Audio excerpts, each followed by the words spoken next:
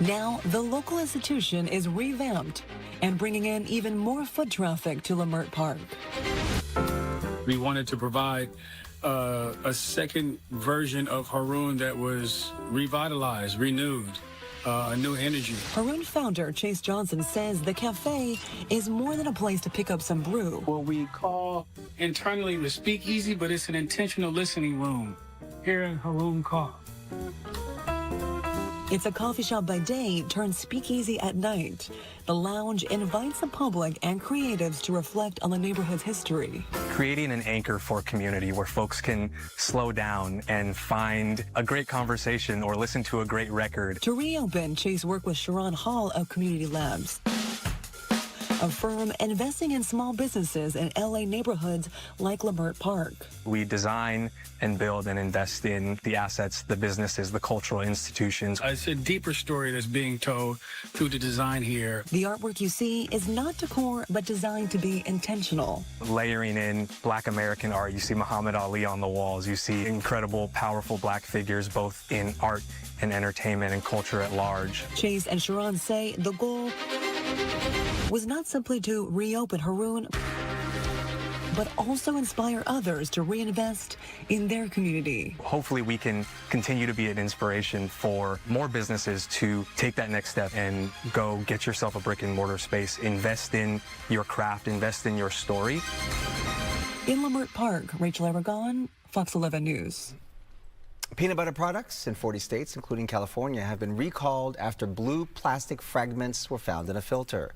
The recall includes single-serve creamy peanut butter packets and peanut butter and jelly combos distributed by U.S. Foods and Dyma brands. Ventura Foods issued a voluntary recall last year, but the FDA recently classified it as Class 2. This means the products could cause temporary or reversible health issues. Consumers should avoid these products and check the FDA website for details. The company called Tipsy Toes is recalling their apple, pear, banana fruit puree. The FDA says the product could contain elevated levels of a toxin that comes from mold. The product was sold in grocery stores across the U.S. If you have this baby food, throw it away or return it to the store. If you want to listen to podcasts or watch them, Apple is giving its users some options. The tech giant announcing a new initiative to bring integrated video podcast experiences to Apple Podcasts. In the spring, users will be able to switch between watching a video podcast and listening to it. Users will also be served ads when they watch the video version. Costco is retiring one of its old school methods. Instead of driving to a Costco location and filling out a paper form at the bakery or deli department, customers will soon be able to order custom cakes and deli trays directly off the company's mobile app and website. When ordering a cake, shoppers can choose different sizes, shapes, flavors, designs, and inscriptions from a catalog of available cake options. The retailer said the update will happen by the end of 2026. Warner Brothers Discovery is reportedly reconsidering its sale options after receiving an enticing takeover offer from Paramount. Bloomberg reporting this morning Paramount raised its all-cash bid and added financial incentives, including covering a $2.8 billion breakup fee tied to Warner Brothers' existing deal with Netflix. Warner had agreed in December to sell to Netflix. Hollywood has lost another of its giants. Legendary actor Robert Duvall has died at the age of 95. I love the smell of napalm in the morning. Love the smell of napalm in the morning. That's Apocalypse Now. Duvall played an iconic role there and in other classics like The Godfather. He was nominated for 7 Academy Awards and 1 for his role in 1983's Tender Mercies. Duvall's family says he died peacefully at his home in Virginia. The actor made his final social media post just a few months ago, right before the holiday season. Oh, to all my fans, have a happy Thanksgiving and a great year coming up. God bless. Tributes pouring in from actors who have worked with the great Robert Duvall. Duvall's Godfather co-star Al Pacino said it was an honor to have worked with Robert Duvall. He was a born actor, as they say. His connection with it, his understanding, and his phenomenal gift will always be remembered. I will miss him. And from actor Walter Goggins, he said this: the privilege of getting to work with this man, to know this man, is still the most important experience of my life. He was my North Star, my hero. All right, coming up on 5:57, let's get to Roxy with what's coming up on Good Day LA this morning. Good morning. Good morning and happy Tuesday. Big Bear finally getting a burst of snow as the winter storm moves through the region. We'll check in with the resort on what it means for visitors. Also, a taste of New Orleans cooking in Claremont. The Quarter is serving up authentic Creole, and Coco will be there live with the family behind the kitchen. And new data shows searches for all-you-can-eat spots are skyrocketing. Why more people are turning to buffets amid rising food costs. All that and more coming up at 6 a.m. right after this quick break.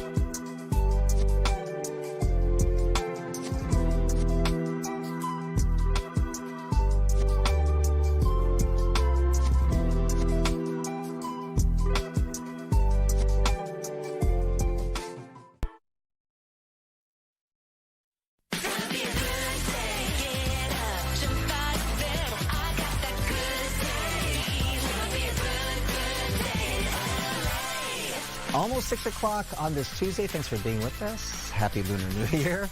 I'm Bobby Castro. And I'm Roxy Carpadian in for Jen. Thanks so much for joining us. Another wet day ahead for all of you. Let's take a look at some of our top stories right now. Let's start with Rachel. And it's me instead. Hi, I'm Gigi Gracia, live this morning at Topanga Canyon. A lull in the storm. Very welcomed, but road closure. With why officials say the no option is off the table. Let's get to Maria with a look at your forecast.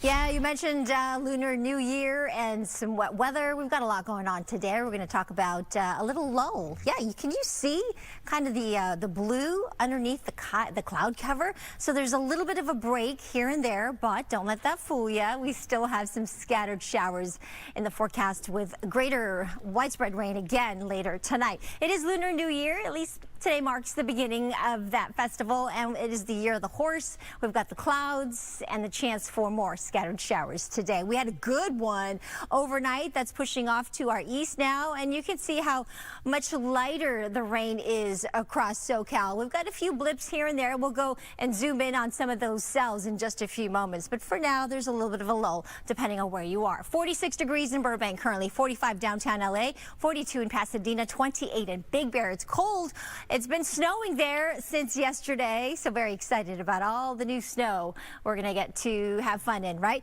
We're still expecting more snow. Winter storm warning still in effect for our mountains. High desert, 50 degrees, that chance for showers. 66, that's it. That's the high for Palm Springs. 59 in downtown LA, inland Orange County with those scattered showers in the forecast. 59 for the coastal communities. High surf advisories there as well at our coast to 60 in the valleys and the Inland Empire. We'll talk about Storm 2, Storm 3, that's still on its way.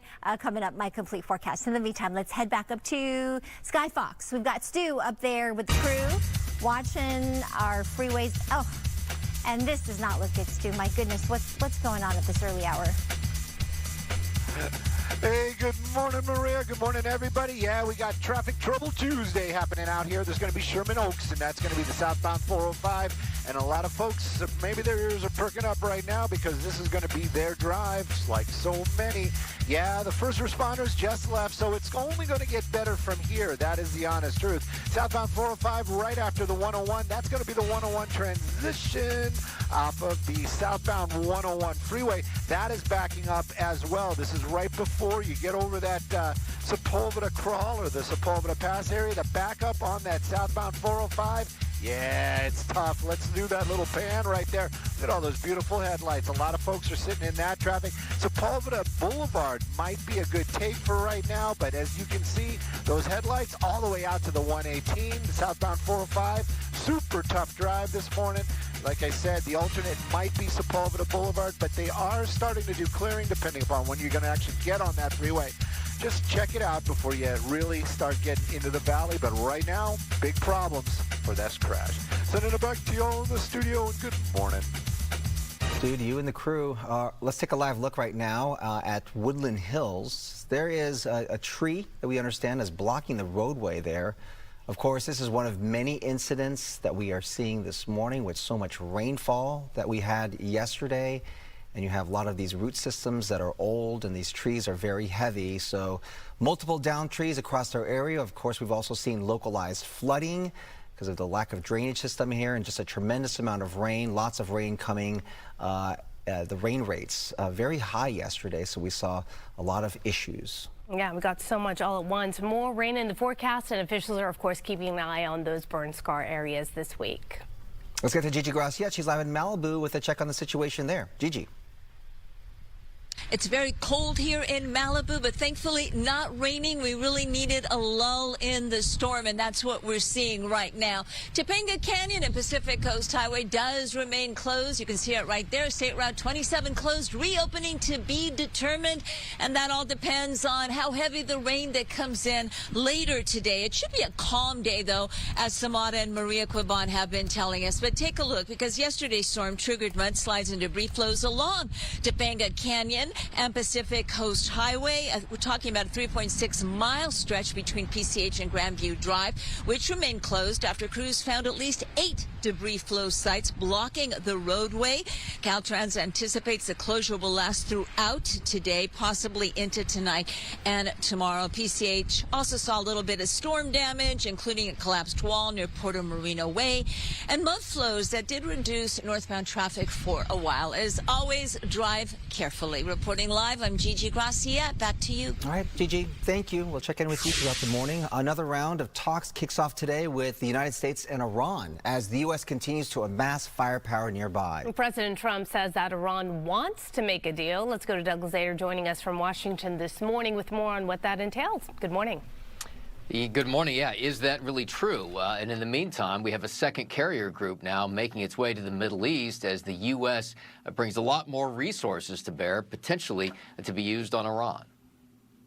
Images from Iran show naval exercises in the Strait of Hormuz as these talks begin, a critical choke point for oil shipments. I don't think they want the consequences of not making a deal. They want to make a deal. President Trump, returning to Washington on Air Force One, said the U.S. track record is clear. We could have had a deal instead of sending the B-2s in to knock out their nuclear potential, and we had to send the B-2s. I hope they're going to be more reasonable. At issue, Iran's nuclear and missile programs and its support of proxy groups in the region. And while the U.S. is giving talks a chance, a second U.S. aircraft carrier, the Gerald Ford, is heading to the region. All of those ships with their missiles, with their aircraft, and all the bases that have been receiving aircraft, they're all designed to conduct a combined attack. There were major protests around the world over the weekend pushing for regime change in Iran, upping the pressure on the president. He told the Iranian regime, if you massacre protesters, you're going to pay a terrible price. The president of the United States can't say words like that and put the credibility of the United States on the line without delivering. Okay, and just moments ago, we saw from the Iranian news agency posting on X that Iran's foreign minister has said that good progress was made in these talks compared to the previous session, he says, and this round had a more constructive atmosphere. Bob and Araxi. Putting it into context. Yeah, that's right. You say progress. Progress, yeah. Progress, but you have to wonder because there's some things that Iran's not willing to talk about right at this point, which is their ballistic missiles program, their nuclear enrichment program. Those things at this point they're saying are off the table, and those are issues that certainly the U.S. and the world want to talk about. Yeah, and this was kind of known in the run-up to these talks that there was not agreement on what even to talk about, whether it would be confined, as Iran was hoping, to just its nuclear program or whether it would go beyond that. Also, Doug, of course, this morning we are learning the passing of civil rights leader Reverend Jesse Jackson. As the morning goes on, more people will wake up to this news and get more reaction from Washington, but certainly someone who leaves behind a huge legacy. You know, the last time we saw him was at the, as I recall anyway, was at the Democratic National Convention, appropriately enough, in Chicago at the time, where he was wheeled across the stage and got quite an ovation there, but played such a huge role just in American culture in general, the civil rights movement, as well as Democratic politics. I mean, he had a couple of runs for the White House in there, really a huge figure in American life. Yeah. Both a towering and a transformational figure when it comes to civil rights and in politics. So we'll be remembering him throughout the day today. Doug Luzader live for us in Washington. We appreciate it, Doug. Thank you. Thank you. All right, back here more on the series of winter storms, round 2. We're in it now, on the way. Rachel is live in Alhambra with a look at the situation there. Rachel. Hey guys, good morning. I'm trying to enjoy this little break we have while I can because, as you mentioned, round 2 is on its way.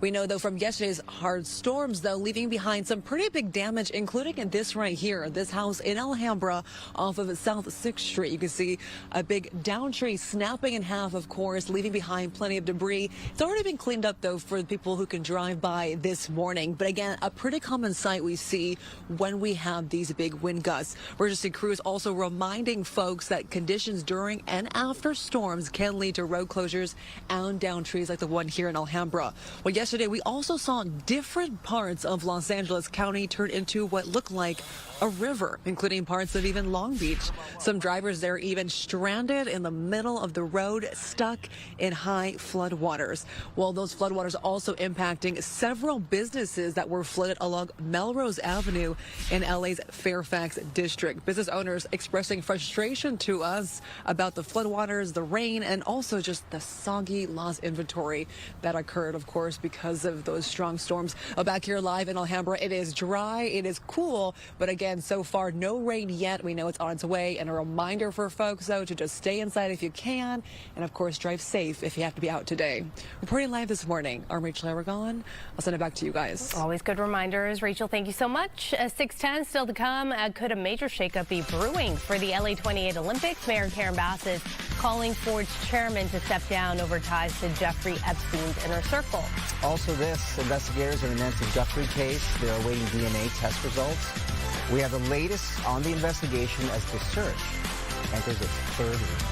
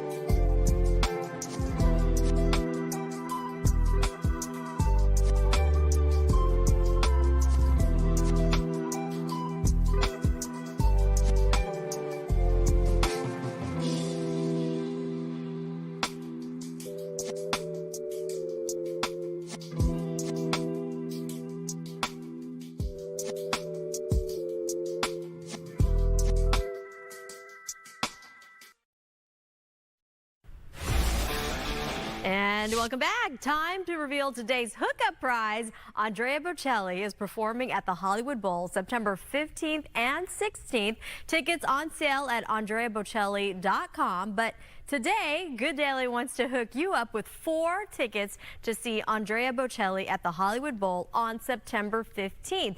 Enter for a chance to win on our website at foxla.com/contest or link through the QR code on the screen. Good luck. All right, Samana, thank you. The search for Nancy Guthrie enters its 17th day. The sheriff's office is now ruling out any involvement of the Guthrie family and any of the family members. The Pima County Sheriff's Department says all siblings and spouses have been ruled out, calling them cooperative, gracious, and victims in this case. The department also urging the media to report with compassion, saying speculation about the family is not only wrong, but cruel.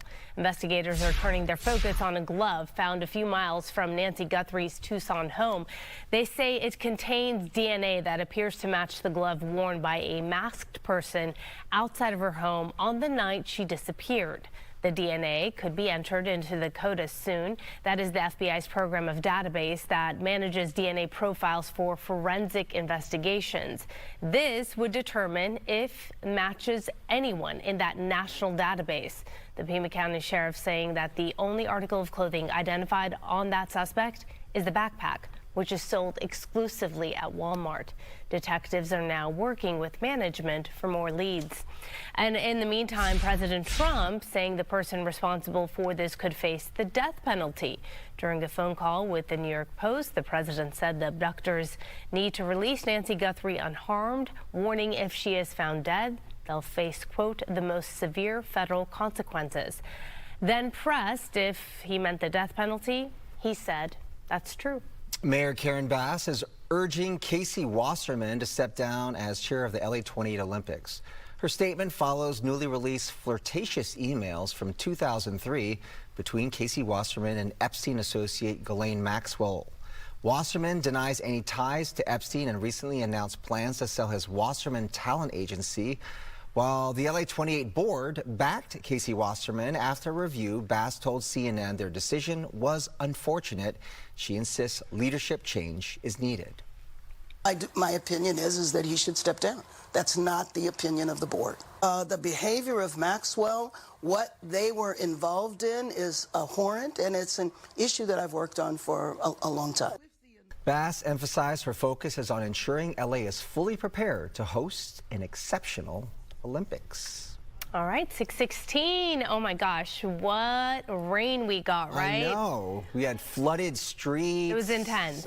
It was just dumping at times. It was pretty intense. You were right about that yesterday. And we did talk about that being the first one being really, really potent and strong. We also got some mountain snow, by the way. Look at Big Bear.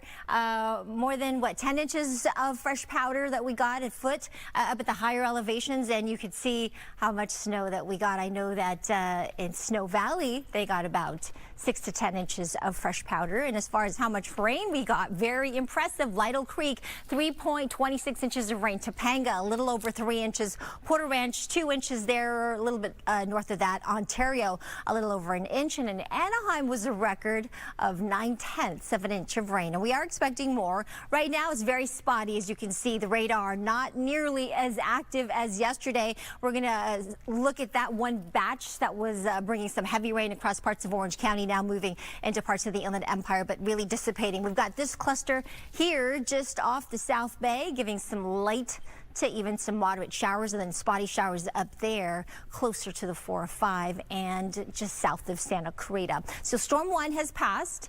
We've got storm 2 up here, and this is an even colder storm system. You can tell by the popcorn looking clouds. This is going to make its way south and move over us with a little bit more widespread rain, heavy at times later tonight into tomorrow. So that'll be round 2, and then round 3 is behind that. 59 degrees currently in downtown LA, still picking up some of that moisture, still damp out there in some areas. Don't be surprised if you do get some sprinkles here and there, but generally it's kind of a lull in between the next storm and the one that just passed. Thousand Oaks, we've got temperatures in the 40s at this hour. We've got some clouds really increasing later on this afternoon and evening. Big Bear, I think the snow has for the most part stopped for now, but it'll pick up again later this afternoon. afternoon in Elysian Park. We've got some mostly cloudy skies. The sun will try to peek through a little bit later, but then we are anticipating some shower chances by the time we get to our afternoon and evening commute. All right, I'll go over the rest of the details. We do have several weather alerts still in place. Winds and rain, how much? I'll be back with those details. In the meantime, let's head back up to Stu and Sky Fox. Get another look at what's going on here now, Stu. I see flashing lights. Hey, good morning, Maria. Yeah, it's a tough one today. Busy.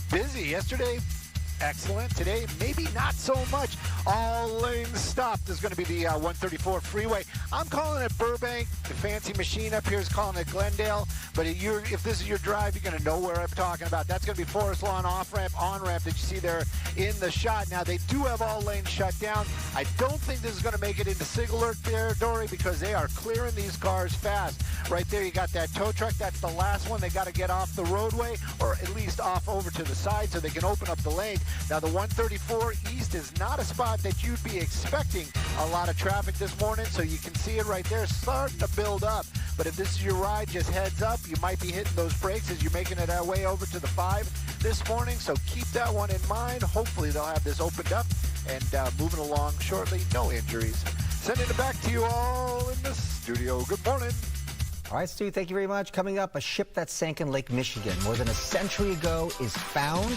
We'll show you the expedition that uncovered it from the water's depths. Pretty amazing. Also, a UPS driver sent on a wild turkey chase while trying to deliver packages. We'll have more on this right after the break. We're looking for food.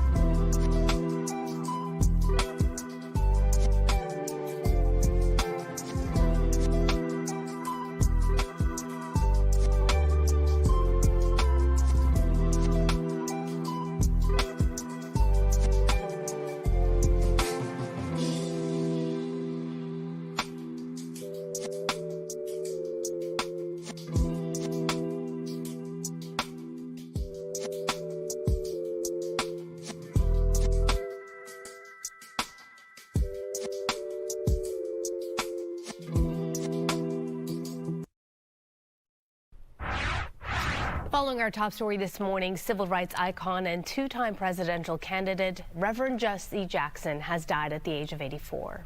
I am black, beautiful, proud. I must be respected. I must be protected. I am somebody.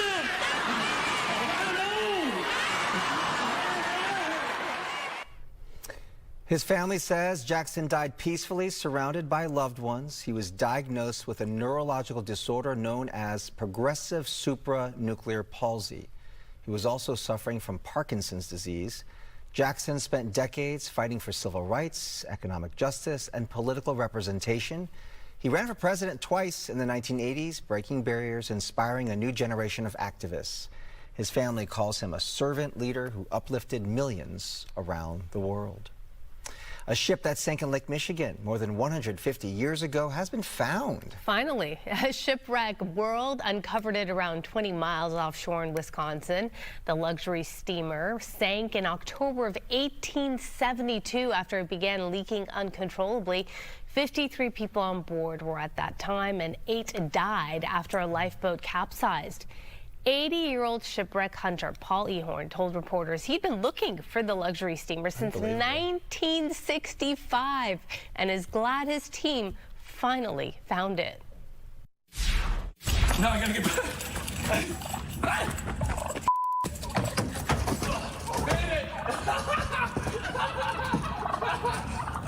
You better back up. Jesus Christ. I'm 40 years old. I can't be dealing with this. Why I'm doesn't 40 he years old. Why doesn't he drive away? He had more Wait, packages he went to the deliver. other way. That is He was still hilarious. doing his job. Oh my gosh. At least he's kind of laughing through it all, right? He's like, what the heck? I'm laughing, but I would not be if I were him. So as the you driver going door to door Oh trying my to gosh. dodge the turkeys. Then he runs back to his truck between deliveries. The person who took the video says they thought their neighbors were fighting. So he went out and looked out the window, and that's when he saw the delivery driver trying to dodge those turkeys. They say the turkeys are always there, driving people crazy. After the driver drops off the last package, he yells, "Deuces? Deuces." Huh. Oh, I got it. Then sprints back to his van with turkeys in tow. I mean, maybe they thought it was a game. It looks like a game to me, right? Or maybe people feed them. That's what I think. And then that maybe they come up and look for food. Probably. Yeah. Food driven. First time I saw, have you ever seen a turkey in the wild? Yeah. The first time I saw it recently, and I was driving through New York and kind of a residential area, and I drove past it, and I stopped, and I'm like, Wait, was what that was turkey that? alive? I thought it was a lawn ornament. And I go back, and it's this giant turkey. I was like, wow, I've never seen. They're pretty big. They're huge. Yeah, yeah. All right, 627 still to come. Southern California bracing for more rain after a powerful storm brought flooding and snow. We have a team of reporters out there covering this all for you. Also, meteorologist Maria Corban is tracking the storm and the second and third storm, and will tell us about the impacts it will have all across our region. Also, parents, whether you're shopping for your kid or your kid at heart, we're taking you inside the North American Toy Fair for a sneak peek at what could soon be hitting store shelves.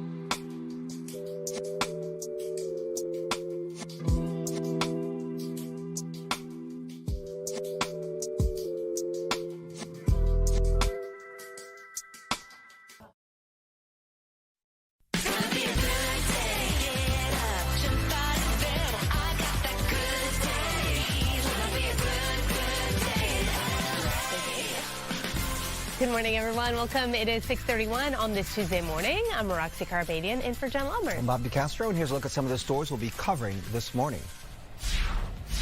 And it's dry for now, but more rain, yes, more rain is on its way tonight. We're live in Alhambra this morning, though, with a look back at the damage from yesterday's severe storms and wind gusts. And here in Malibu, it's shaping up to be a beautiful day, although as Rachel mentioned, more rain is on the way. Also, before you make breakfast, a peanut butter being recalled this morning because pieces of plastic were found in it. Oh. Have those details coming up. Not good. Not good. Before you pack those lunches. Right. I eat every day. Peanut butter. Peanut butter. Careful. So when I Do have you eat to- peanut butter or almond butter? But, you know, I go back and forth between almond and peanut, depending on how healthy I want to be. What about cashew? I haven't tried cashew. I haven't tried that. Yeah, is that something that's been Yeah. around for a while? Cashew butter. Okay, I will try that next time. Good morning to you on this Lunar New Year, or at least the start of the festival. It is going to be a little bit of a lull, kind of a mixed bag as we get up and going here on our back to school, back to work day, right? We've got some lighter winds at the moment, not as strong and gusty as yesterday, certainly mostly coming out of the east and northeast, 3 to 5 miles per hour downtown LA, around 6 miles per hour there. Temperatures in the 40s here near downtown LA currently, and we do have some drier conditions. However, that being said, we do have scattered showers, pop-up scattered showers still in the forecast today, not as widespread as yesterday. We had some impressive rain totals yesterday into last night, even this morning. Downtown LA got 1.91 inches of rain, so almost 2 inches. We saw a high temperature of about 56 degrees. Today, around 59, which is well below that normal 68. The sun will be up in just a couple minutes officially at 6:35, and it will set at 5:39 later this afternoon. High temperatures today ranging from 57 in Pasadena and Burbank, 59 downtown LA, 60 Woodland Hills and Santa Monica, 61 in Santa Ana and Long Beach. So you'll need that jacket, that hoodie for sure. Make sure the kids have it before they walk out the door. 34 in Big Bear with a lot of snow that fell, and 66 degrees in Palm Springs. We do have more rain and snow in the forecast. I'll go over how much in just a few moments. But first, let's head back up to Stu. It is definitely back to work, back to school today, Stu, huh? You got some busy conditions out there. Yep, we got busy, but you know what? You know how I'd love to be your pip. Check this out. That is Mount Baldy out there, and I know we're talking about going to be getting some snow, but take a look at that. You got a peak there. That's cloud layer up there. Don't get that confused. But what's lit up, that is snow on the mountains, and that's going to be Mount Baldy, and there's a lot of it. Check that out. Anyways, let's talk a little traffic because that's what they pay me to do. 60 freeway, East Los Angeles, where we're looking right there at the 710. That's kind of the borderline. Now, the 60, always one of my favorite takes for real because it's always moving along super well. This morning, same deal. Take a look at that. Now, we're at the 710, but if you head out to the east out there, all the way out to the 605, looks like a great drive. Yeah, you got a little bit of headlights right there, but for the most part, you're doing freeway speed. Be safe out there. Roadways are still wet, but as far as that 60 goes, east or westbound, between the 605, 710, you got it made. Send it back to where it's always got it made with Roxy and Bob. Good morning. Stu, thank you so much. Good morning to you. Heavy rain can cause a dangerous situation for any homeowner. Rachel Aragon checking out such a situation in Alhambra. Good morning. Hey, good morning. Yeah, I'm all smiles for now, though, because the rain has stopped briefly, but it will come back later on tonight. In the meantime, though, a good look at the damage left behind from yesterday's storms and strong wind gusts. Again, this right here, a down tree in Alhambra off of South 6th Street. A good reminder for folks of the power of those storms and winds. And again, we're going to see more of that today and even more later this week. A pretty common sight, of course, but yesterday we also saw different parts of Los Angeles County turn into what looked like a river, including parts of Long Beach. Well, some of those drivers even stranded in the middle of the road, stuck in some pretty high flood waters. Really tricky for drivers out there in that part of town, but it was also a hard day for businesses. Several businesses we spoke to were flooded along Melrose Avenue in LA's Fairfax district. In fact, business owners expressing their frustration with us about the floodwaters and all that lost inventory. Take a listen. Came all the way through the whole building, and we lost, I don't even know, a lot. More than we can even handle at the moment. Back here live in Alhambra again, it is cool but dry for now. A reminder again with the tree behind me just to be mindful of where you park, of course, because not only do we have some down trees here, but we also know some road closures are still in place this morning with more rain expected. So again, just watch out where you head out this morning. Pretty live, I'm Rachel Aragon.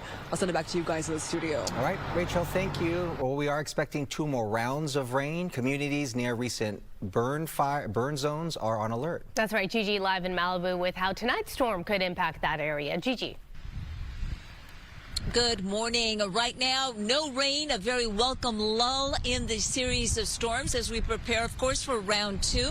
We're on Pacific Coast Highway and Topanga Canyon. And as usual, Topanga Canyon is shut down. This has been pretty much par for the course since the Palisades fire. And even before the fire, every time we see a storm, we always see those mud and debris flows here on Topanga Canyon. It is often shut down. I think the folks who live in the area know to have their alternate route ready. You can see the sign says reopening to be determined. Now take a look, because yesterday's storm triggered mudslides and debris flows along Topanga Canyon. We're talking about that 3.6-mile stretch between PCH and Grandview Drive.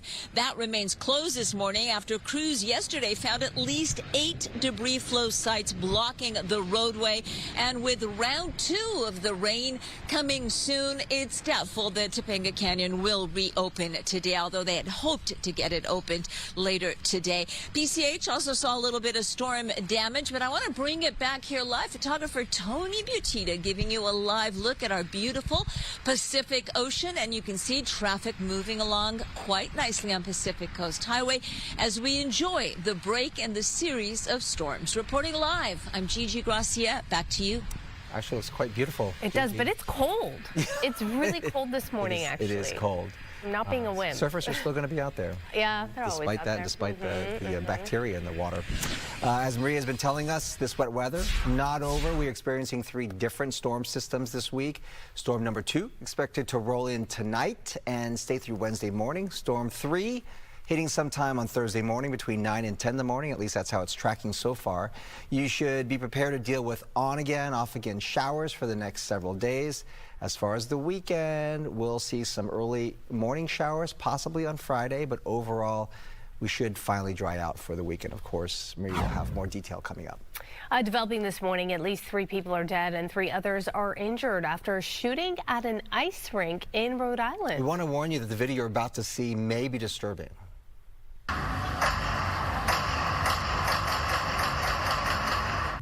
Wow, that's a lot. Well, the Pawtucket police chief says the shooting was sparked by a family dispute.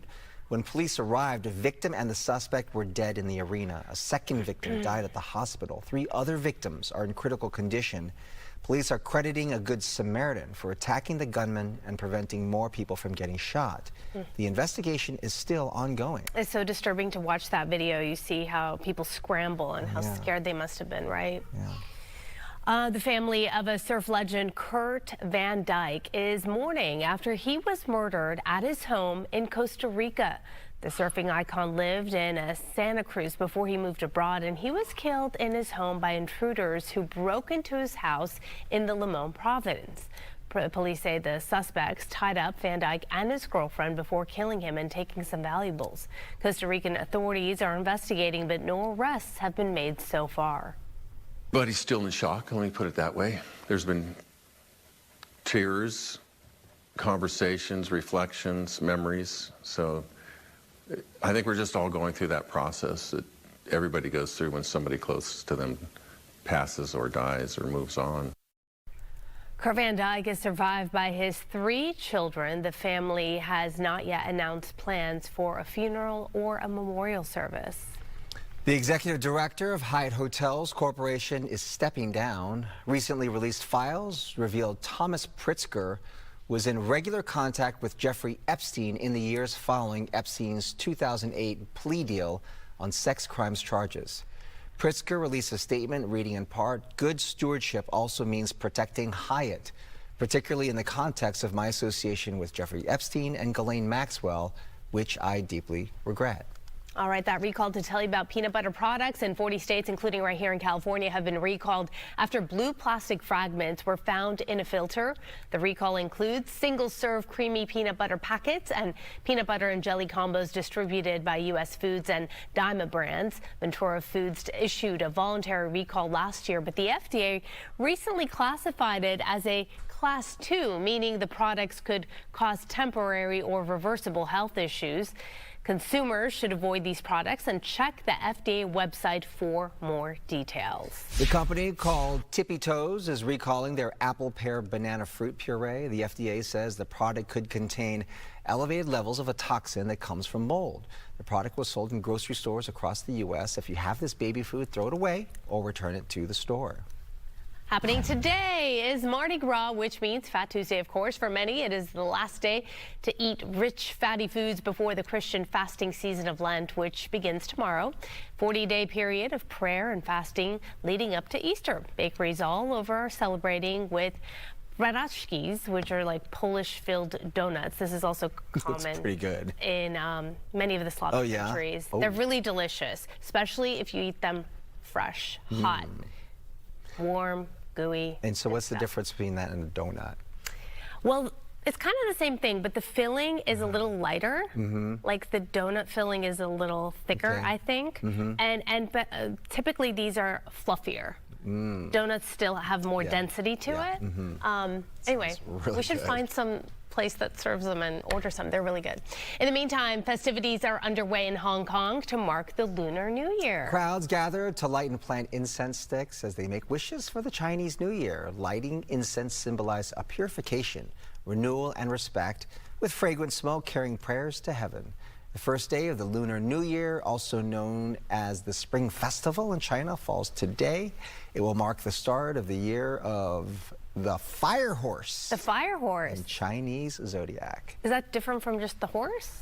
Yeah, we had an explanation here yesterday for some people for Lunar New Year, and I think we'll see some of it today. Yeah, maybe we'll get a little more insight. It's specific for this year that it is the fire horse. Right, look it up. Yeah. So hopefully we'll get back to more of the intentions of prosperity, right, success, and all of that good stuff. So there's a whole process and a science to it to some degree when we talk about the Lunar New Year. Speaking of science, let's talk about the weather we're expecting today on the first day of the festival for this Lunar New Year. Kind of a mixture of some clouds and some sunshine trying to peek through the cloud cover, but there's also some pop-up showers still in the forecast. We're kind of on the backside of Storm 1, which is now, for the most part, to our east. So clockwise flow, or rather counterclockwise flow of air around this area of low pressure, bringing in some of that instability. So pop-up showers here and there. It's Storm 2 that we're watching that's here upstream. This is a colder storm system that's going to move down the coast, bring us another round of rain later tonight into tomorrow. And it'll be heavy at times.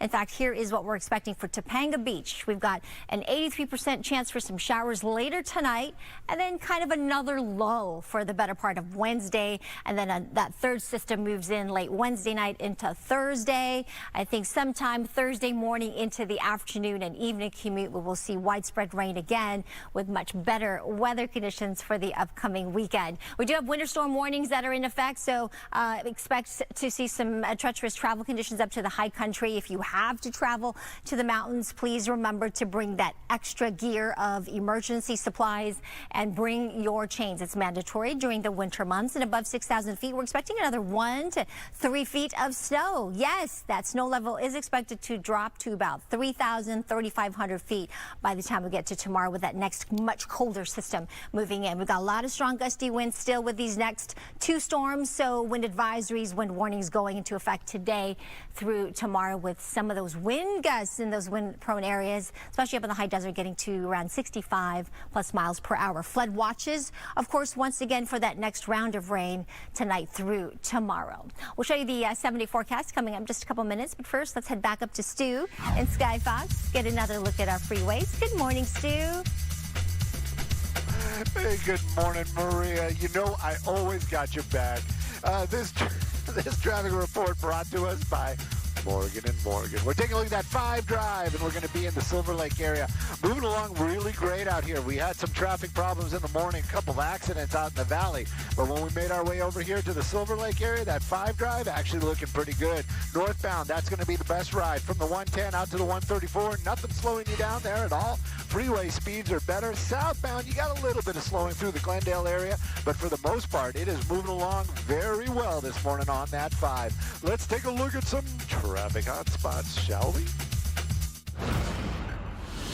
I'm John Morgan of Morgan & Morgan. Today, our roads are littered with killing machines. I'm talking about semi-trucks. They can easily kill, even at low speeds. Injured in a trucking accident, we became the largest injury law firm in the world for a reason.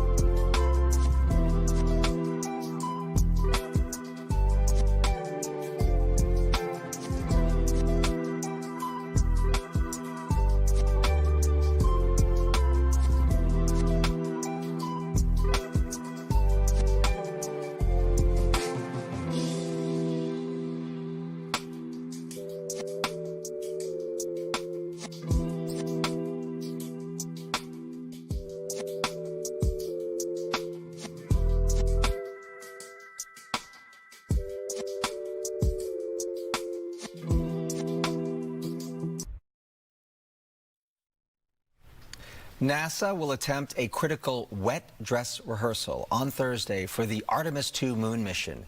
The 50-hour test involves pumping over 700,000 gallons of super cold fuel into the rocket to simulate a real launch countdown. Engineers recently replaced a faulty filter that stalled a previous test. If everything goes smoothly this time, we could see a historic launch as early as March the 6th. If you want to listen to podcasts or watch them, Apple is giving its users options. The tech giant announcing a new initiative to bring integrated video podcast experience to Apple Podcasts. In the spring, users will be able to switch between watching a video podcast and listening to it.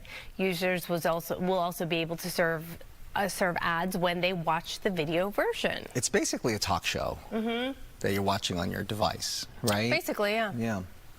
Costco is retiring one of its old school methods. Instead of driving to a Costco location and filling out this paper form at a bakery or deli department, customers will soon be able to order custom cakes and deli trays directly on the company's mobile app and website. When ordering a cake, shoppers can choose sizes, shapes, flavors, designs, and inscriptions from a catalog of available cake options. The retailer said the update will happen by the end of 2026. Okay, buffets making a huge comeback. Yelp's Trends forecast finds searches for all-you-can-eat buffet near me surged 252%. Wow. The data was gathered between September of 2024 and August of 2025. Buffets help offer Americans a familiar, affordable option amid menu price fatigue and high grocery prices. It's also not just traditional buffets growing in popularity. Yelp suggests that Asian cuisine delivers much of this buffet revival. Ever since the pandemic, I've had a hard time going back to buffets. Really? Because they shut down buffets because you have to actually pick up the ladle or the spoon and stuff like that. Where did you go though? Like, what was your? Did you have? Like, I mean, not like you know, like hotels have them and stuff like that. Oh, right. Okay. Yeah. Okay. So you avoid it. But no, but they had them at grocery stores too, and like Oh, that's true, the deli. you know, the Yeah, hot yeah, the bars deli and stuff and the- like that. and the But I always see bar. people there now, like going there and like sampling. And stuff. Ugh. Yeah, Sample. I don't know. You about don't that. see that at your grocery store? People sampling the buffets? You mean they're just like going like this? That's not right. You shouldn't be doing They that. need to have That's a someone no-no. supervising I'll take you to my local buffet at the grocery store. Where You'll see. do you go? It's a nice, considered nice. You should record it. You should record it. I'm gonna That's send it just, to you. That's nasty. Don't do that, please, if you are one of the perpetrators. We love buffets. I do anyway. Not just don't do that. Okay, let's talk about this. Let's talk about the future rain because we are expecting Storm 2 and then Storm 3. Storm 2 coming in late tonight into tomorrow, and that's going to give us some showers. Now, there's going to be some spotty showers today. It's not totally out of the forecast, by the way, just very scattered and just kind of popping up. But tonight, you can see that we are expecting a little bit more, and as we get into tomorrow, quite a bit more, actually. So an additional inch, perhaps, or more in Ontario. Same for Pasadena. So more widespread rain tonight through tomorrow, and then another one as we get into Thursday. So we're not completely done with this yet. You can see how those totals will increase. Looking at our 7-day forecast, around 59 today for our Lunar New Year with some scattered showers. Temperatures really staying in the 50s.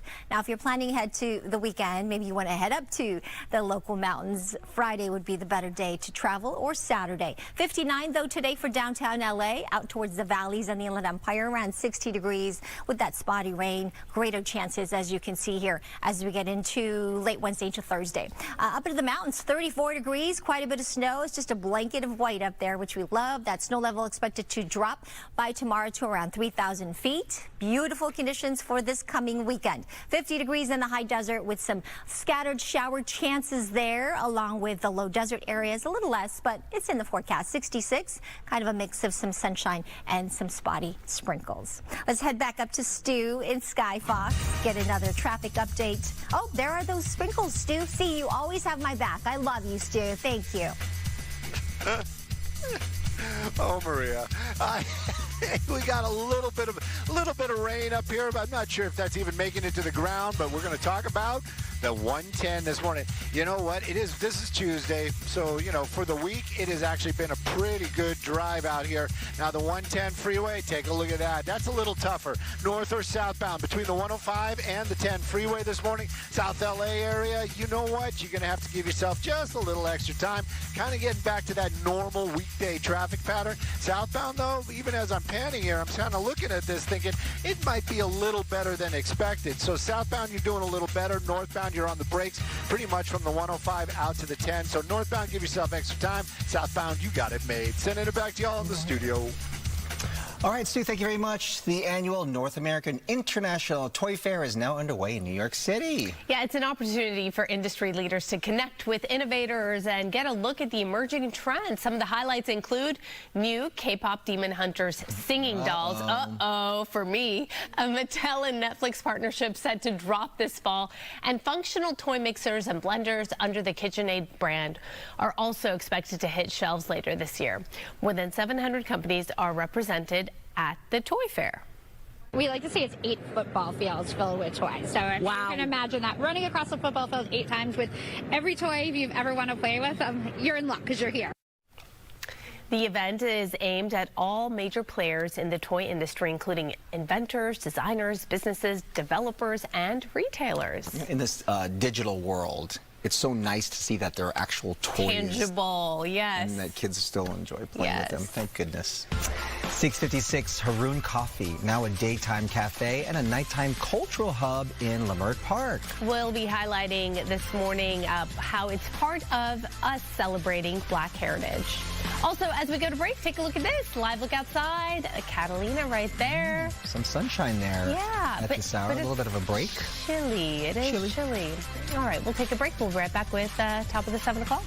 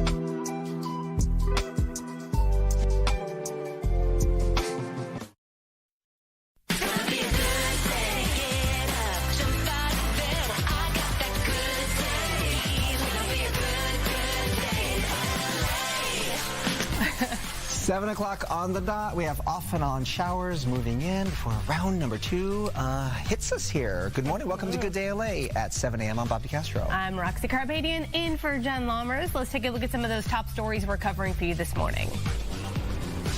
And it's dry right now, but yes, another round of rain is on its way tonight. We are live this morning in Alhambra with a live look at the damage left behind from yesterday's storms and wind gusts. Also, we're following this breaking news overnight. Civil rights icon Jesse Jackson has passed. We have reaction this morning and a look at the legacy he leaves behind. Plus, a major shakeup could be brewing for the 2028 Los Angeles Olympics. What Mayor Bass is saying must now happen. Before all that, though, we got to talk to Maria about the weather out there. It is a chilly start. It is cold, most definitely. I know the kids are going back to school today, so make sure they have the appropriate zip up the hoodie or that fleece jacket. We do have some very spotty showers right now. We had some strong cells. I didn't have to tell you, right? You heard it. You were in it, probably driving in some of that, or maybe you stayed home. Good for you. We've got some little clusters of moisture, as you can see here, moving just to the south of Long Beach, and it'll be making its way just south of Orange County. So it's not out of the question to get some of those pop-up showers today. So a chance for scattered or passing showers will be in the forecast before Storm 2 rolls in later tonight into tomorrow. 47 in Burbank currently, 43 in Pasadena. It's 48 in Ontario, 27, that's really cold, Big Bear, 48 in Palm Springs. And there was quite a bit of snow that fell in our local mountains. There will be more snow. 34 degrees, winter storm warning still in effect, so travel up to the high country quite treacherous. You do need your gear, your emergency gear, and of course the chains. 50 degrees in the high desert to that 66 in Palm Springs in the low desert areas. 59, that's the high expected for downtown LA. Similar conditions along the coast to around 60 for the valleys and the Inland Empire, so below average temperatures will persist. We'll go over the details on storms 2 and 3 in just a few moments, but first let's get the details on the drive outside. We've got Stu up in Skyfox with, over this accident, motorcycle accident. Stu, is everyone okay? You know what, Maria? We think everybody is okay on this, and at worst, maybe minor injuries. You know, I always get worried when we see motorcycle crashes. This one involving a bus. We are in Central City portion of downtown Los Angeles. That's going to be Avalon, where that bus is, that cross right there. That's going to be Martin Luther King Boulevard. Now, we did hear the report of the bus versus motorcycle, or in this case, might actually be motorcycle versus bus. Our assignment desk, quick on it, making phone calls. We do know LA City Fire Department is here. You can see that ambulance. The door is open, and it does seem like the rider may be in there with minor injuries. Family members and or other friends are out here. We did see some activity, a lot of people roaming around taking pictures of the motorcycle. So again, this is happening on Avalon, right at the cross of Martin Luther King. Right now, no traffic slowing. They are taking away one lane, but it just kind of shows you again, be careful out there. And if you're on one of those two-wheel ones, be extra careful. It is definitely very slippery out on those roadways. Sending it back to you all in the studio. Stu, thank you. Live picture right here. Breaking news in Woodland Hills, where all of this wet weather, yes, has caused a tree to crash down onto a car. This is the 5800 block of El Canyon Avenue, and the situation is blocking traffic, obviously. But fortunately, and this is very good news, no one got hurt. But you know what? This is what's dangerous when you get a ton of rain all at once. The ground is super saturated, so this is not uncommon. You would be surprised how quickly it happens. And people say it's pretty quiet, like until it hits the ground. Pretty scary situation there. It's a similar situation in Alhambra. We've got Rachel there with a look at the situation in Alhambra. Good morning. Rachel, do you hear us? KTTV. Oh, she's trying to get into, she cannot hear us right now. Okay, we'll get back to her. Try to check in with her. Another tree down there as well. All right, in the meantime, why don't we check in with Gigi? She's in Malibu, and of course there, the concern is the burn scar areas. Good morning. A very chilly 38 degrees. Good morning. Very chilly 38 degrees here in Malibu. And it is an absolutely beautiful day. The sun is peeking over the mountains. The sky's cloudy, but still blue. But the road closures, unfortunately, they are still up as we wait for round 2 in this series of winter storms. State Route 27, as usual, closed during the storm. Reopening to be determined. Most likely that won't be today. And this is why why. Take a look. 8 different debris flows were counted by Caltrans crews yesterday as those rocks and trees and weeds and mud came tumbling down during the first round of this winter storm, and that is why it is closed here. Of course, the Palisades burn scar, a huge concern, but we always see mud and debris flow during storms regardless of the burn scar, so nothing uncommon. Of course, if Topanga Canyon is your morning commute, you probably already have an alternate route in mind because of all the closures that we've seen during the last year. But other than that, Pacific Coast Highway is open. It's a gorgeous morning as we prepare for a little bit more rain. Reporting live, I'm Gigi Graciette. Back to you. Yeah, let's enjoy it while we can. Gigi, thank you. The winter storm dumping snow across the San Bernardino Mountains. Look at these scenes. Whoa. Mountain communities like Snow Valley, Running Springs, and Lake Arrowhead, a winter wonderland this morning. Caltrans crews are currently clearing and treating freeways and roadways, but drivers should expect winter driving conditions. Possible delays if you are headed up to the mountains today. Bring your chains. That's right. All right, let's head back over to Rachel in Alhambra. She can hear us now. Hi, Rachel. Hey, Rachel. Hey, good morning. Yeah, it is a dry morning here, cold morning, and also very busy morning here in Alhambra. I want to give you a closer look at the damage of this downed tree. We see crews out here now because they have their work cut out for them. They're trying to remove this, of course, and I'm sure they're going to be very busy, not just today, but for the next few days, because as Maria and Sumana have been saying, round 2 and 3 are on the way for these storms. Well, this is in Alhambra off of South 6th Street, but it's not the only damage we've seen and remnants of the storms. Yesterday, we saw different parts of LA County turn to what looked like a river, including parts of Long Beach. Now, some drivers even stranded in the middle of the road, stuck in those high flood waters. Again, a lot of rain, of course. Pause for now, more's coming. Well, several businesses, by the way, were also impacted yesterday. They were flooded along Melrose Avenue in LA's Fairfax district. Business owners frustrated with the floodwaters and even lost quite a business and bit of inventory. Now, back here live in Alhambra, you're looking at the hard work from these arborists and crews, again, removing this giant tree that fell on this house off of South 6th Street in Alhambra. A very busy morning for them. And again, this is just a good reminder for folks, of course, to watch where you're parking and again, remove, anything nearby, including your car, so it does not get damaged and get caught in those floodwaters. Reporting live this morning, I'm Rachel Aragon. Send it back to you guys in the studio. That is a giant tree. Huge. So glad no one was hurt. Rachel, thank you. We do have some breaking news right now. Civil rights leader Reverend Jesse Jackson has passed away at the age of 84. Sandra Endo is here with more on his legacy and more reaction to his passing. Good morning. That's right. Good morning. Reverend Jesse Jackson, a Baptist minister and two-time presidential candidate, spent a lifetime fighting for justice, equality, and human rights, along with being a prominent figure in the civil rights movement. He was also the founder of the Rainbow Push Coalition. I am somebody. I may be a student.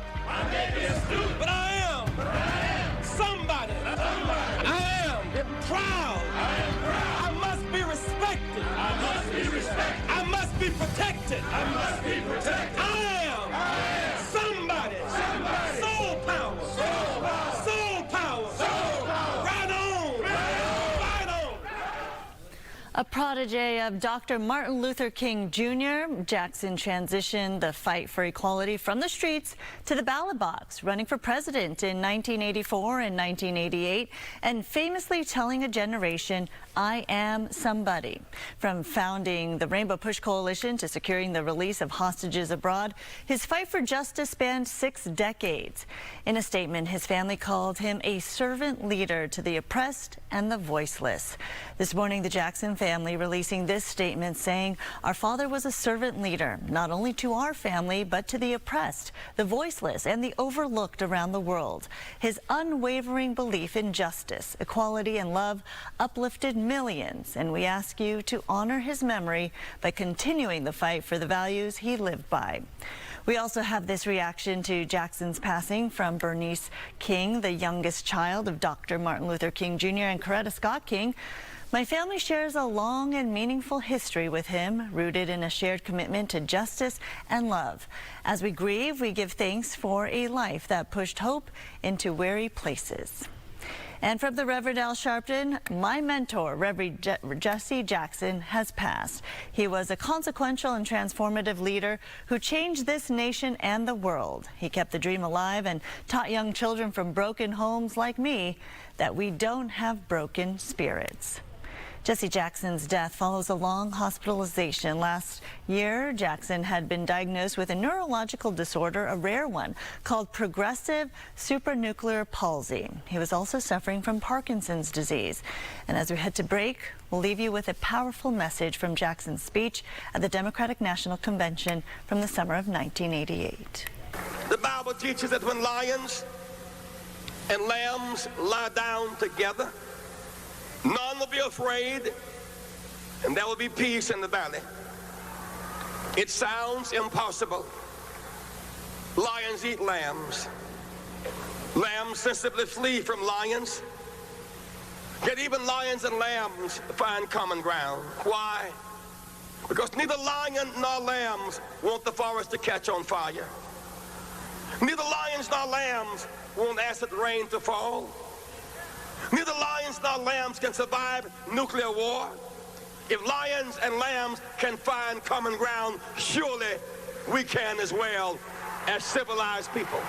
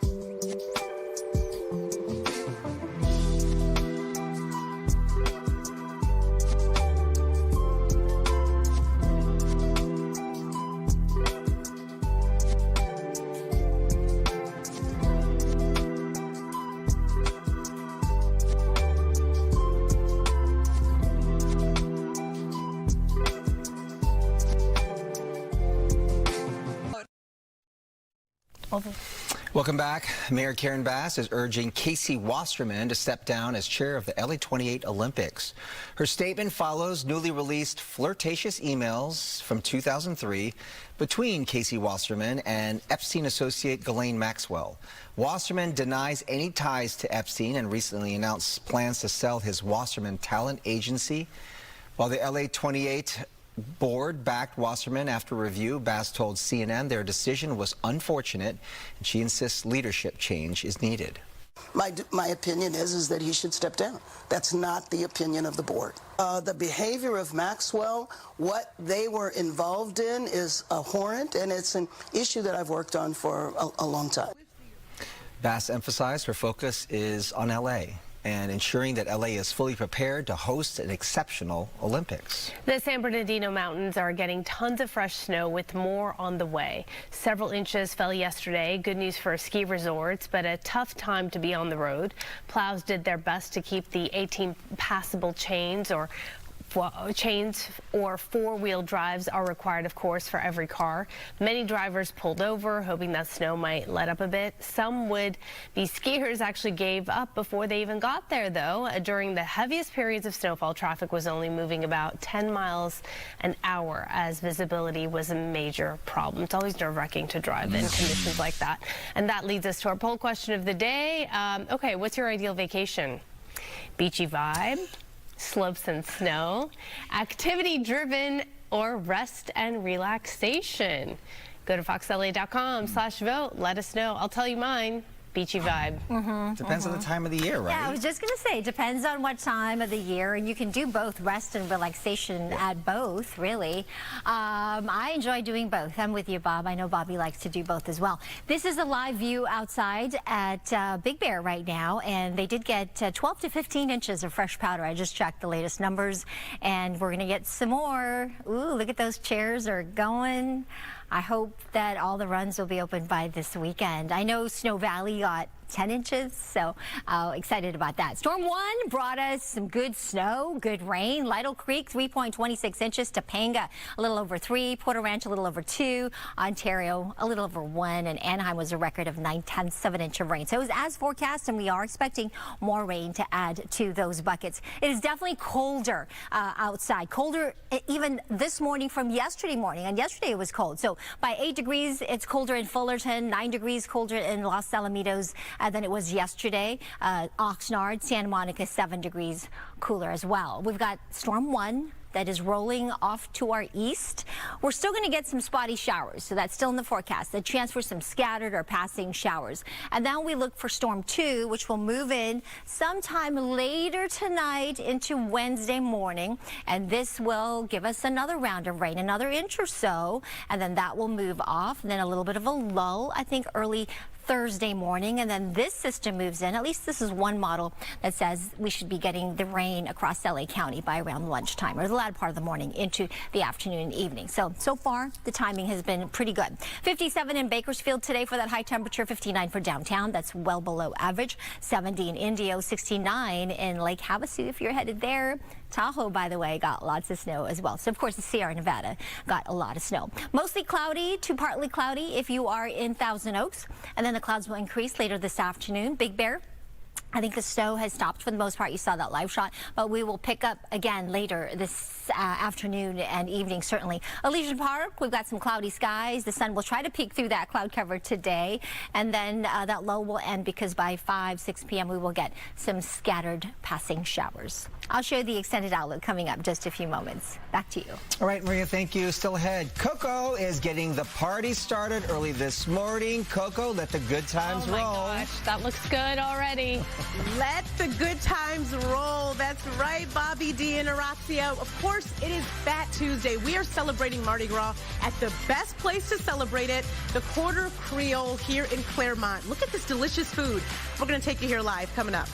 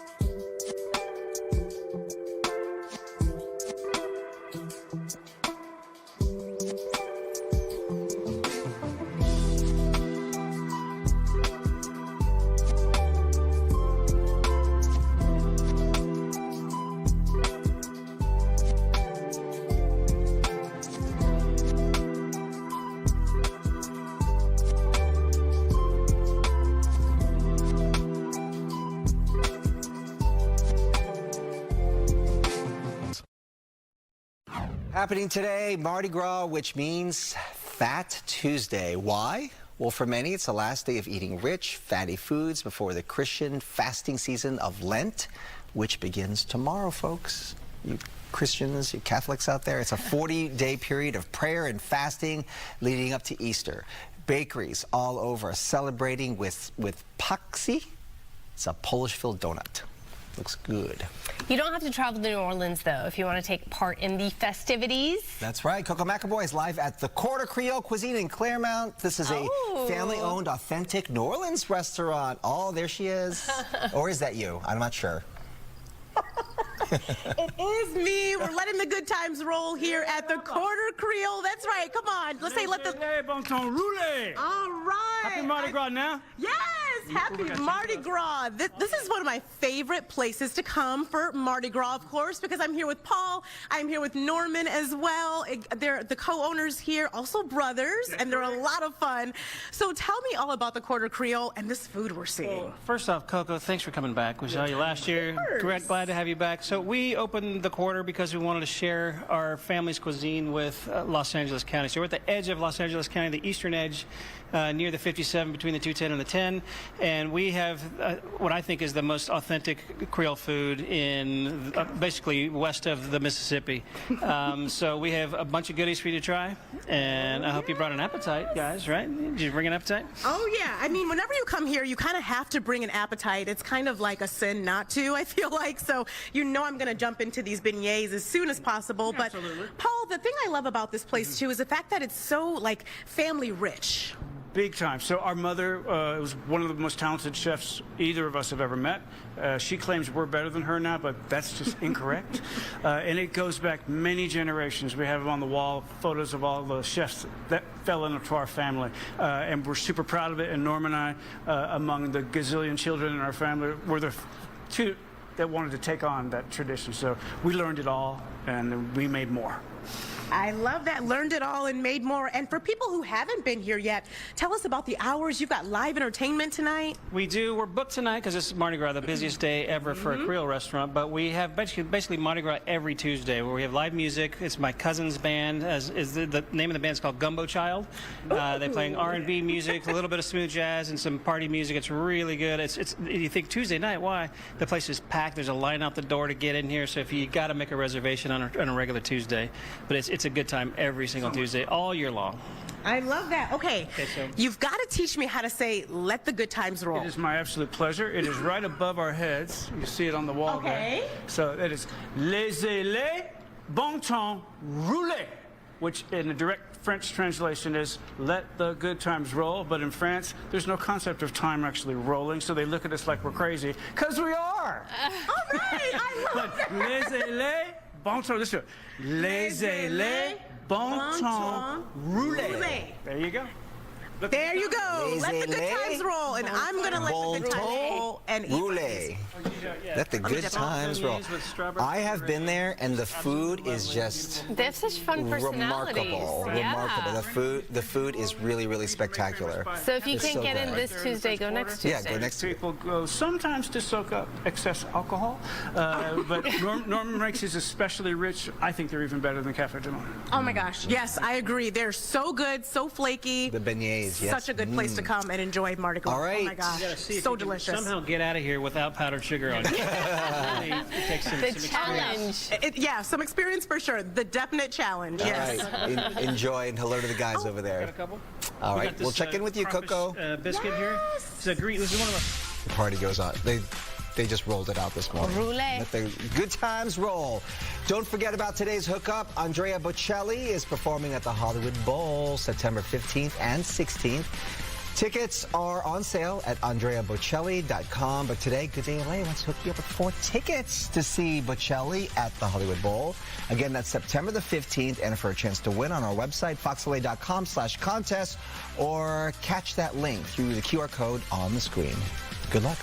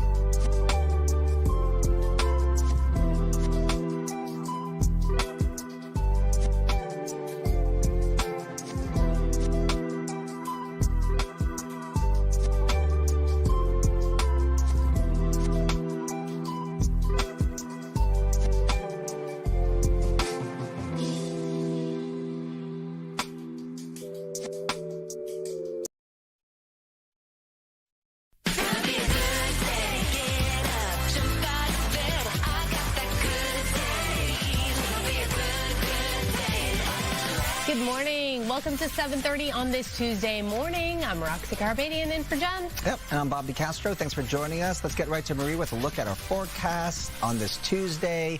Lunar New Year. Happy New Year. Happy New Year. That's right. And it's turning out to be a very beautiful start to our Lunar New Year and the festivities. Look at this. It looks like a painting, doesn't it? My big, beautiful monitor here right next to me with the colors of the blue, some clouds, and a little bit of leftover moisture. There's still some instability behind Storm 1, which has, for the most part, passed to our east. However, there's still that chance for some passing or scattered light showers throughout the day today. So don't be surprised if you do get caught in that. Otherwise, we are kind of looking at a lull here between storms 1 and 2. We got to a high of 56 degrees yesterday, so that's 2 days in a row below normal temperatures, and we got an impressive 1.91 inches of rain for downtown LA, so that's really good. I'll have to update the monthly total so far, but for the season, we have gotten almost 17 inches. That is great news. Our surplus has grown now to almost 8 inches, and we are expecting more rain, so we're going to add to that bucket here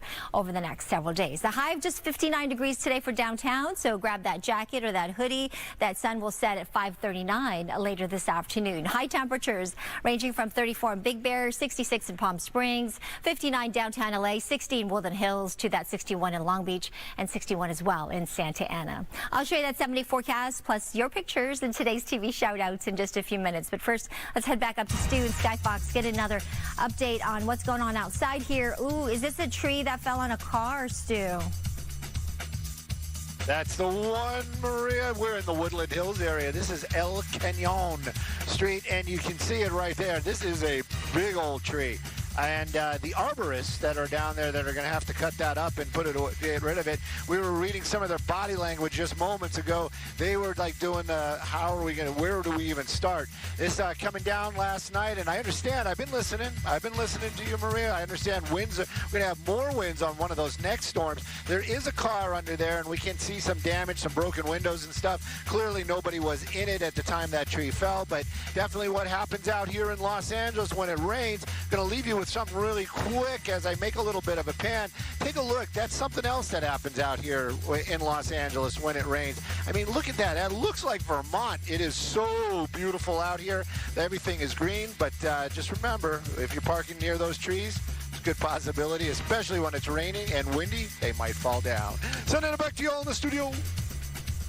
Stu, thank you. The country has lost a giant today. Civil rights leader Jesse Jackson passed away at the age of 84. His family says he died peacefully early this morning, surrounded by family. In the 70s, Jackson was viewed as a protege of Martin Luther King Jr. Following King's assassination, Jackson did not step back out of fear. Instead, he continued his work to protect voting rights, social justice, and equality, leading to a career of more than 60 years in public service. Here to discuss the life and legacy of Reverend Jesse Jackson is Earl Afari Hutchinson. He's a local author and a political analyst, a friend of the show. Thanks for being with us this morning. Yes. How are you? How are you? You know, we woke up this morning, I imagine as you did, but was surprised to learn about the passing of Jesse Jackson. What are your thoughts this morning? What was your first thoughts as you thought about his life? Well, the first thought was obviously a tragedy. Not totally unexpected. As we well know, Jesse's been battling a very serious disease for, a period of time. So it wasn't totally unexpected. However, the bigger question is, Jesse Jackson, when you really think about the long history, civil rights, social justice, activism, ties with Dr. Martin Luther King, all the things that he represented was really, really something that is a legacy that we treasure. It's a civil rights legacy that many people look back at and say, well, can that be replaced? Or even should it be replaced? Jackson was a pioneer. Jackson was an icon, a living icon, and I think more importantly, really a great model for civil rights activism, and especially over a period of time, and certainly now in these times. And all of the work he did for the Democratic Party, many will say he paved the way really for President Barack Obama. Yeah, he did. As a matter of fact, former President Obama, many times gave credit to Jesse Jackson. Jesse Jackson twice ran for the presidency, 1984, 1988. And as a matter of fact, in 1988, his campaign was extremely successful, shook up a lot within the Democratic Party, the powers that be, and really, really, more importantly, stress and put on the table civil rights and essentially the struggle for equality and social justice, which is still an unfinished struggle, by the way. Jackson epitomized that and brought that into the Democratic Party. And I think that was a major, major step forward for the party. Yeah, you know, young people today might not even really remember or know much about his legacy, his life. Of course, he marched with Dr. Martin Luther King. And then, as you said, when he ran for president in '84 and '88, he kind of sort of reimagined like the Democratic Party and the process of bringing all of these people together, this Rainbow Push coalition that he brought together, which, you know, he told Black Americans, go out, get out and vote, but he tried to bring under the fold other people from marginalized communities, Latinos, women, and said, come on, we can all get together and we need to uplift and help each other out. Yeah, and that's important too, the Rainbow Coalition. Many people forget that. They look at Jesse Jackson and say, oh, Black leader. Well, he was much more than that, just like Dr. Martin Luther King. He did, in fact, as you correctly said, try to really reach across not only ethnic lines, gender lines, religious lines, because the whole thing was in the King tradition.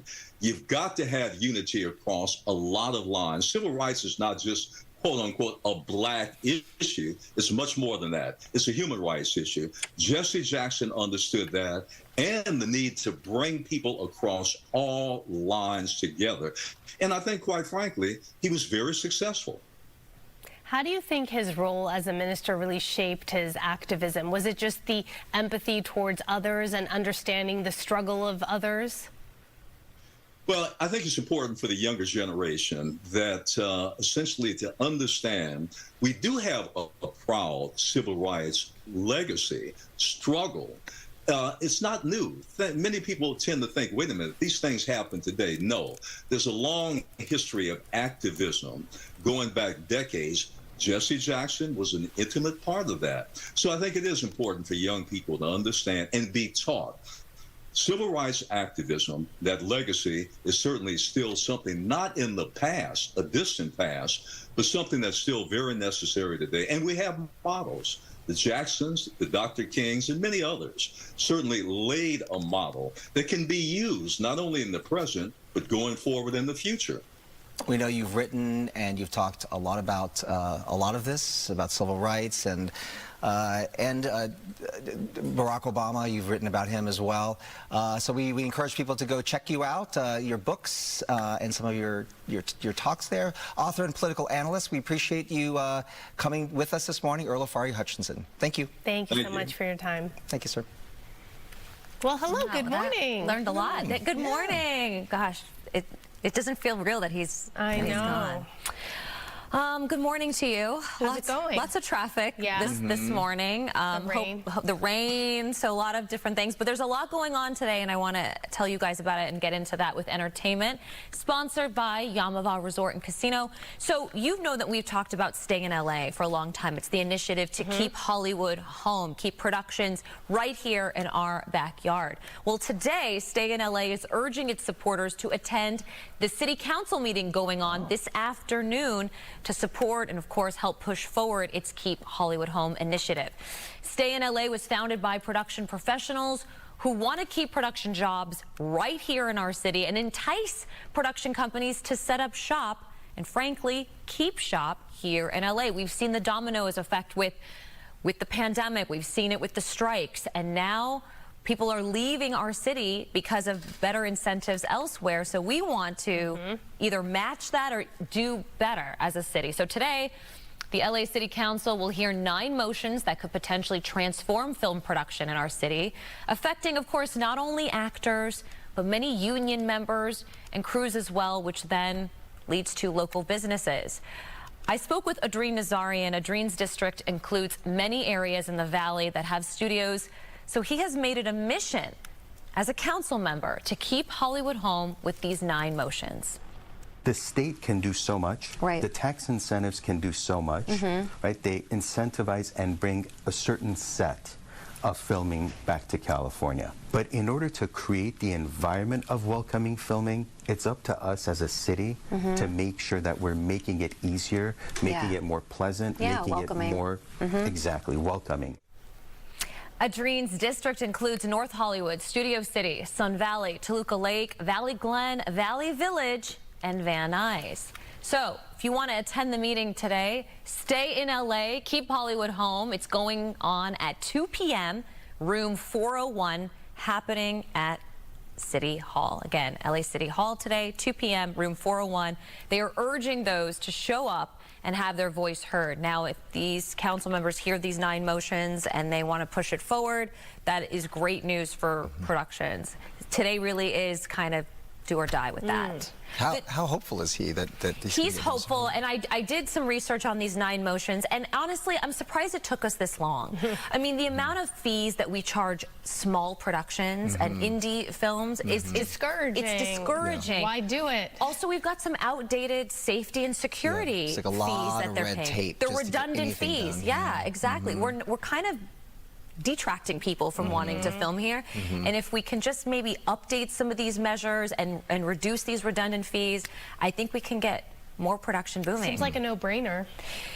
Seems like. See, right. Yeah. And so usually when it is, it makes things more complicated, but it really hit home for me, not only because we know so many people in production, whether they're on camera or behind the scenes, but when I went to go get a manicure and pedicure, and the nail technicians are saying during the strikes that they were having to let people go because they didn't have enough people coming in. I mean, it truly snowballs. Yeah. Snowballs. Always, with everything. I know, Restaurants and catering companies, people who work in beauty and health. And that's right. It's yeah, big ripple effect.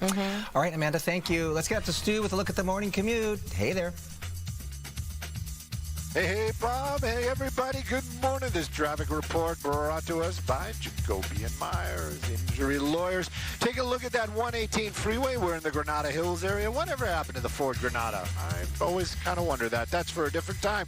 Right now, we're going to take a look at that ride, though, and it is fantastic. That 118. If you drive this, you know this is like the mini Autobahn out here, but we do have speed limits. It is moving along very, very well this morning from the Santa Susana Pass all the way out to the 210. If you're going eastbound or westbound, that 118 is a fantastic drive. Yes, there's a little bit of slowing over by the 5 and a little bit over by the 405, but for the most part, that 118, a fantastic drive. Let's take a look at some traffic hotspots. After a car accident, beware of insurance companies bearing small checks. You may feel pressured to settle too soon and for too little money. Choose Jacoby and Myers. We've turned low insurance offers into big settlements. Jacoby and Myers, because everyone deserves justice.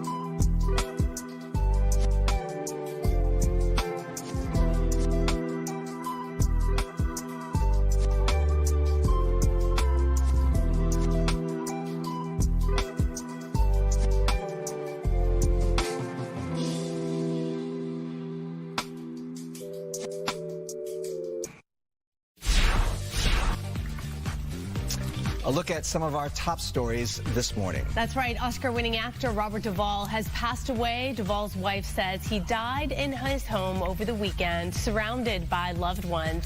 His career spanned 7 decades and earned him 7 Academy Award nominations. Duvall took home Best Actor for his role in the 1983 film Tender Mercies.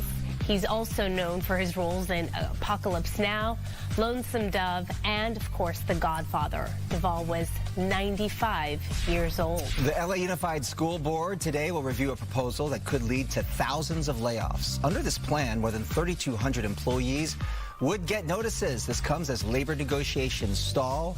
Union negotiators are asking the board to hold off on sending out any notices until they get more information about funding from the state. The actual number of layoffs expected to be much lower.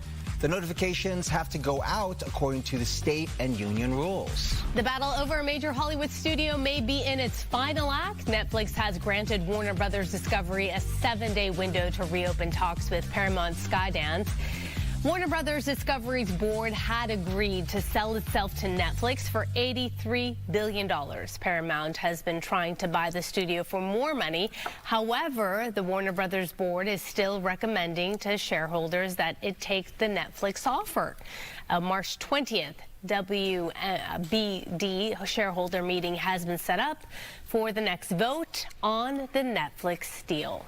Okay, got to talk about it. If you've been waiting for a real winter wonderland here in Southern California, this is happening. It is. The biggest storm of the season, dumping serious snow in Big Bear with up to 30 inches. Again, 30 inches in the forecast.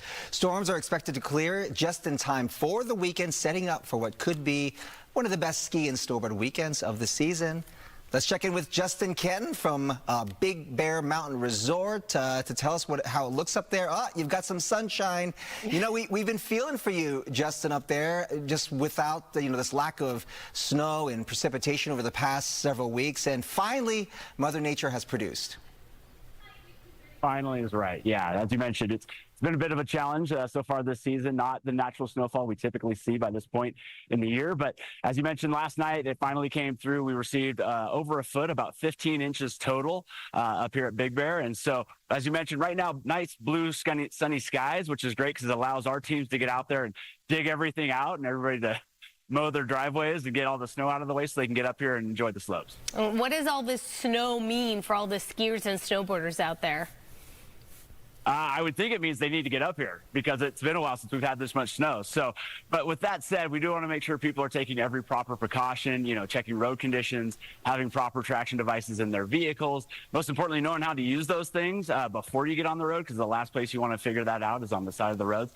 And then outside of that, just make sure you give yourself a little extra time, be patient with other people trying to get here. We're all trying to have some fun up here on the slopes, so just take your time, get up here, have some fun, and then get home safely. You can tell Southern Californians that a million times to be prepared, right, especially when you go into the mountains, but no one really knows how to put on those snow chains, to be honest, Justin. So good idea. Videos on YouTube. I'm sure you see it there all the time. Yeah. It's interesting because, we haven't had snow, and usually that does affect, like, the tourism there in the Big Bear area. And then when it snows like this, and snows in a big way, and then you have sunshine over the weekend, you can expect crowds there. I mean, how does Big Bear and these mountain communities prepare or handle the amount of volume that you could expect this weekend?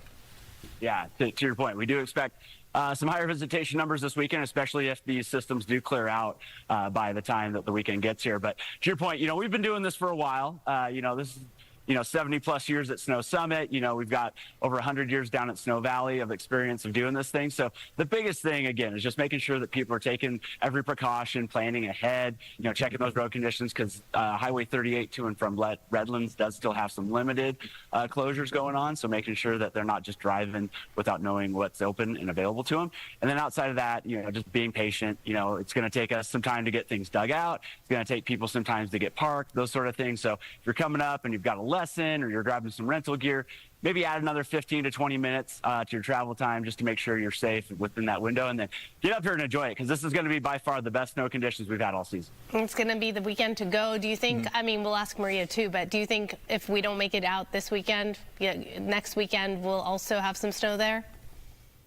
The snow will still be here, absolutely. You know, we're going to actually keep making snow as well. In addition to this natural snowfall, we're going to keep making as much as we can while the conditions permit. So we'll see if we can get some more lifts and trails open by the weekend and beyond. But I'll leave it up to Maria to give you the 411 on that, because that's not my game. Yeah, and we have to say, you know, this is good for the entire family, right? So for people who are maybe looking to ski for the first time, it's a good mountain to really get up there and do that. Or if you're an expert, whatever. If you've got kids, you've got plenty for everyone. Absolutely. We have terrain for all ages and abilities. We actually have Southern California's largest learning areas. So if you're worried about heading up on the lifts and you're not ready to do that, we've got plenty of areas down here in the base areas at Snow Summit, Snow Valley, and Bear Mountain. We also have dedicated facilities that are just for kids and families. So you don't have to worry about getting in the wash with, you know, the general masses when it comes to putting your kids in lessons.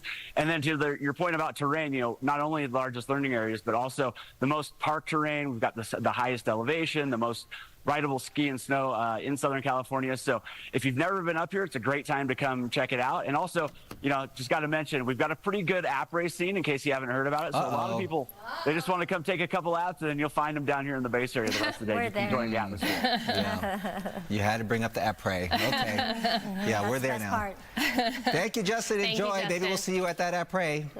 Sounds good. We'll Drinks see you on there. you. All right. Got it. Bobby's always at après ski. Hey, listen, I've worked with Justin over the years, and I love going up to Snow Summit, Bear Mountain, Snow Valley.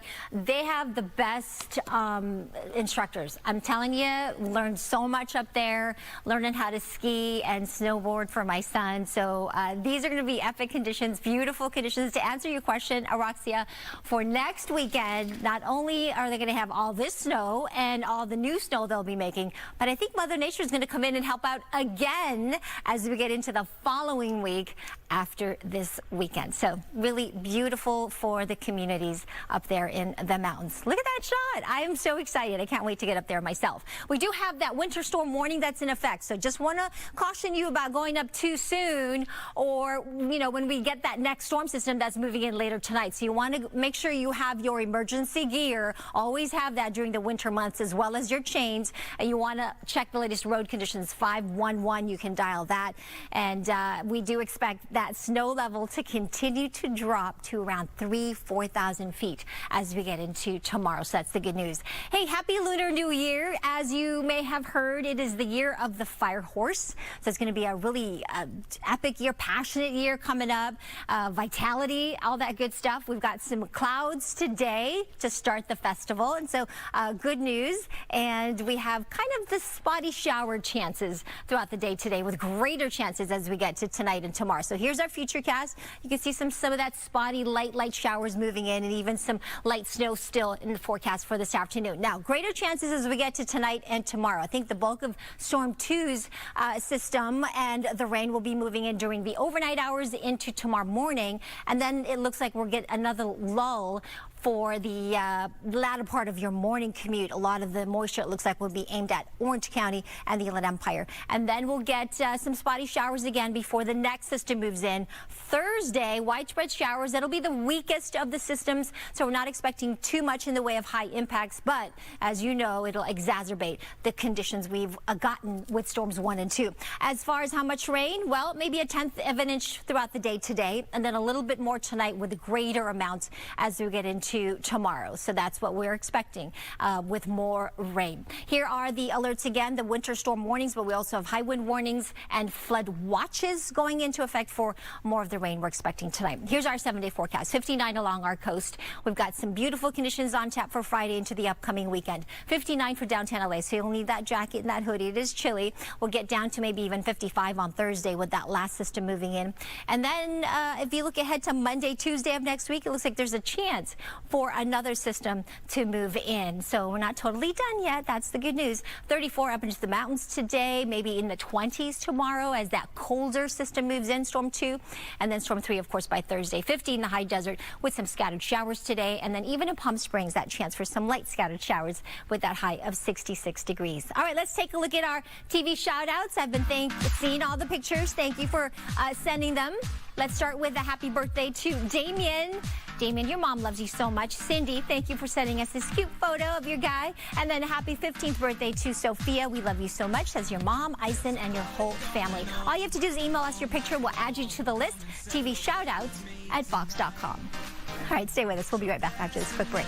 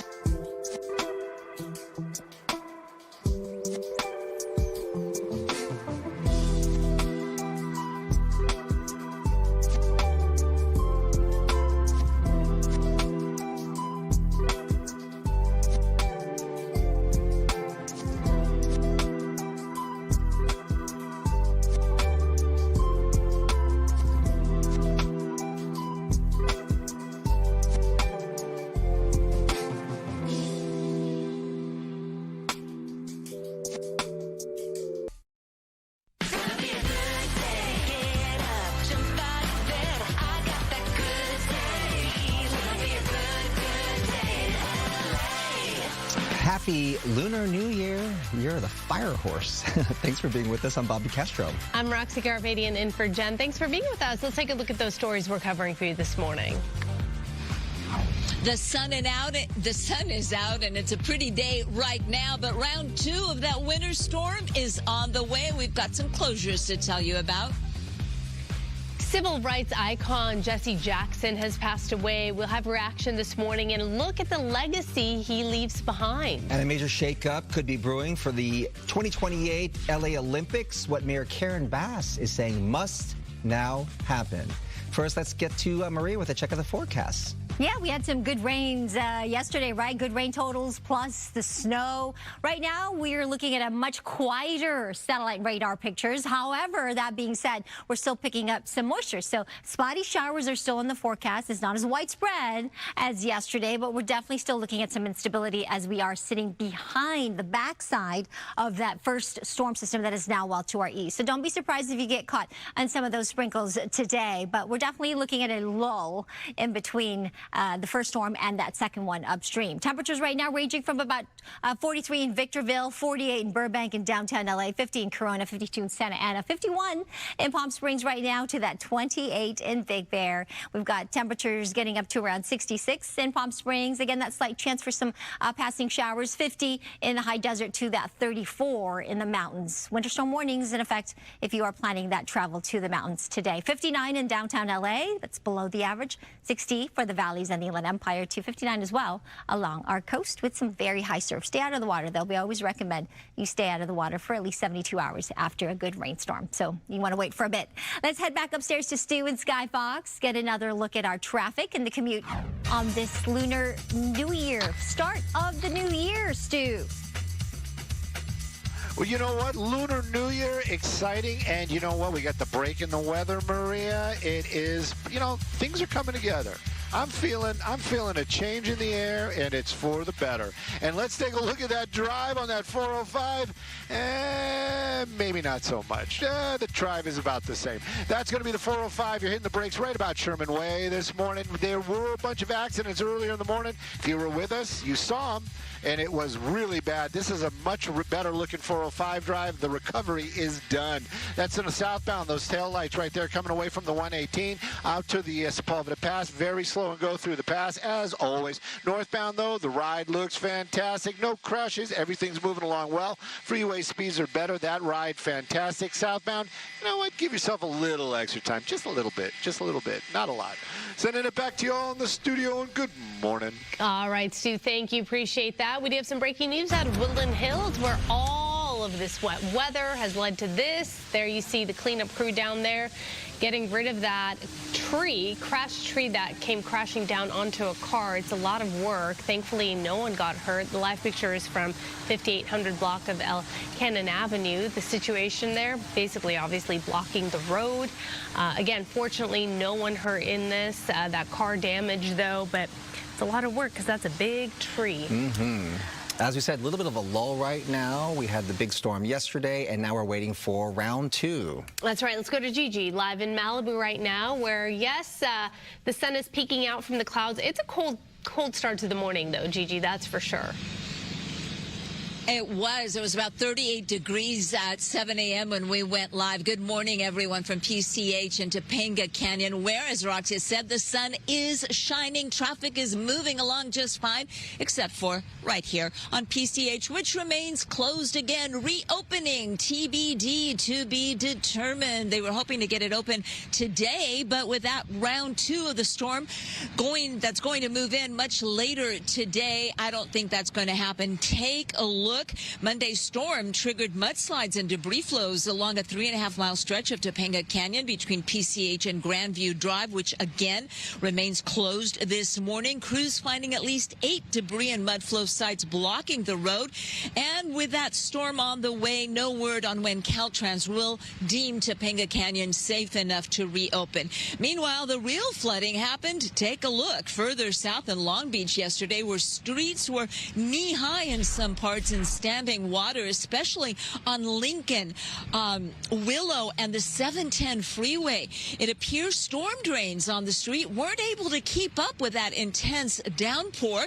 And also here, businesses along Melrose Avenue near Fairfax also hit hard as the rainwater poured right over the sidewalk and into their stores and businesses. There were city crews reportedly pre-positioned in the area to help business owners, but they were left frustrated, angry, and with possibly thousands of dollars in water damage. And in Alhambra, another tree came crashing down last night on the 1500 block of South 6th Street. Damage was reported to the exterior of the home, but thankfully no injuries were reported. And as you saw at the beginning of our newscast, another tree came down in Woodland Hills, all par for the course with the intense rain that we saw yesterday. Stay tuned to Good Day LA and Fox 11. Maria Quilban, of course, will have the latest on round 2 2 of this winter storm. I'll send it back to you. That's right. Thank you so much. Gigi, appreciate you being there. That winter storm dumping snow across the San Bernardino Mountains. Look at this. Scenes from mountain communities like Snow Valley, Running Springs, like Arrowhead early this morning. All of that snow. Caltrans crews currently clearing and treating freeways, but drivers should expect winter driving conditions, possible delays if you're headed up to the mountains today. We've been following this breaking news. Overnight, civil rights leader Reverend Jesse Jackson has died at the age of 84. Sandra here now with his legacy and reaction to his passing. Sandra. And what a legacy he leaves behind. Reverend Jesse Jackson, a Baptist minister and two-time presidential candidate, spent a lifetime fighting for justice, equality, and human rights.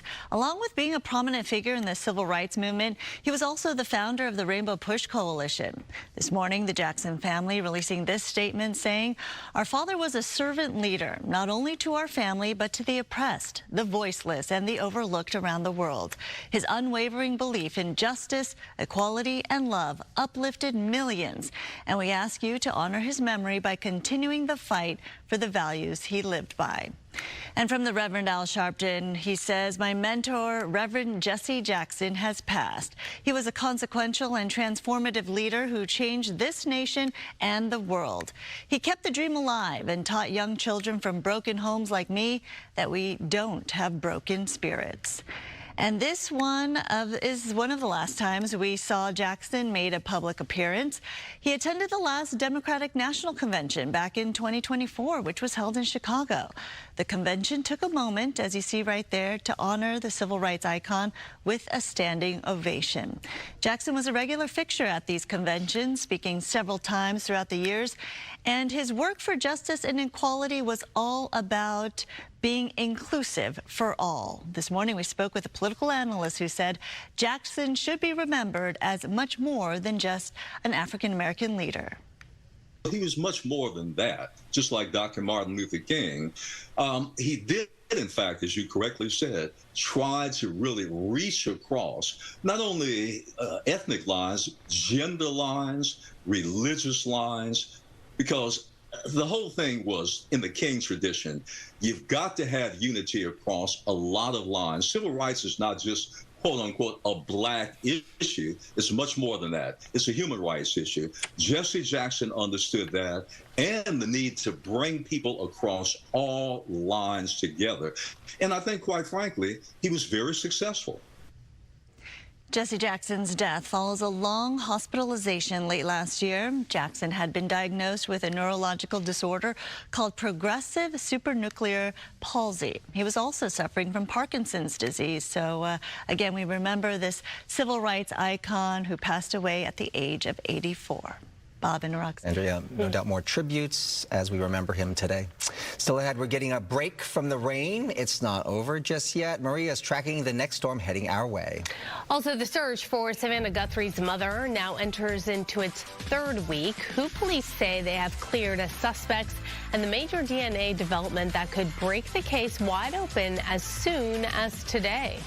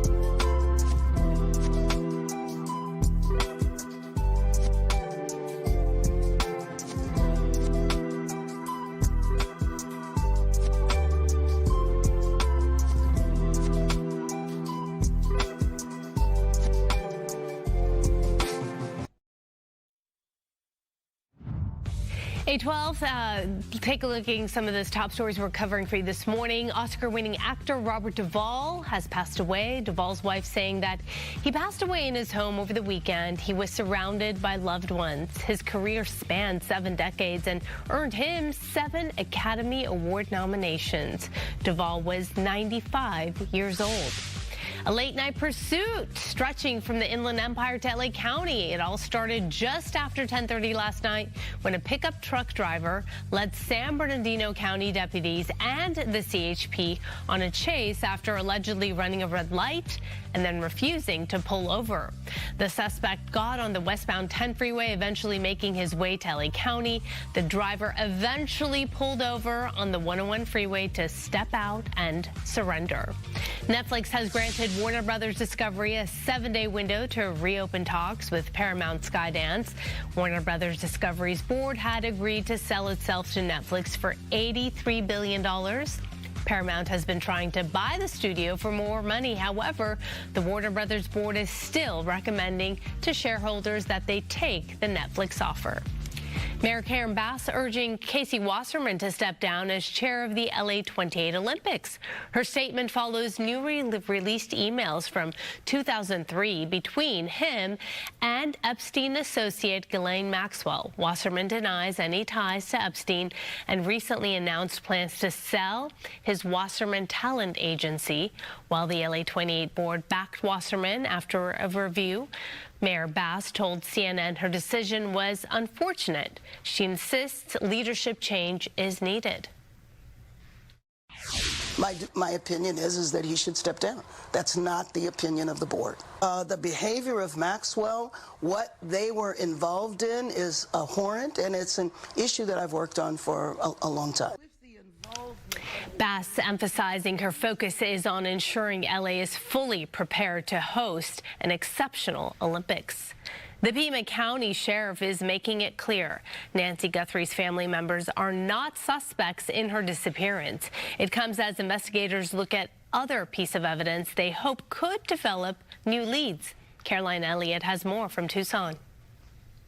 After more than 2 weeks of looking at evidence, the Pima County Sheriff confirmed the family was not involved in Nancy Guthrie's disappearance. Making accusations doesn't help that. That's just cruel. To say that they are have always been totally cooperative with us. And to this day, they still are. It's been 17 days since the Guthrie family last saw their mom. And now TMZ is reporting a shocking detail in a new letter received Monday. TMZ's Harvey Levin says the writer is implying Nancy Guthrie may have been taken to Mexico. I know what I saw 5 days ago south of the border, and I was told to shut up. Authorities have not said whether or not this note is authentic or any of the notes for that matter. Look, you don't trust the FBI. Send us the information. We will immediately send it on to the FBI. The FBI says surveillance video captured outside Guthrie's Tucson home shows a man wearing a black 25-liter Ozark Trail Hiker pack. That backpack is sold only at Walmart stores, and the Pima County Sheriff says investigators are now working with the retail giant to develop new leads. Walmart, I'm sure, keeps very critical records of all their sales.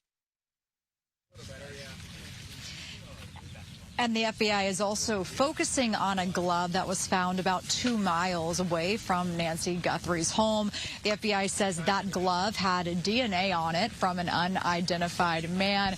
And we just spoke to the Sheriff's Department in the last couple minutes here. They say they're still waiting on those results. Araxia. Yeah, eagerly waiting to see what happens with those results. In the meantime, though, we're going into week 3. Just out of curiosity, what's the activity like there where you are? Has the crowd thinned out, the media coverage thinned out at all, or even just investigators? No, Araxia, not at all. We've been here for more than a week now, and we can tell you that media teams here on the ground are even adding personnel here, really just adding more to this story. And then here on the ground, as far as investigators go, we just talked to the sheriff in the last couple of minutes here, and he told us at this point 11 law enforcement agencies are on this case. Again, we know they're currently looking at thousands of tips that are coming in, so there are a lot of boots boots on the ground covering this story. Araxia. All right, Caroline, appreciate you being there. Thanks so much. We'll check in with you later. In the meantime, we got to check on the weather with Maria. Very different from yesterday morning, but hey, that second storm is still coming. And of course, yes, Storm 2 and Storm 3, but Storm 1 was very impressive, and it was the more potent of all three, and rain totals reflect that. Lytle Creek so far got 3.26 inches of rain. Topanga a little over 3 inches. Porter Ranch over 2 inches as we forecast. Ontario just a little over an inch, and Anaheim was actually a record rainfall total of over 9/10 of an inch of rain. So that was all from Storm 1.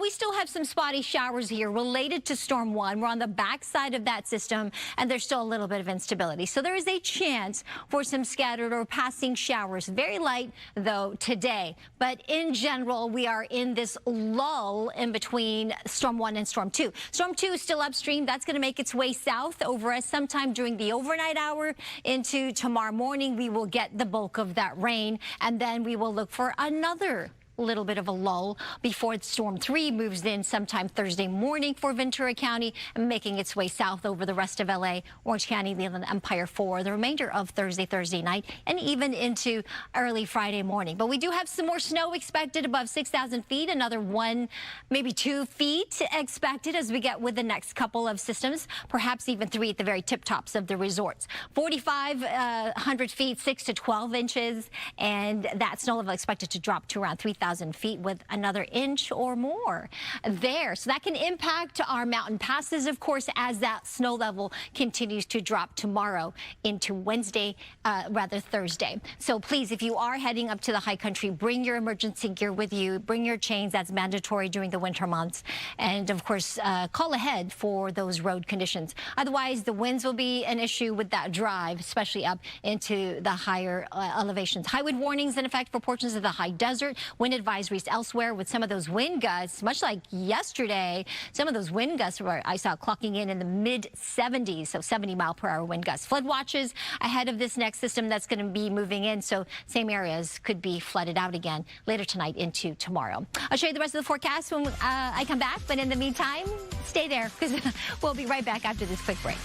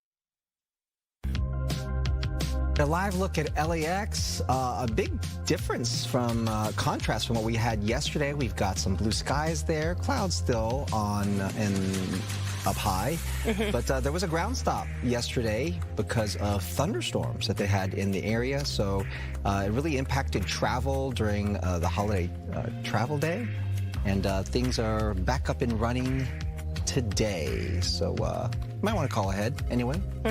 We're delayed at all. When it comes to pregnancy, the mother's health is at the forefront. Researchers say a father's health before conception actually matters too. Yeah, we've heard about this. Fox's Ted Lindner has more on how paternal drinking can influence a baby's development.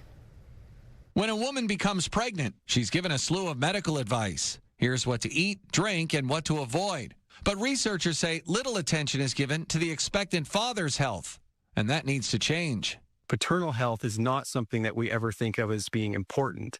And so because of this, we have a real blind spot in our understanding of developmental toxicology. Mike Golding is a professor of physiology at Texas A&M University. He says his research is studying how a father's alcohol and supplement use shapes the development of an offspring when it comes to chronic diseases, birth defects, and early aging symptoms.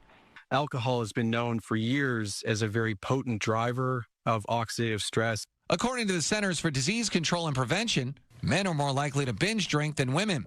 And studies have shown high levels of oxidative stress from excessive drinking prior to conception can contribute to abnormalities. We see these craniofacial abnormalities. We see abnormalities in the growth of the placenta. When we use the antioxidants, we also saw these same phenotypes beginning to emerge.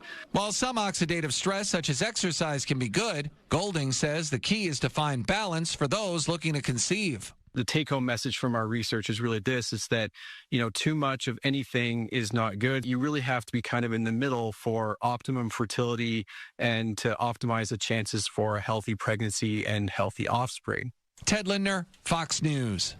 All right, something to think about for sure. Now today marks the beginning of the Lunar New Year, which is, of course, the year of the fire horse. That's right, the fire horse, right? A great way to celebrate with some food. And one great place to eat, of course, is the famed Crustacean in Beverly Hills. We are joined by Elizabeth Ahn, the CEO, and Mariko Saito, who has a unique talent. There they are. Good morning, Hello, good morning, Happy New Year. Good morning, hi guys. Hi. Chúc mừng năm mới. Chúc mừng năm mới. In Vietnamese, it means Happy New Year. Yes. And may everything you touch return to you 10,000-fold in the year of the horse. What we want to touch this morning is some of the food that you've got going on there at Crustacean. Show us what you've got special here for New Year. Well, on the occasion of New Year, it's always fortuitous to basically you pay homage to Mother Earth to bring good fortune to you and your family. So on that note, we always eat dishes that represents the tribute to Mother Earth. So first you have something from the sky, and on this dish from the sky, we have an asparagus soup with quail egg and edible gold. Gold for good fortune, of course. Wow. The quail egg from the sky. Then we move to something from the land and paying homage to the earth.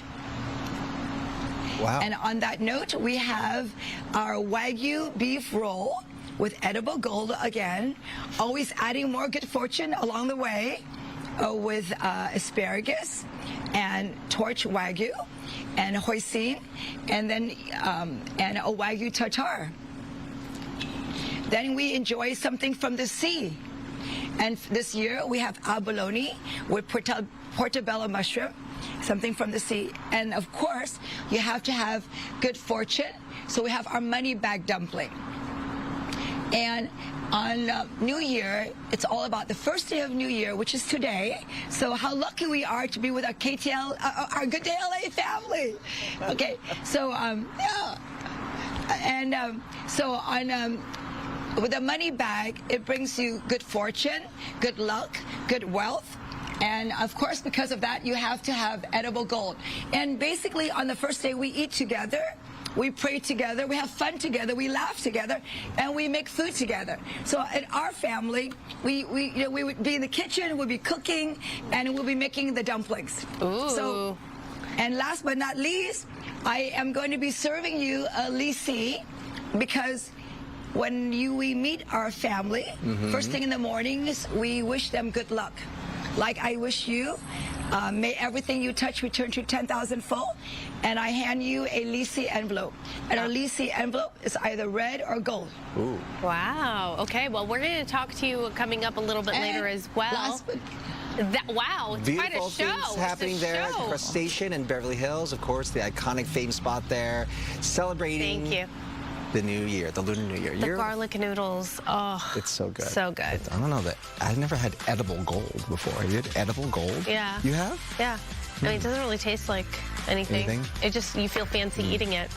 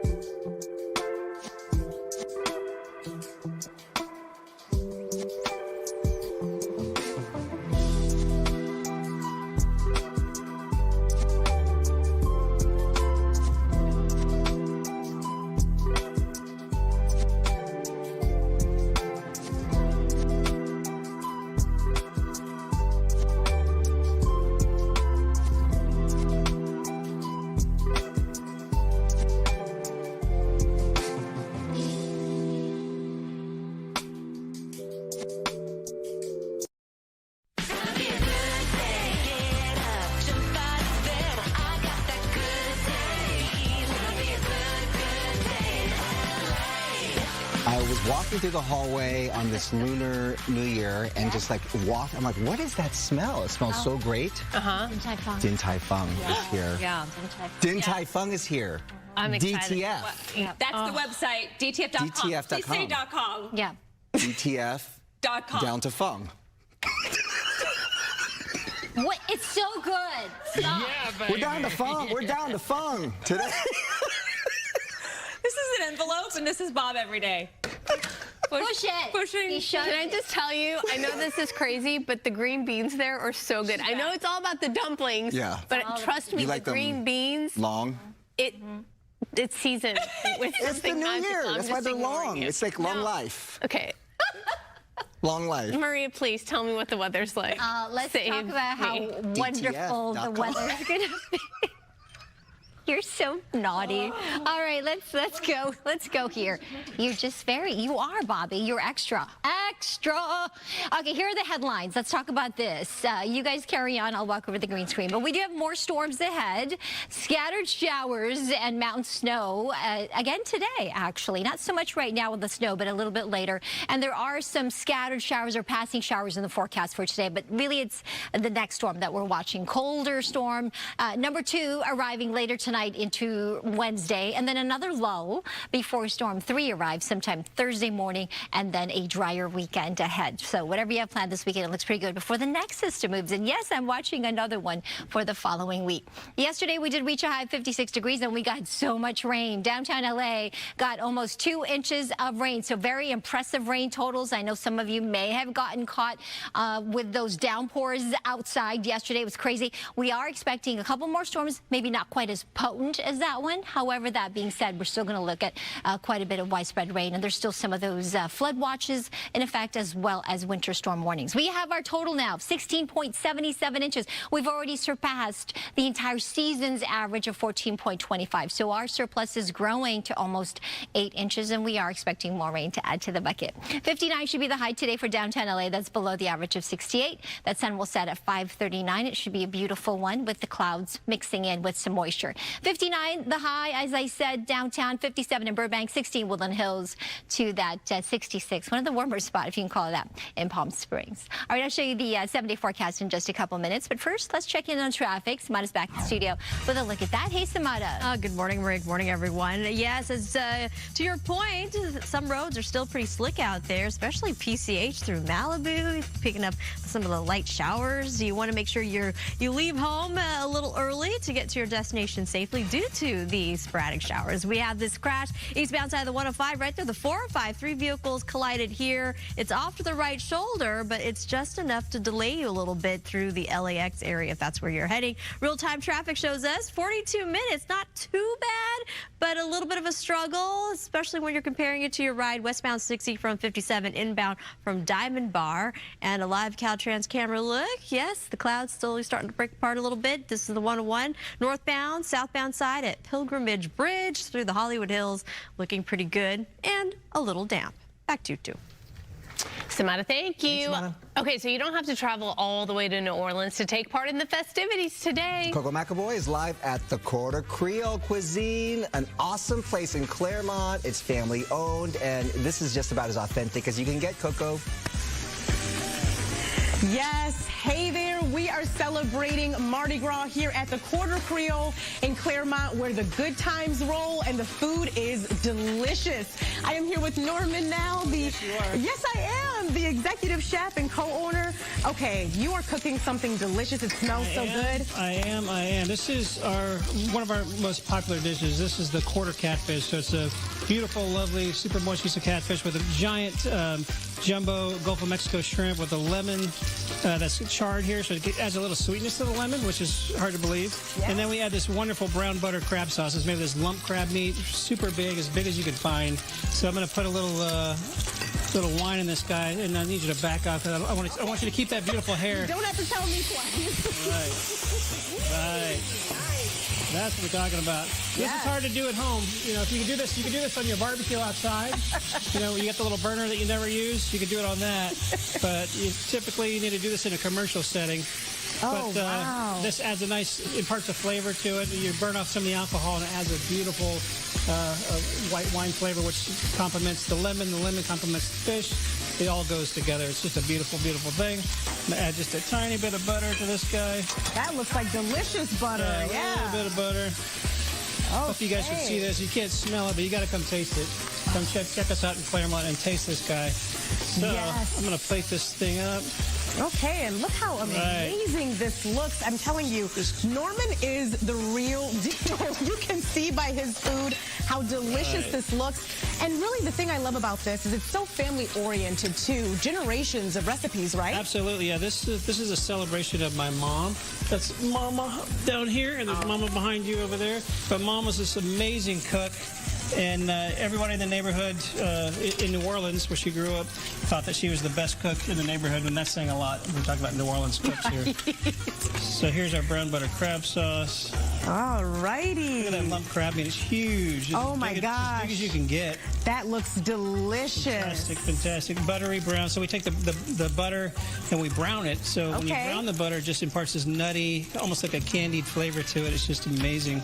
Whole different thing. So that's one of our most popular dishes. You got to come check it out. All right. I love it. Happy Mardi Gras to everyone out there. They have live music every single Tuesday night here at the Quarter Creole in Claremont. I'll send it back to you. Let's hear it. Beautiful. Lazele.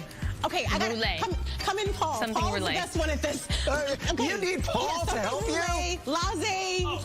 It's on the wall. Laissez-les. Bon temps. Bon temps. Roulette. See, you got the roulette part. Laissez-les bon temps roulette. I said it. I mean, you speak Spanish. This is a romance language. It's on the wall, Coco. It's on the wall. When are you coming Okay. They want you to come to dinner, Bob. Did you hear Norman? They want you to come to dinner. Unbelievable. I'm coming. Looks I'm so coming. good. I'll be there. All right. He said he's coming.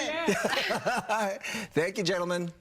That's what I like. Think of that. Laissez-les bon temps Well, rouler. we got Good Day Cafe, Mardi Gras, and we also have Your friend. my friend Grogu. Well, he's going to help me because entertainment is sponsored by Yamava Resort and Casino.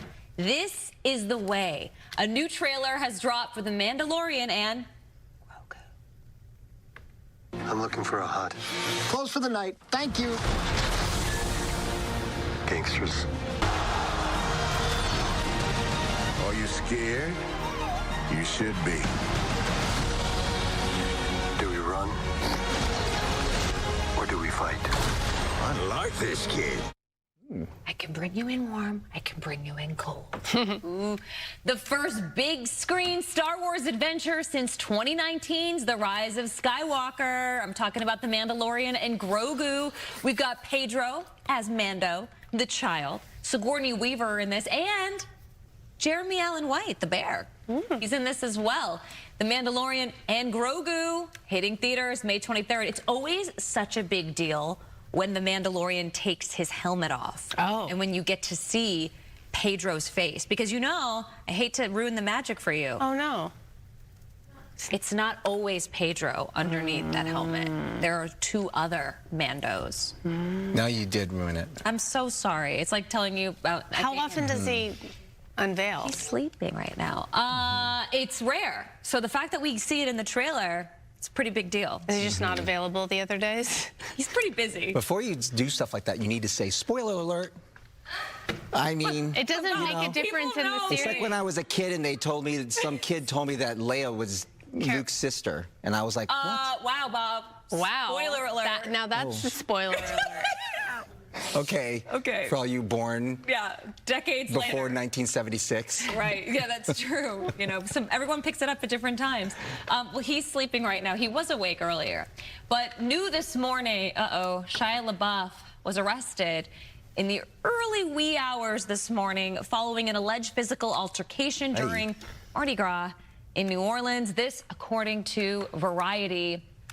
The actor, of course, best known for his role in Transformers, but now kind of infamous with disorderly conduct, getting arrested again. He was involved in an incident shortly after midnight outside of a bar in the French Quarter, during which he received medical attention from paramedics, and TMZ reporting that a witness said that Shia had been escorted out of a nearby bar for unknown reasons, and the alleged fight occurred afterward. According to court records, he is facing 2 charges of simple battery. More on that as we get it. And last hour, we asked you, what is your ideal vacation? Are you a beachy vibe person? Are you slopes and snow? Are you activity driven? I see Sandra Endo was the one that voted in that poll. One. And are you a rest and relaxation? I'm a rest and relaxation. I feel like beachy vibes goes with rest and relaxation. I do think that as well. I've never been to New Orleans. You haven't? No. You got to go. Because I'd be like Shia LaBeouf. I'd have a hat on. It'd be like 9 o'clock in the morning. Don't call us to bail you out. Like sipping on those big drinks, the beignets there. The hurricane. The hurricane. Hurricanes, yeah. Have one of those and take a cemetery tour. It's a good time. It's next level. Good time. So if they have a lot of mosquitoes in the summer, and I learned that the hard way. I was wearing shorts, and I got bit all over in New Orleans. So what did I do? I was at a bar, and this is a little trick I heard from a local. What do you do? Tito's for your mosquitoes. Really? Put a little bit of vodka on a napkin and rub it on your... That makes sense. Alcohol. What happened to the days of Skin So Soft? Remember Skin So Soft from Avon? Oh. Today is a special day. Happy Lunar New Year to all those who celebrate. There are many traditions that, of course, kick off the new year, and Sandra's here to explain a big one: food. All right, we are ringing in a new year. That is the Lunar New Year, of course, and part of celebrating all that centers around a symbolic feast, each dish representing something different, such as luck and prosperity and union. So here to walk us through some of the traditions, our founder of Dee Lee Designs, Dee Lee, and Chef Chrissy Tinsay. Welcome. Hi. Thank you. This smells and looks so delicious, so beautiful. Dee, first of all, tell us about the Lunar New Year and how people ring in and celebrate the year of the fire horse. So this year is a year of definitely momentum. So there's going to be a lot of speed and pace and everything, and a lot of bold action and everything. So that's what the fire means and all that. But also red is the color of luck, as you see here. And then we're going to have Chef Chrissy talk about this, what we call a reunion celebration dinner. Oh, yes. Okay. So everything symbolizes something, right? Yes. So it's important to eat everything. Yes. Tell us what you brought. So we brought some dumplings. It represents wealth and prosperity because they look like Chinese gold ingots. Oh. Little pouches that hold yummy goodness inside. This is right here. We have fish, which represents surplus and abundance. Steamed fish, served whole. You'd also want to leave it whole after you eat it. Leave a little bit behind to further. And then you have noodles, which represents long life. Long life. That's you right. want to slurp it when you eat it and not cut it, so that way it doesn't. You don't break the longevity, right? Don't break longevity, exactly. We have some spring rolls, which represents wealth and prosperity as well. They look like gold bars. Yeah. Gold. Everything gold and red, everything right? gold. We have whole duck. It represents wealth and prosperity. And fidelity, happiness, because they mate for life and they're very loyal. We have some Chinese, what do you call this? Tangerines. Tangerines, yes. And then we have sticky rice, which I made 2 different kinds. We have ube and we have black sesame. And this represents growth and success year after year. And it's so pretty. I mean, I always say you eat with your eyes first, right? But everything means so much, and you're a private chef. So you're very busy this time of year making sure that everyone rings in the new Lunar New Year in the right way, eating all of this. And I love all the symbolism here and the decorations. As you can see, look at these beautiful cookies that commemorate this Lunar New Year. We had these custom made by Moe's Sweets because it's the year of the fire horse. You have a little gold pot here, and you have the Ong Bao, which is like a red envelope that we give out. But Lunar New Year is actually celebrated in not just China, it's celebrated in Vietnam, in Korea, Mongolia, Tibet, and it's also observed in like Malaysia, Singapore, and so many other countries, and the Philippines. That's right. So if you're out and about around town and you see all of this, now you know that everyone is ready to ring in the new year. It's going to bring a lot of luck and, as you said, momentum going into the new year. And a way to celebrate is, of course, to present something of good luck to especially kids, right, and other family members. Well, in this case, we wanted to present you this red envelope, Sandra, as a Good Day LA logo on there. It was made by La Design Boutique. And typically what elders do is they bless it to the children or young adults who are not married. Sometimes business owners also offer this to their employees as a sign of like luck and forward movement for the new year. So we wanted to bless you with you so much. These are so beautiful, and inside always a little treat, usually in the monetary form. So the kids will have a lot of cash going into the new year. This is so wonderful. Thank you so much for all of this. We're going to have so much more in terms of celebrating the Fire Horse this year. Thank you so much. Thank you for having us. And a happy Lunar New Year. I have my lucky card here. Good Day LA. Again, the year of the horse. Now traffic. Good Day LA traffic brought to you by Jacob Emrani and call jacob.com. We have a couple of issues out there working right now. We're going to take you out to this brand new one, eastbound side of the 91 at Yorba Linda Boulevard. Two vehicles collided here, and it has you slow. Speeds down about 27 miles per hour. Just a heads up to make sure you give yourself extra time if you're heading towards the Corona Crawl. And an earlier collision involving 3 vehicles still has you a little delayed. There's going to be the eastbound side of the 105 at the 405. And here's a live Caltrans camera look. Roadways are still damp, but they're slowly drying up in some spots, and other areas could pick up additional showers. Just depends on where you are. Both directions of the 101 at Pilgrimage Bridge through the Hollywood Hills doing pretty good at this hour. Here's a look at some other traffic hotspots. I looked up and just ran. Maybe we need to seek somebody who does have the expertise to be able to guide us through the process. If you're getting to an accident, you're in good hands by dealing with Jacob and Ron. Call Jacob.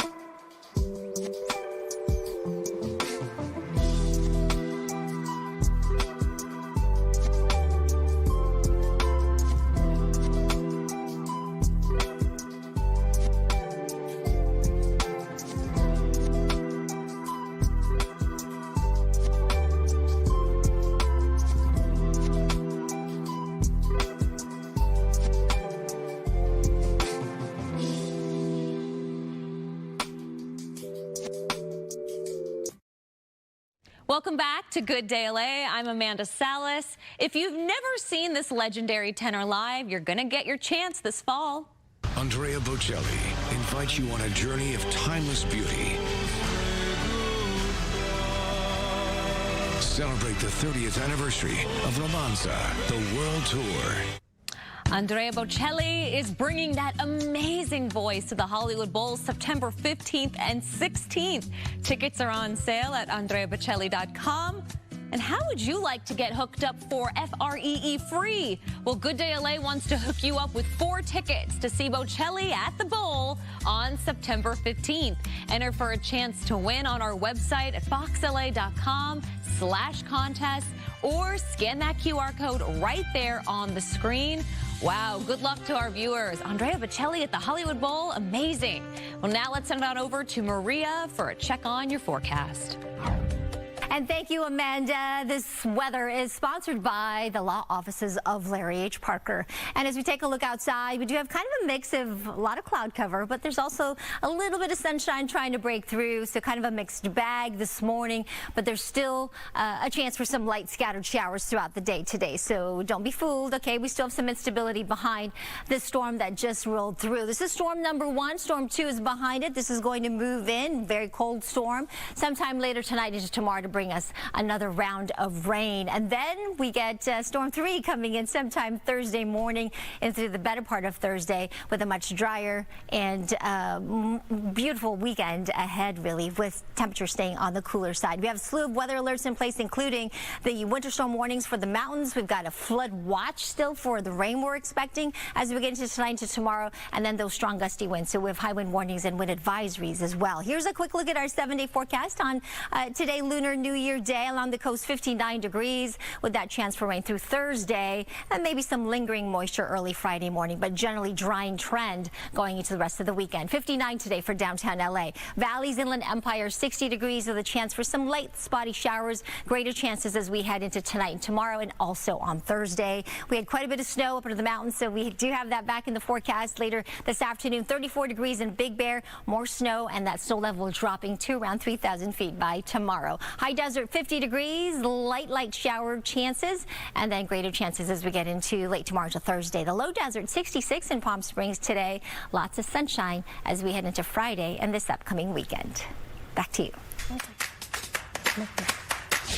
I am so excited for today's Good Day Cafe. We're celebrating the year of the fire horse with Din Tai Fung. And joining me now is Hannah Chung. Happy New Year. Happy Lunar New Year. Happy Lunar New Year. I'm so excited to get started because let me just tell you something. These dumplings are the talk of all the towns. Everyone's excited about it today, but they do have significance for the Lunar New Year. Absolutely, Amanda. So Lunar New Year, which is a really big tradition for a lot of or many Asian cultures, including Din Tai Fung. What's nice about it is that these dumplings, which we're iconic for because of the golden ratio of exactly 18 folds, as you can see over here. These are so perfect. I almost don't want to eat them. You're going to eat them because you're going to make them as well. Hannah's putting me to work today. Okay, I'm going to roll up my sleeves. You know, I'm not a master in making dumplings, but I will learn from the best. But we're going to do it together. And what's nice is that Lunar New Year is significant of family. We're still a family-run brand. I love that. And so it's nice because we're going to share wealth and abundance, which that's what the dumplings kind of symbolize. I love that. I know I'm not going to wash my hair today because there's some of those traditions. I'm not going to clean the house today because we want to keep promoting that good luck. What other traditions for Lunar New Year? Well, you know what's really interesting is I actually made dumplings with my family. Oh, you did? Like every year. Growing up, every year we make dumplings, right? Which just symbolizes family getting together, enjoying. I love that. With every culture can appreciate that. Exactly. I love that so much. All right, hands on, Hannah. Let's go ahead and make these dumplings. So you're going to pick one up, and it's incredible because at any one of our locations, which Irvine being our newest one, you can come visit us there. We make about 10,000 of these a day. Stop. 10,000. Wow. So it's like a legacy of tradition, family tradition with consistency that they can do this. Let's do it. Okay, so you're going to do 18 pleats. 18 pleats. Okay. Oh, like that. So you're going to grab and pull, right? Grab and pull. It takes our dumpling chefs many times. And they count, too. They count. So you're pinching and pulling. Pinching and pulling. Is it already okay? You're doing really well because... You hear that? Normally it takes like 6 months to get to this foundational level. I lost track. Oh no. I think I'm at 8. But it's okay because you're going to come to Irvine and take a class with us. That's right. Tell me about your new location. So our newest location is in Irvine. Beautiful open design. I'm not pulling enough. That's the problem. That's why they're coming out. And you can grab one of these Lunar New Year red envelopes. Which is available for dine-in or takeout. Dine-in or takeout. And what's really nice about it is there's a special surprise in there for you. Wait, for me? For you and any guest that comes to visit us. I love, well, can we open one now? Would you like to? I mean, can we? We can open one right now. I just want to get everyone's attention off of my dumpling that I think failed. I lost. No, look, we're going to switch it out. Oh, look what I did. Look at that. The magic. See? Working with the pros. Look at that. The perfect golden ratio of 18 folds, 21 grams. Wow, it's so perfect. It's so beautiful. This is what you guys are known for, and I see why. It's so amazing. All right, let's open a red envelope. You're going to open a red envelope. And we'll let people know that they can make a reservation to visit Din Tai Fung at all their locations, but their new Irvine location, or you can find the one nearest you at DTF.com. Okay, wait, let's open it up. And at the same time, you're going to eat. Oh, yeah, I want to try. I got to eat. As well. What did I get? What did I get? I got a gift voucher. Ooh, a soy noodle salad. Yeah, and also I want to know that there's a golden ticket in one of these red envelopes. And so that's going to give you special VIP access to reservations at any of our Din Tai Fung. I love that. I want to Din Tai Fung this fried rice, if you don't mind. Amazing. That looks so good. Okay, we will be right back, but I'm going to try some of this. I have to try a bite. Just staring at it. Hannah! Thank you. Thank you. Okay, we'll be right back. I'm just going to take this to go. Be right back. Taking it.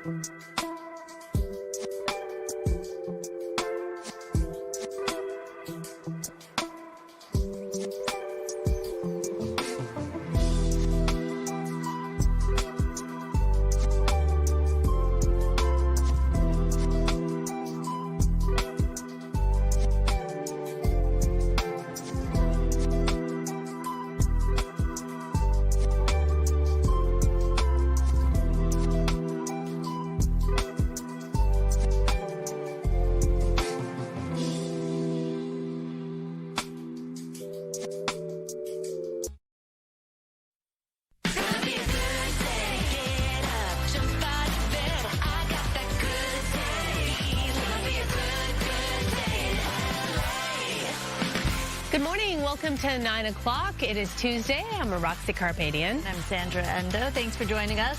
Let's take a look at today's headlines. The storms left some serious damage across the Southland, including a tree that fell onto a home. How crews are working really hard this morning to clear that area. Plus, Arizona authorities have ruled out Nancy Guthrie's family, saying they are not involved with her disappearance. The new piece of evidence that could help find the missing woman. And civil rights icon Jesse Jackson has passed away. We have reaction this morning and a look at the legacy he leaves behind.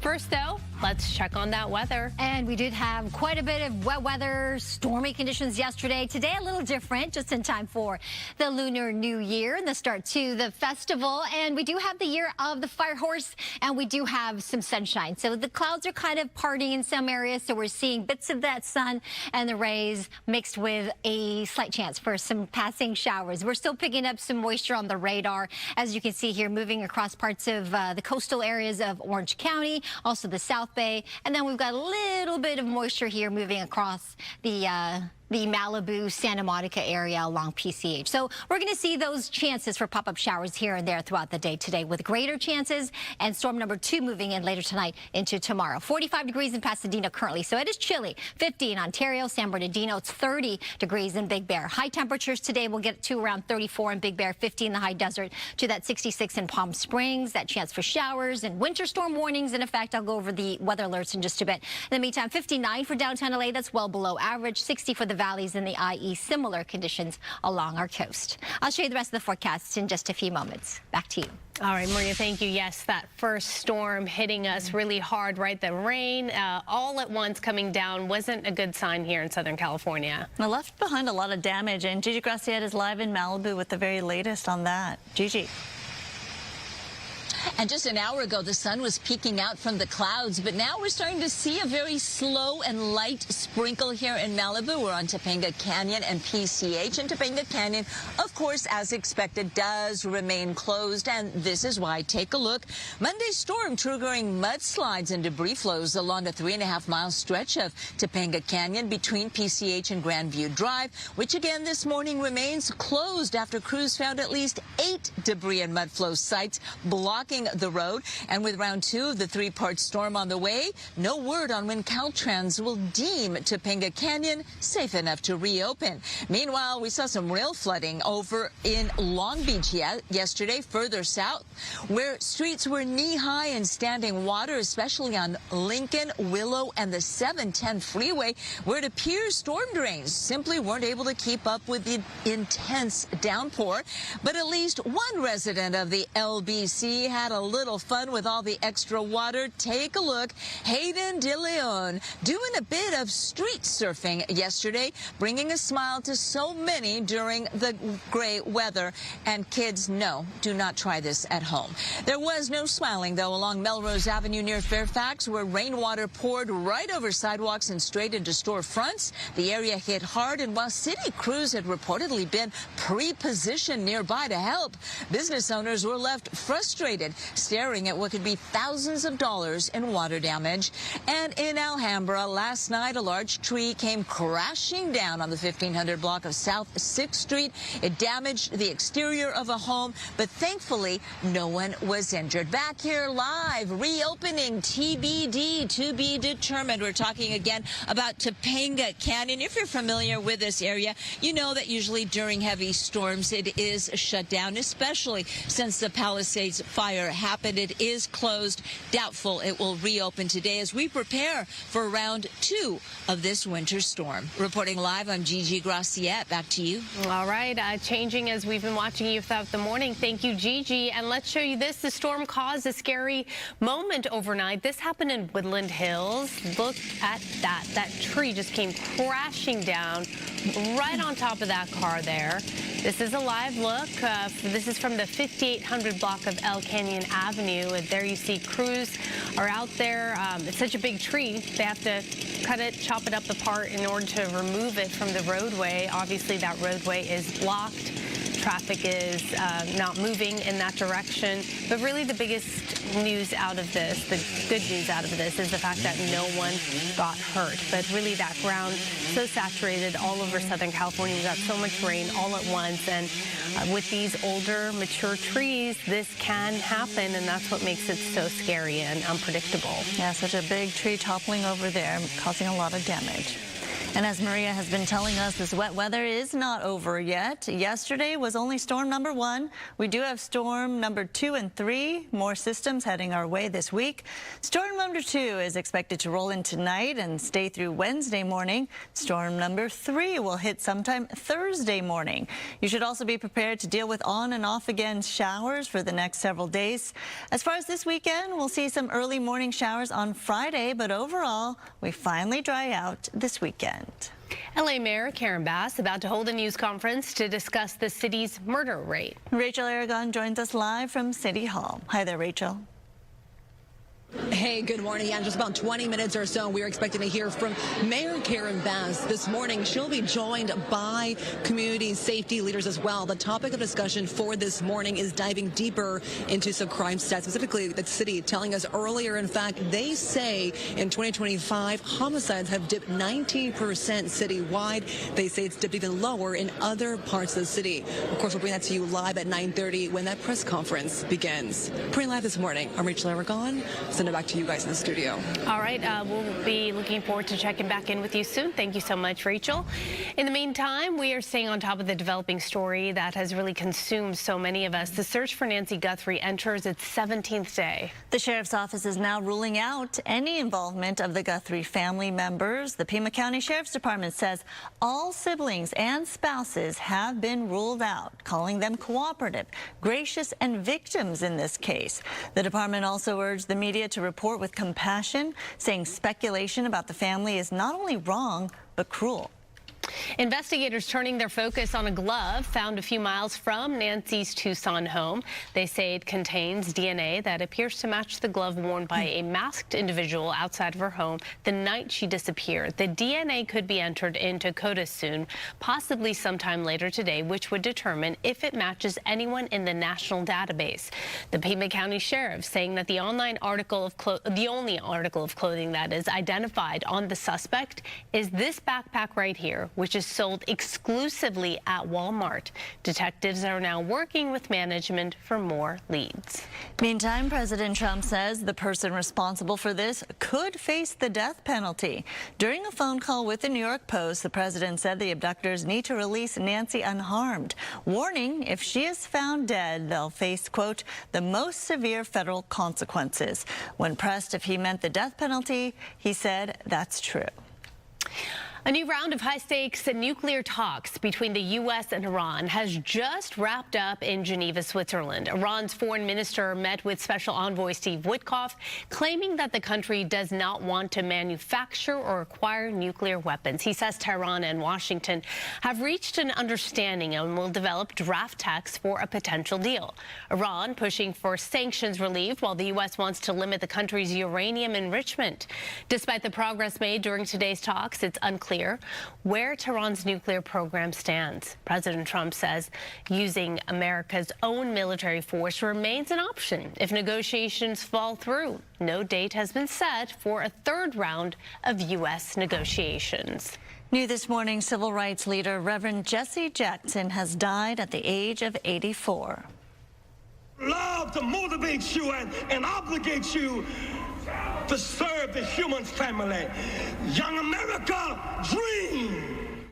Reverend Jackson, a Baptist minister and two-time presidential candidate, spent a lifetime fighting for justice, equality, and human rights. A protege of Dr. Martin Luther King Jr., Jackson was also the founder of the Rainbow Push Coalition. The Jackson family releasing this statement saying, "Our father was a servant leader, not only to our family, but to the oppressed, the voiceless, and the overlooked around the world. His unwavering belief in justice, equality, and love uplifted millions, and we ask you to honor his memory by continuing the fight for the values he lived by." Jesse Jackson had been diagnosed with a neurological disorder called progressive supranuclear palsy, and he was suffering from Parkinson's disease. Hollywood has lost another giant. Legendary actor Robert Duvall passed away at the age of 95. Duvall's wife says that he passed away in his home over the weekend, surrounded by loved ones. His career spanned 7 decades, earned him 7 Academy Awards. Duvall took home Best Actor for his role in the 1983 film Tender Mercies. He also is known for his roles in Apocalypse Now, Lonesome Dove, and The Godfather. Duvall was 95 years old. Developing this morning, Warner Brothers Discovery is officially reconsidering its sale options after receiving an enticing takeover offer from Paramount. Deadline reports there will be a 7-day discussion period ending on February 23rd to seek clarity and provide Paramount the chance to make its, quote, best and final offer. Paramount raised its all-cash bid and added financial incentives, including covering a $2.8 billion breakup fee tied to Warner's existing deal with Netflix. Warner had agreed in December to sell Netflix, but now Paramount wants to pay Warner shareholders an added ticking fee if the deal doesn't go through by the end of the year. That would end up being around $650 million for every quarter. This comes as the Department of Justice announced it would investigate Netflix's business practices as it reviews this merger deal. Coming up, Amanda joining us with entertainment headlines, including the fight to save LA production, jobs, and boost Hollywood resources. But first, check on traffic. And we do have a little bit of traffic. It's back to work, back to school day today, so definitely a lot more cars on the roads. This traffic is brought to you by DTLA Law Group Accident and Injury Attorneys. All right, so we take a look outside. Looks pretty good, right? This is the northbound 101 at Pilgrimage Bridge. This is looking out here just north of the Hollywood Bowl. All right, let's take a look at, let's see what we have here. Can we get to, there it is. There it is. We're going to go over to the drive times, and there they are. We've got some drive times that are definitely much slower than yesterday. On that westbound 10 going towards the west side between the 5 to the 405, 31 minutes there. Northbound 110 between the 45 to the 10, 22 minutes. And on that west 60 between the 57 to the 5, 28 minutes there. Here's a look at some of the other traffic hotspots. This broadcast is locally sponsored by DTLA Law Group, Auto Accident and Injury Attorneys. Have an injury? Text Injury Help to 40222 or visit us online at calldowntown.com. Message and data rates and usage may apply.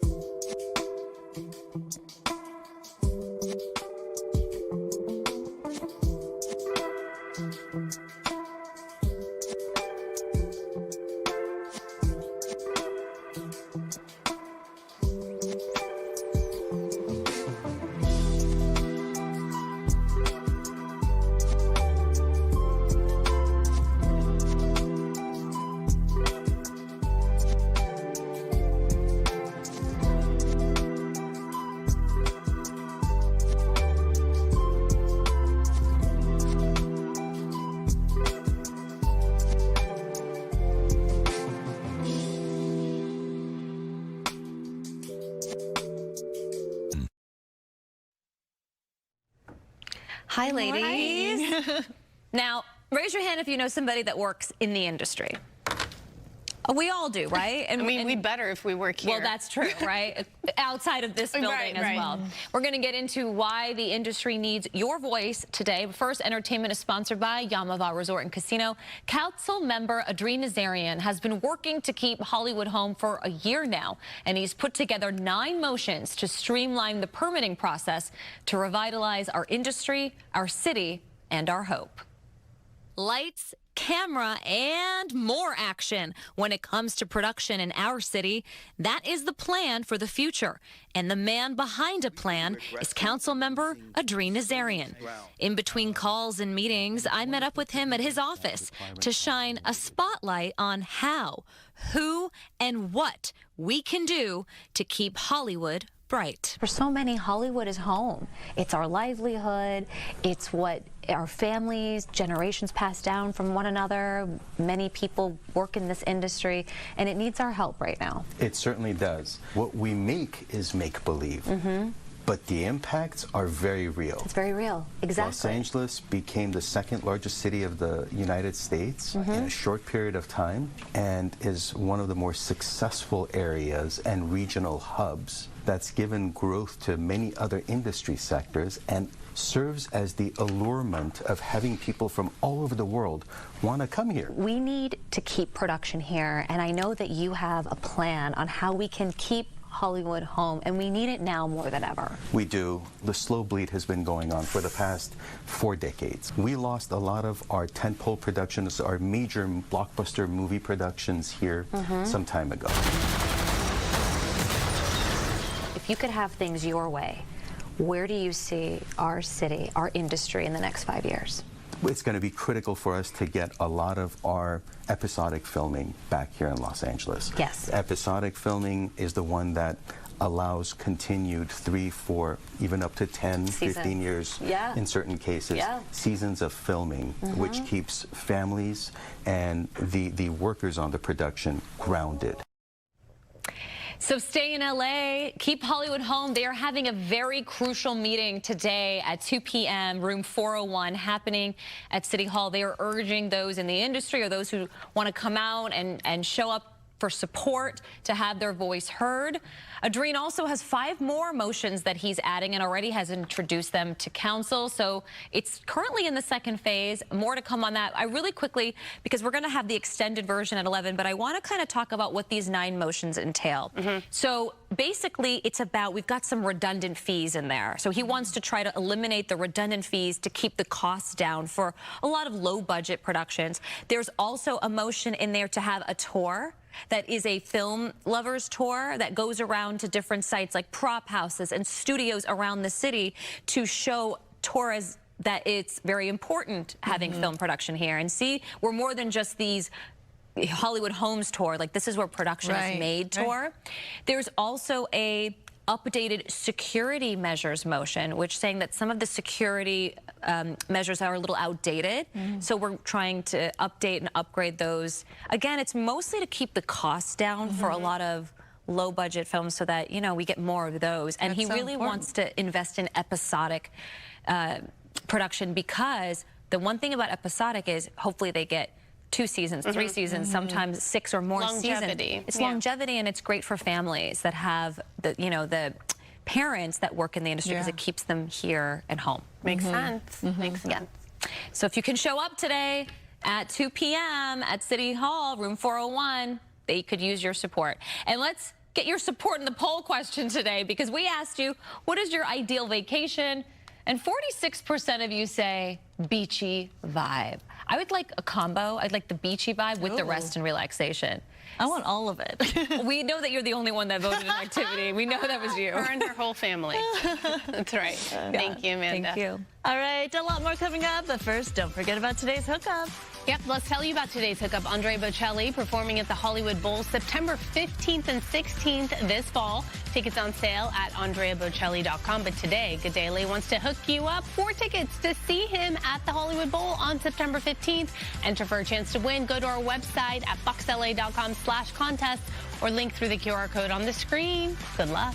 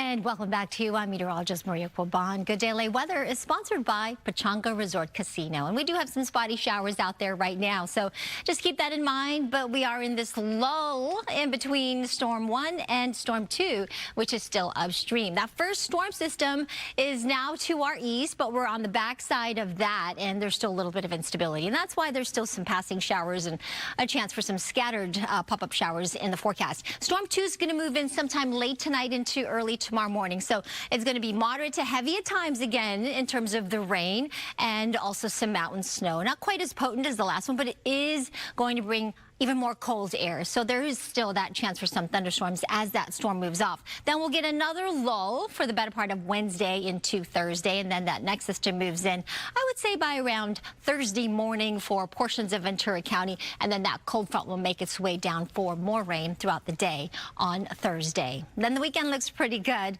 before another system, it looks like, will be back in the forecast for next week. In the meantime, we do have winter storm warnings still in effect for all of our mountains, so the travel up to the high country quite sketchy, so you might want to just postpone until everything's over. We're expecting another foot or more of snow above 6,000 feet and a few inches above 4,000 feet, and that snow level is expected to drop to around 3,000 feet by tomorrow. High wind warnings also contributing. We've got some strong wind gusts still expected with storms 2 and 3, with those wind gusts getting up to even 50, 60, some isolated areas getting up to 75 miles per hour. Flood watches also going into effect ahead of this next storm number 2. Rest of the forecast coming up in just a few moments, so stay with us. We'll be right back after this quick break.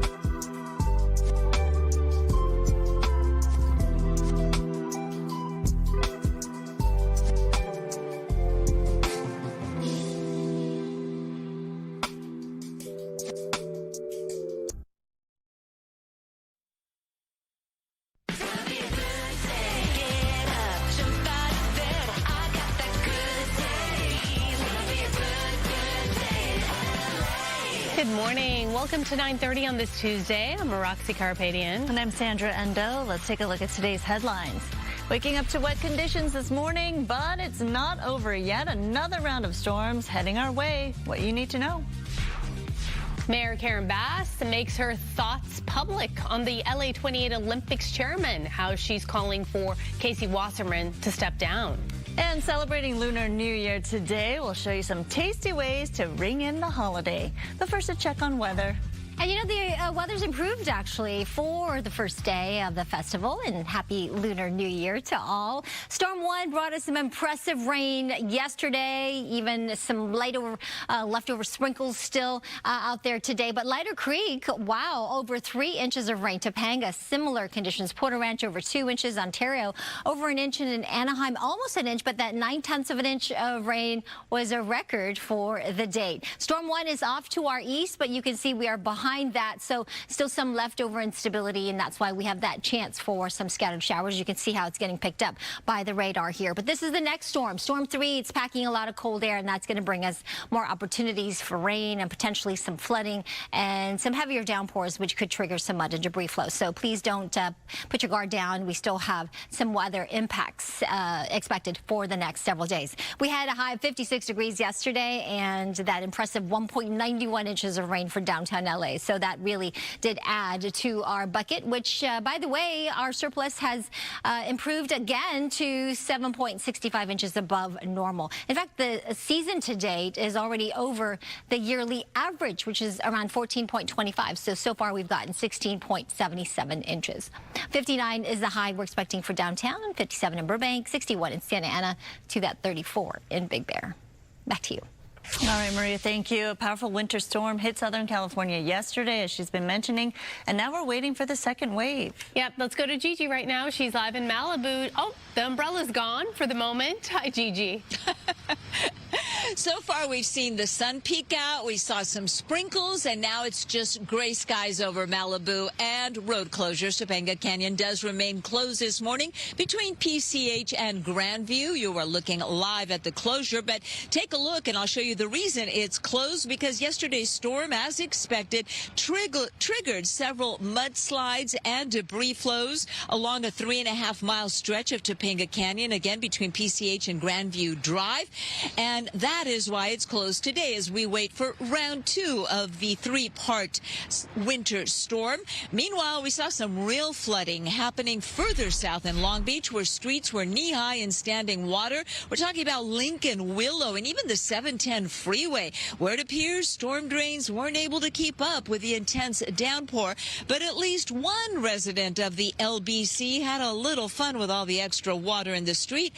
Hayden De Leon, there you see him doing a bit of street surfing yesterday, bringing a smile to many during the gray weather. And no, don't try that at home, please. There was no smiling, though, along Melrose Avenue near Fairfax, where rainwater poured over sidewalks and straight into storefronts. The area hit hard, and while business owners said there were city crews that apparently were pre-positioned to help nearby, they were left frustrated and facing thousands of dollars in water damage. And then last night in Alhambra, a large tree came crashing down on the 1500 block of South 6th Street, one of several trees that we saw come down, this one damaging the exterior of the house, but thankfully no one was hurt. Now, Topanga Canyon is expected to remain closed for the next foreseeable future, the next couple of days. They had hoped to reopen it today, but with that other storm on the way, I don't think that's going to happen. Reporting live, I'm Gigi Graciette. Back to you. Yeah, not yet at least. All right, Gigi, thanks so much. We'll check in with you later. The rain caused a lot of water damage in the Melrose Arts District. Let's show you that. Floodwater surged through parts of Melrose Avenue. Look at that, into several businesses, causing damage to interiors and merchandise. Store owners, along with a busy retail quarter there, saying that the water rose rapidly late in the morning, entering into their shops in just a matter of minutes. And it came all the way through the whole building, and we lost, I don't even know, a lot. More than we can even handle at the moment. Some merchants expressed frustration that the city's equipment positioned in the area ahead of the storm did not prevent the flooding. An inquiry has been made to determine if there were operational failures. Well, with all the rain here, there's snow up in the mountains. So if you've been waiting for a real winter wonderland in Southern California, this is it. Take a look at this. The biggest storm of the season, dumping serious snow on Big Bear Mountain Resort with up to 30 inches in the forecast. Storms are expected to clear just in time for the weekend, setting up what could be one of the best ski and snowboard weekends of the season. So earlier on Good Day LA, we spoke to the resort's advertising and PR director, who had some reminders for people heading up to the mountain this weekend. The biggest thing, again, is just making sure that people are taking every precaution, planning ahead, checking those road conditions, because Highway 38 to and from Redlands does still have some limited closures going on. So making sure that they're not just driving without knowing what's open and available to them. And then outside of that, just being patient. It's going to take us some time to get things dug out. It's going to take people some time to get parked, those sort of things. So if you're coming up and you've got a lesson or you're grabbing some rental gear, maybe add another 15 to 20 minutes to your travel time just to make sure you're safe within that window, and then get up here and enjoy it, because this is going to be by far the best snow conditions we've had all season. Looks beautiful out there. But as for the road conditions to get to Big Bear and the surrounding area, plows did their best to keep 18 passable early this morning, but chains or four-wheel drive is required for every car. So during the worst of the storm yesterday, traffic was only moving about 10 miles an hour in that area. Visibility is a major problem. Keep your chains in your car, because you never know what conditions you'll face. It is so scary when visibility is that low on those windy roads. Sometimes you're like, is it safer to pull over? But then you don't know about other drivers that are behind you. It's dicey for sure. All right, Mayor Karen Bass is urging Casey Wasserman to step down as chair of the LA 28 Olympics. Her statement follows newly released flirtatious emails from 2003. This was between Wasserman and Epstein associate Ghislaine Maxwell. Wasserman denies any ties to Epstein. Recently announced plans to sell his Wasserman Talent Agency as well. While the LA 28 board backed Wasserman after a review, that is, Bass told CNN her decision was unfortunate, and she insists that leadership change is indeed needed. My opinion is that he should step down. That's not the opinion of the board. The behavior of Maxwell, what they were involved in, is abhorrent, and it's an issue that I've worked on for a long time. Bass emphasized her focus is on ensuring LA is fully prepared to host an exceptional Olympics. And if rumors become fact, President Trump may get the chance to nominate another justice to the Supreme Court. There's speculation that Samuel Alito may retire. He's the second oldest justice and one of the most conservative, joining the high court 20 years ago. And with the midterms expected to be tough for Republicans, some think if Alito is stepping down, he'll do it sooner rather than later. Alito also has a book coming out in October, and if the court is starting a new term, he can't be on the bench and on a book tour at the same time. New this morning, LAPD is issuing a statement to students near downtown LA. Stay in school. This comes after Sky Fox was over this anti-ICE protest a few days ago. Demonstrators marched from City Hall to the federal building. There have been some reports of protesters clashing with federal agents, as well as reports of vandalism. Yesterday, LAPD urged students to stay on campus and reminded parents that a city curfew makes it unlawful for minors to be in public during school hours unless they're with a parent or an emergency, or there is an emergency, that is. The police department also threatened to arrest adults who help minors participate in illegal activities like protesting during school hours. Happening today, festivities are underway across the world to mark the Lunar New Year. In Hong Kong, crowds gather to light and plant incense sticks as they make wishes for the Chinese New Year. Lighting incense symbolizes purification, renewal, and respect, with fragrant smoke carrying prayers to heaven the first day of the Lunar New Year. Also known as the Spring Festival in China, falls today. It'll mark the start of the Year of the Horse in the Chinese zodiac. All right, speaking of that, the fire horse, right? Specifically, stuff you can do here locally. That's right. It's a great way to celebrate with food, of course. And one of the great places to eat is at Crustacean Beverly Hills. And we're joined by Elizabeth Ahn, the CEO of Crustacean Beverly Hills. Happy Lunar New Year. Happy Lunar New Year, ladies. Thanks for having me. And may everything you touch this year return to you 10,000-fold. To all my Good Day LA friends over there. What are you serving up for this holiday to ring in the new year? Well, here at Crustacean, because it's an extra special year for us, we've been here for 30 years, and on that note, in celebration also of our 30th year anniversary at Bedford, but also it may be the last year that we'll be on Bedford, we wanted to celebrate in a very special way with a dinner and a show.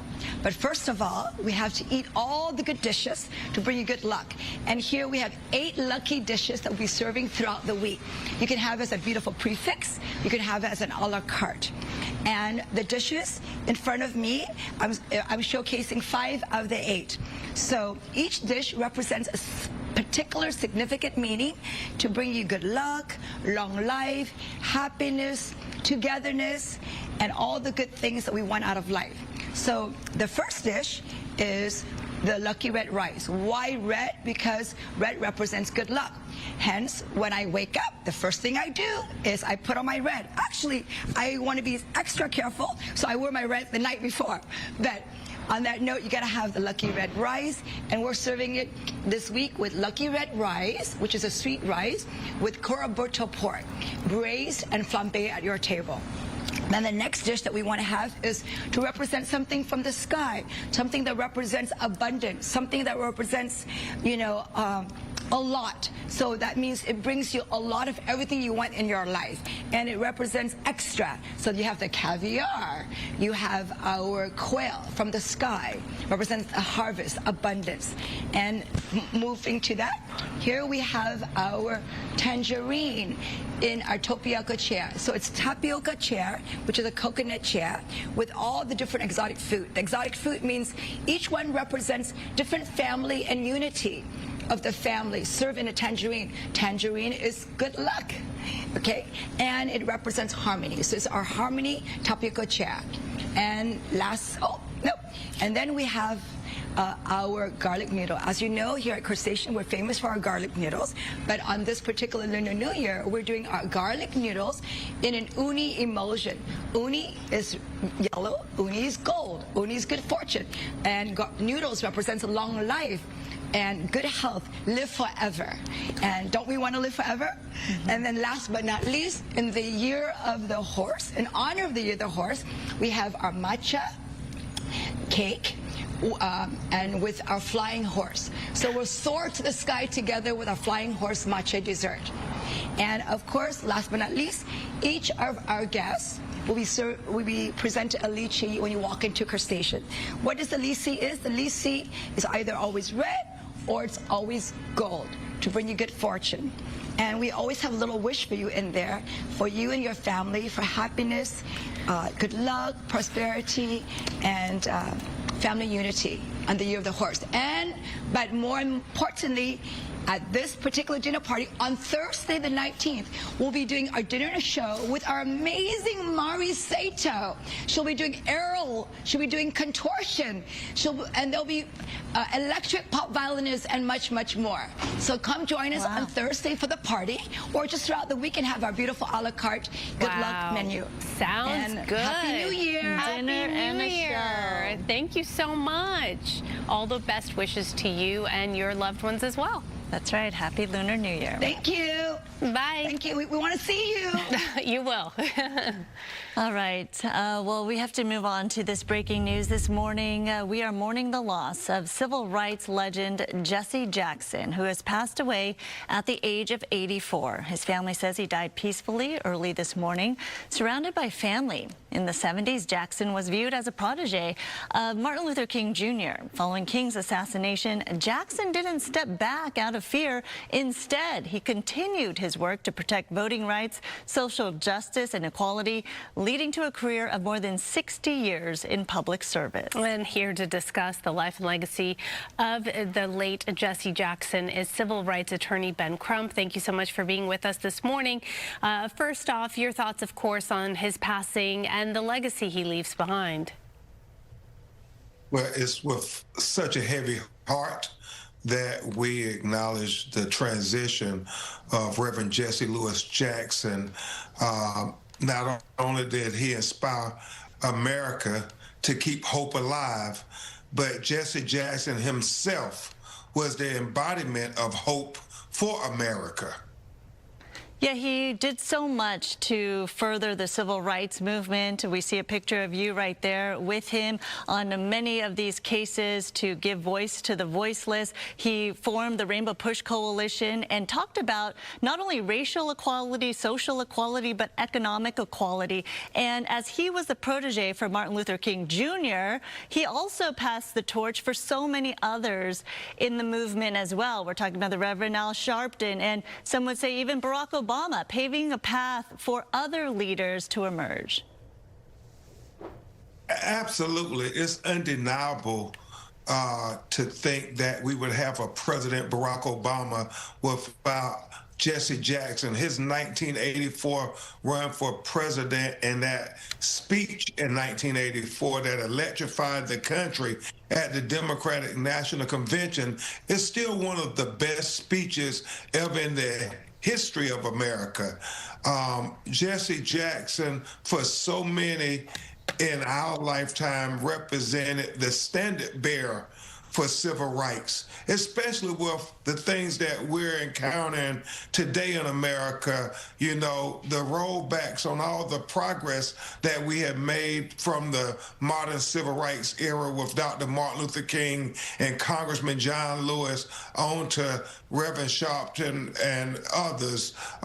Jesse Jackson was the bridge of that, and, you know, just everything he stood for, reminding America, all of us, no matter what they say, how they try to push you down and marginalize you, he said, remind yourself every day, I am somebody. I am somebody. And that's why Jesse Jackson means so much to so many people. You know, a lot of the younger generation may not be as familiar with his work, but certainly as they study the history of what he has accomplished and done, talk a little bit about the role he played in shaping modern politics, but really modern activism, and really reshaping the Democratic Party really altogether.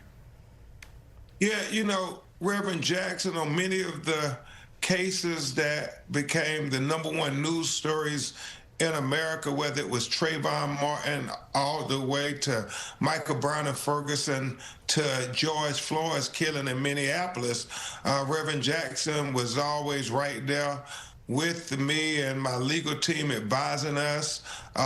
You know, it's very ironic that he transitions on the day that my book is officially launched, Worse Than a Lie, that talks about a lot of these issues that we see happening in real time in America. It's like a life is imitating art when we think about it, with Alex Peretti in Minneapolis and Renee Good and the actions of ICE that are foreshadowed in my book, Worse Than a Lie, this legal thriller that talks about civil rights, because now more than ever, we got to entice people and engage people and educate people on civil rights, that the Constitution matters. That's what Jesse Jackson stood for. The Constitution matters for all of us. And when we have an administration assaulting the Constitution, then we all as Americans have to stand up and be on the front line of activism, as well as participation in the Constitution and government due process. He was the biggest advocate for voting rights. And voting is such a big issue, something that he was making sure that the younger generations would be a part of to get their voices heard. What would you say is the impact going forward now, the unfinished work that he would urge the country to focus on now? Well, it's certainly that they're making sure we preserve our democracy, that all our sisters and brothers, whether black, white, brown, or red, that they matter. I never forget what Reverend Jackson said to me once. He said, Attorney Crump, you don't drown because the water is deep. You drown because you stop kicking. Don't you ever stop kicking. Don't you ever stop kicking. And that is the legacy going forward to young people and the next generation of civil rights leaders. We can never not stop kicking. We always have to keep our eyes on the prize ever forward to try to make America live up to its promise for all of its citizens. That promise of equal justice for all and the pursuit of happiness because we are Americans. Such powerful words and messages that he has really marked history with. I am somebody and never stop kicking will always stay with us.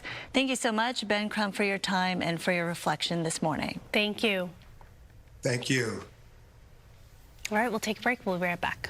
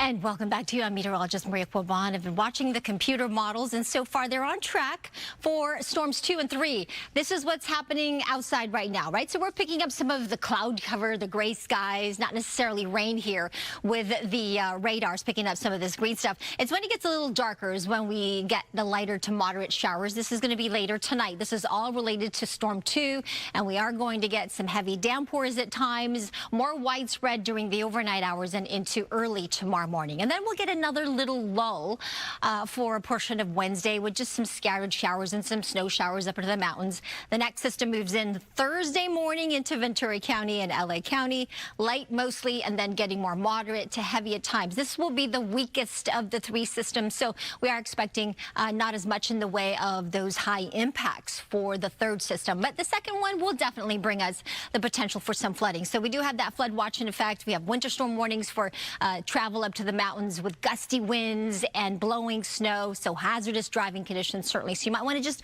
postpone until everything blows out by Friday. Coastal communities 59 today with that chance for rain through Thursday. Downtown LA, chilly 59 degrees, and then we get the sunshine. Look at how it does look pretty good for the weekend. Next week, Monday, we will start tracking a new storm. So we are not done with this yet. Mother Nature's got more in store for us. 34 degrees in Big Bear with chances for snow this afternoon into tonight and tomorrow. And that snow level is expected to drop more, closer to 3,000, 3,500 feet. So that snow level is definitely dropping by tomorrow. 50 degrees in the high desert with that chance for light showers. Same for the low desert area, 66 in Palm Springs, maybe 60. That's it tomorrow. And then we'll be back up to the 70s by Sunday into next week. Back to you. All right, Maria, thank you. Let's tell you what's coming up at 10 o'clock. There is a new list out of the friendliest cities in California. Turns out SoCal is not very friendly. Okay. Okay. Plus, a court orders an important piece of history be returned to a Philadelphia site that tells the story of America. And the world of weight loss drugs could soon be a lot less expensive. Details on a generic version of Wegovy headed for the market.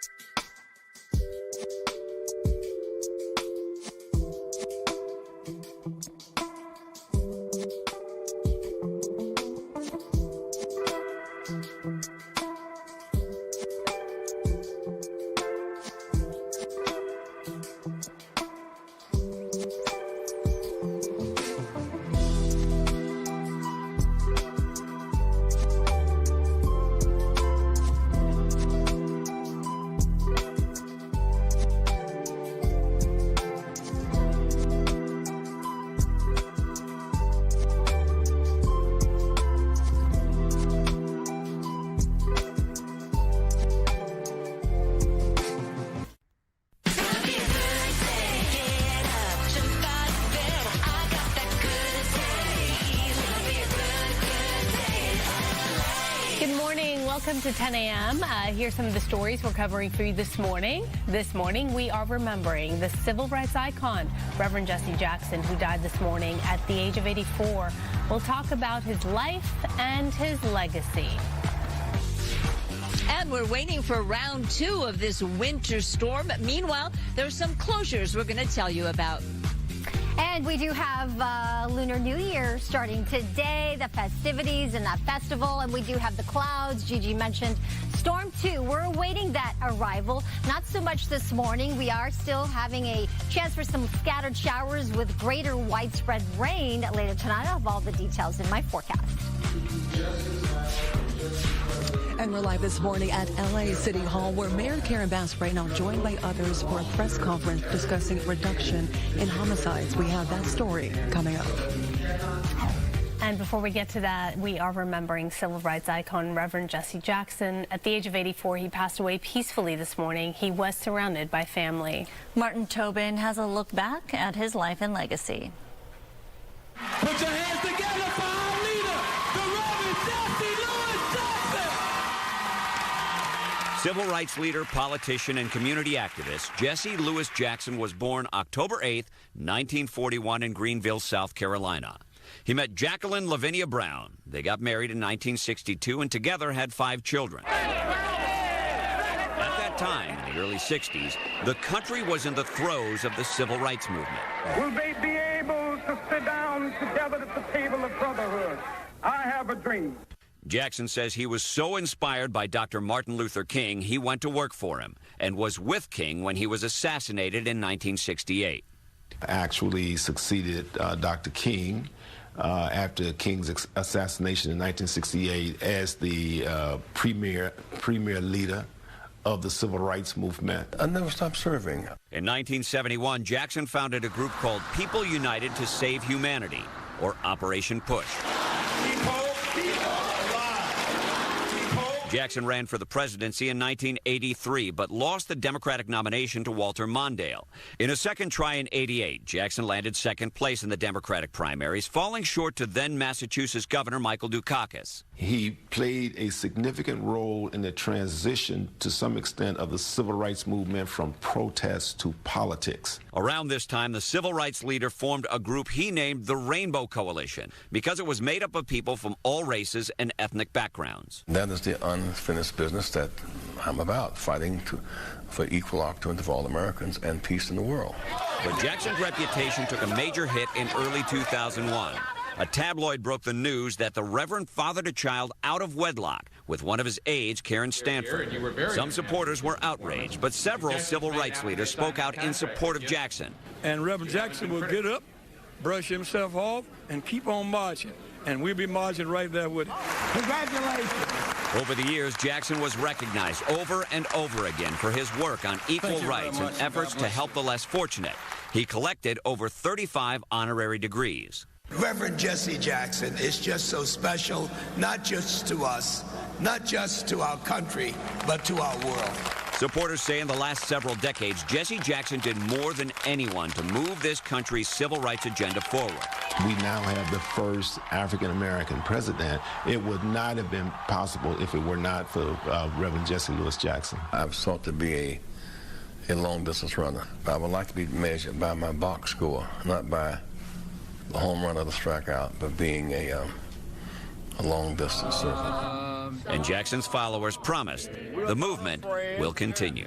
We are not afraid. Mike Tobin, Fox News. We are not afraid. I remember interviewing him many times as my time as a Cub political reporter in New York, and there was a time of a lot of civil unrest with high-profile cases in New York, and being a female, being Asian American, there were very few of us covering politics at the time, but he was always so inclusive, not just as a black leader, but to recognize other communities involved in what was going on. So that is something I appreciated, and it was very clever of him in terms of being inclusive as a leader and as a voice of the community. Of course, the more people you get behind you to believe in your message, the farther you'll go. That is for sure, and his legacy, of course, will continue to live on. All right, let's turn here locally. LA Mayor Karen Bass speaking out regarding the city's murder rate. Rachel Aragon joining us live from City Hall with the latest there. Rachel. Hey, good morning. And that press conference happening right now as I speak. In fact, I'm going to have my photographers show you Mayor Karen Bass right now, joined by city council members and community leaders to discuss the drop in homicides. They're reporting a 19% drop in homicides last year compared to 2024. We'll have more on this story coming up. I'll send it back to you guys in the studio. All right, Rachel, appreciate you being there. Thank you. The storm is over. The damage continues, though. Waterlogged soil was no match for the tree in Woodland Hills. This tree in particular, look at that. It came crashing down. This is Elkannon Avenue about 4 o'clock this morning, right there on top of a car. Obviously also blocked that road there. The fire department did respond. They've been working throughout the morning actually trying to remove this tree. They have to cut it up, chop it up. It's such a big tree. That car, though, damaged, clearly, thankfully, no one was inside of it. But just a reminder what can happen when we get so much rain all at once. And this is the first round of the storm, bringing widespread street flooding as well. We're waiting for the second round to hit this evening, and this video is from the San Fernando Valley. You're seeing right here in North Hollywood, stalled vehicles were submerged in water as a Metro bus plowed through those flooded streets. And flooding triggering a water rescue in Paramount about noon yesterday. 2 vehicles became stranded on Alondra Boulevard between Vermont and Minnesota Avenues. Emergency crews pulled them out. No one was hurt. And again, the first in a series of storm is behind us, but it left behind a lot of heavy rain and damage all across the area. Well, Gigi Graciette live in Malibu to show us. Hi, good morning. Good morning. We've seen a couple of light sprinkles that started about 7 a.m., but nothing major. Of course, round 2 set to arrive later today. Maria Quiban will have much more on that coming up. Meanwhile, a couple of closures you should know about. This one here on the PCH side, Topanga Canyon shut down. Nothing new. We often see it shut down during storms, and since the Palisades fire, it has been closed many times, and this is why. Monday storm triggering mudslides and debris flows in a 3.5-mile stretch of Topanga Canyon, again between Grandview Drive and PCH. Crews found at least 8 debris and mud flow sites that were blocking the road. No word on when Topanga will be safe enough to reopen. Meanwhile, we saw some real flooding happening further south yesterday in Long Beach, where streets were knee-high in standing water. We're talking about Lincoln, Willow, and even the 710 freeway. On the street, it appears storm drains simply weren't able to keep up with the intense downpour. But at least one LBC resident had a good time with it all. Hayden De Leon, there you see him doing a bit of street surfing yesterday, bringing a smile to many during the gray weather. But there was no smiling along Melrose Avenue near Fairfax yesterday, where rainwater poured over sidewalks and straight into storefronts. The area hit hard, and while city crews were reportedly pre-positioned nearby, business owners say they're frustrated. They did nothing to help them, and now they're facing thousands of dollars in water damage. And you saw that downed tree in Woodland Hills. Take a look at another one. This one coming down in Alhambra last night on the 1500 block of South 6th Street. It damaged the exterior of the home, but no reports on injuries, which of course is a good thing. If you're out and about later today, allow yourself plenty of time as that second storm moves in. Reporting live in Malibu, I'm Gigi Graciette. Back to you. All right, Gigi, thank you. Let's talk about that second storm, Maria. Yeah, the bad news is we do have another round of really can be heavy rain at times later tonight and into the overnight hours. We have those strong gusty winds again. I think a lot of cold air with this system, so there's some instability, and also a lot of mountain snow expected with the second round of rain. We do have some rain getting picked up by the satellite radar right now. Not much, just some pop-up mostly light showers moving across, and that's all part of the instability that's still rotating around this area of low pressure. That was storm 1.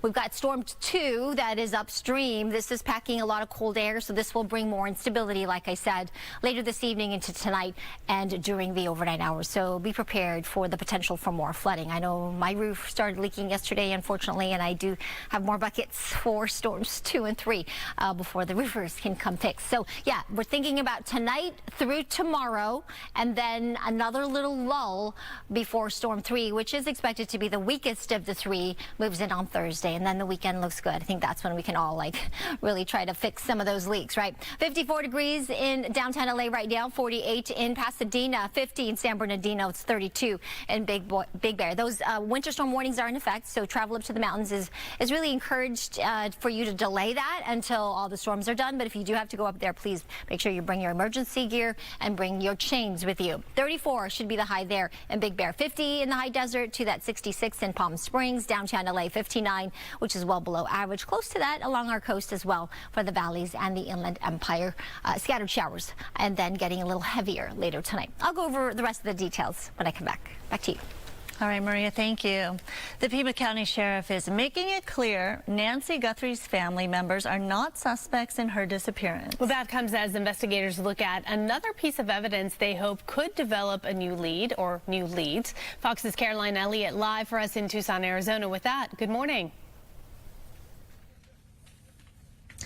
Good morning, Sandra and Araxia. It's day 17 of this investigation, and as far as we know now, investigators still do not have a suspect, but in the last hour, we did just confirm that the FBI is now visiting different gun stores in the Tucson area to ask about the case.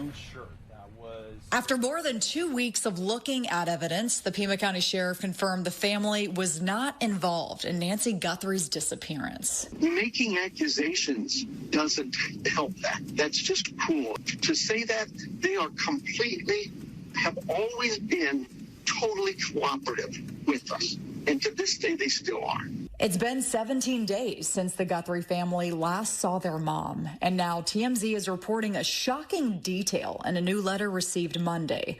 TMZ's Harvey Levin says the writer is implying Nancy Guthrie may have been taken to Mexico. I know what I saw 5 days ago south of the border, and I was told to shut up. Authorities have not said whether or not this note is authentic or any of the notes for that matter. Look, you don't trust the FBI.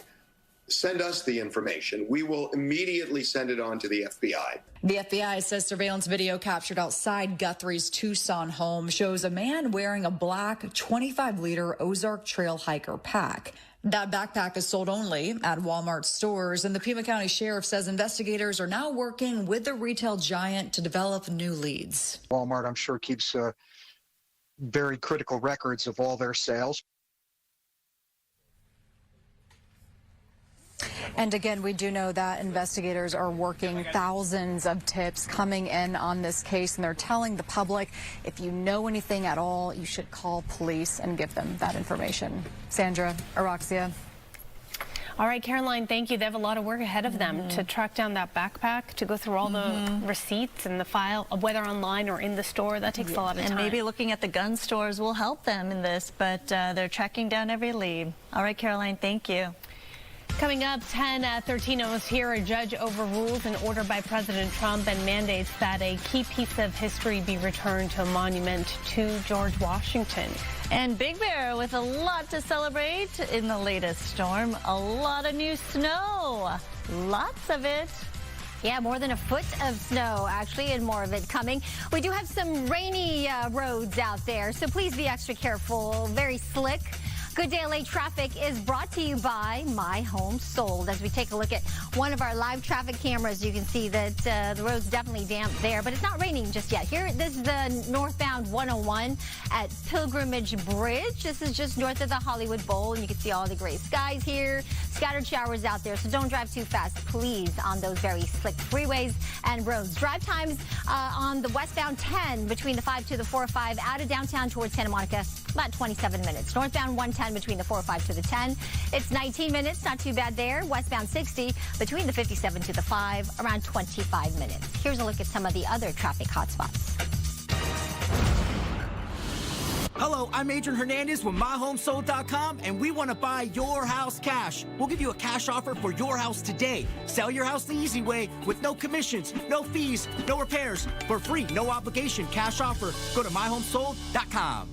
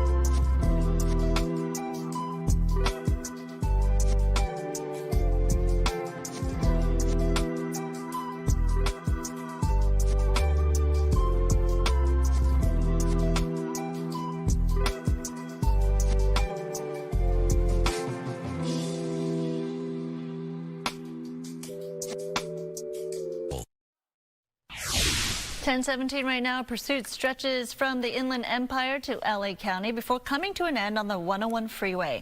It all happened just after 10:30 last night. A pickup driver led San Bernardino County deputies and the CHP on a chase after allegedly running a red light and refusing to pull over. The suspect got on the westbound 10 freeway, eventually making his way to LA County. The driver eventually pulled over on the 101 freeway to step out and surrender. Firefighters battle a large structure fire in Arlington Heights at a boarded-up home on South Wilton Place. Crews arrived on scene about 10 o'clock last night to find flames had already reached the second floor and spread into the attic. It took the quick work of about 66 LA City firefighters to get that fire under control. No one was hurt, and the cause is under investigation. The family of surf legend Kurt Van Dyke is in mourning after he was murdered at his home in Costa Rica. Relatives say Van Dyke, a surfing icon in Santa Cruz before moving abroad, was killed in his home by intruders who broke into his house in the Limon province. Police say the suspects tied him up and his girlfriend as well before killing him and taking some valuables. Costa Rican authorities are investigating this, but no arrests have been made so far. Everybody's still in shock, let me put it that way. There's been tears, conversations, reflections, memories. So I think we're just all going through that process that everybody goes through when somebody close to them passes or dies or moves on. Kurt Van Dyke is survived by his 3 children. The family has not yet announced plans for a funeral or memorial service. Mayor Karen Bass urging Casey Wasserman to step down as chair of the LA 28 Olympics. Her statement follows newly released flirtatious emails from 2003 between Wasserman and Epstein associate Ghislaine Maxwell. Wasserman denies any ties to Epstein and recently announced plans to sell his Wasserman Talent Agency. While the LA 28 board backed Wasserman after a review, Bass told CNN her decision was unfortunate and she insists leadership change is needed. My opinion is that he should step down. That's not the opinion of the board. The behavior of Maxwell, what they were involved in, is abhorrent, and it's an issue that I've worked on for a long time. Mayor Bass emphasizing her focus is on ensuring LA is fully prepared to host an exceptional Olympics. The executive director of the Hyatt Hotels Corporation stepping down. Recently released files revealed Thomas Pritzker was in regular contact with Jeffrey Epstein in the years following Epstein's 2008 plea deal on sex crime charges. Pritzker released a statement reading in part, "Good stewardship also means protecting Hyatt, particularly in the context of my association with Jeffrey Epstein and Ghislaine Maxwell, which I deeply regret." Yesterday's pounding rain has some homeowners dealing with water dripping through ceilings. Buckets can be a first line of defense, but many are headed to stores like Home Depot to search for more substantial solutions. We spoke with a roofer who got flooded with calls during yesterday's downpour. He says to be careful about rushing into what might be an overpriced fix. When you panic, you end up getting, you could be victim to a lot of the storm chaser type roofers who thrive in this type of chaotic environment. One handyman told us most of his calls were for patios that weren't sealed properly. Yeah, that does happen. All right. Well, the San Bernardino Mountains are getting tons of fresh snow with more on the way. Several inches fell yesterday. Good news for the ski resorts, but a tough time on the road. Clouds did their best to keep the 18 passable. Chains or four-wheel drive were required for every car there, and many drivers pulled over, hoping the snow might let up a bit, and some would-be skiers gave up before they even got there. We came up and we thought we were going to ski a few runs, and we only got in 3, and then it's just crazy. You can't see in front of yourself, and it's we're heading home. Too intense? We're heading home, yeah.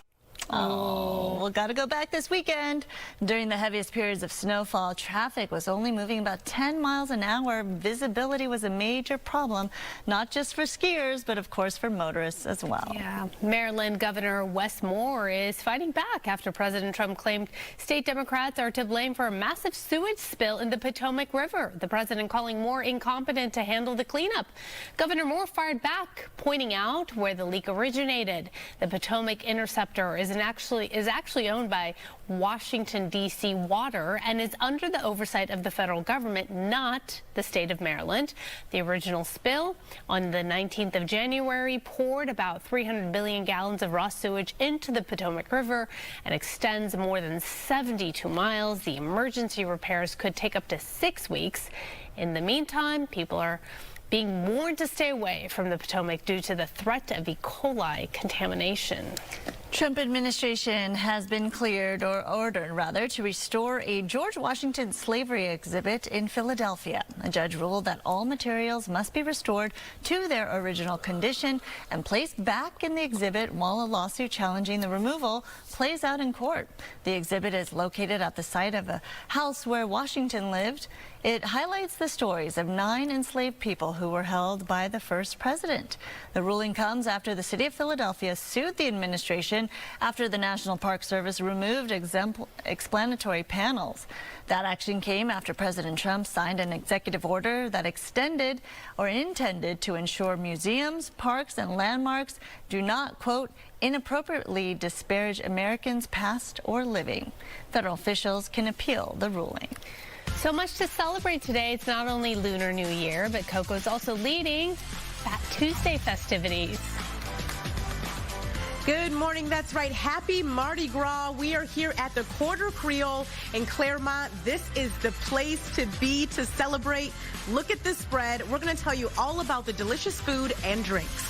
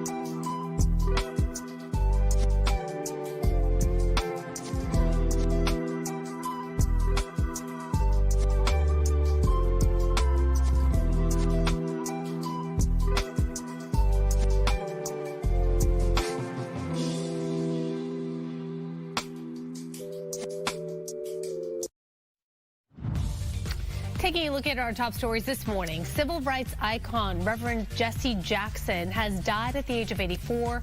Jackson, a two-time Democratic presidential candidate and the founder of the Rainbow Push Coalition, passed away peacefully this morning, surrounded by family. We're getting a break from the rain just for a little bit, but the damage is still piling up. This is the tree that fell over early this morning in Woodland Hills, taking down power lines and blocking the street. In Alhambra, a tree fell last night, damaging the exterior of a home. A shooting at a Rhode Island hockey rink leaves 3 people dead, including the shooter. 3 others critically injured in yesterday's incident. Police say the shooting erupted during a high school game in Pawtucket and was likely the result of a family dispute. The shooter, identified as Robert Dorgan, died from a self-inflicted gunshot. And how about that rain coming, Maria? Yeah, let's talk about Storm 2, which is on its way. We are still getting some instability from Storm 1, which is now, for the most part, to our east. So we're still picking up some of that, some sprinkles, if you will. Storm 2 is upstream. That's going to work its way south overnight tonight, or at least as early as later this afternoon and evening for some areas. And then it'll get heavy at times. We'll get some of those downpours, which can cause some flooding. So we do have that flood watch that's going to go into effect along with those winter storm warnings. That low will be out of here, it looks like, later tomorrow, and then we'll get another little lull before Storm 3 moves in sometime early Thursday morning, and it'll be more blanket and spread out, more widespread for the remainder of Thursday. I do think this will be the weakest of all the storms, so at least we have that, right? Storm 2 will be very cold, and that will help to lower snow levels down to near 3,500, even 3,000 feet. So these winter storm warnings will stay in effect for some very hazardous driving conditions up into the high country. If you're planning to head up there, you must travel with the emergency gear like extra flashlight, water, blanket, and just make sure you call 511 just to get the very latest road report. We have wind advisories and wind warnings for portions of the Antelope Valley. Some of these wind gusts, much like yesterday, can get up to 60 miles per hour, even 75 mile per hour winds in some of those higher elevations. Flood watches go into effect through at least tomorrow morning, and then it'll kind of be a little quiet before Storm 3 moves in. High surf advisory as well. Strong rip currents in the water. I would not suggest you get in the water, but just wanted to caution you about the high waves that are rolling in. High temperatures today around 57 in Burbank, so grab that jacket. 53 in Santa Clarita, 60 Woodland Hills, 61 in Santa Ana and Orange County, same for Long Beach, and in Huntington Beach around 34 in Big Bear, with that snow picking up again later this afternoon. Back to you. Maria, thank you. So breaking news right now out of Maryland, where a federal judge has ruled that the government cannot re-detain Kilmar Abrego Garcia. The judge said the 90-day detention period has expired and the government has no viable plan for deporting him. The Salvadorian national's case has become a focal point in immigration debate after he was mistakenly deported to his home country last year. Abrego Garcia has an American wife and a child, and he has lived in Maryland for years.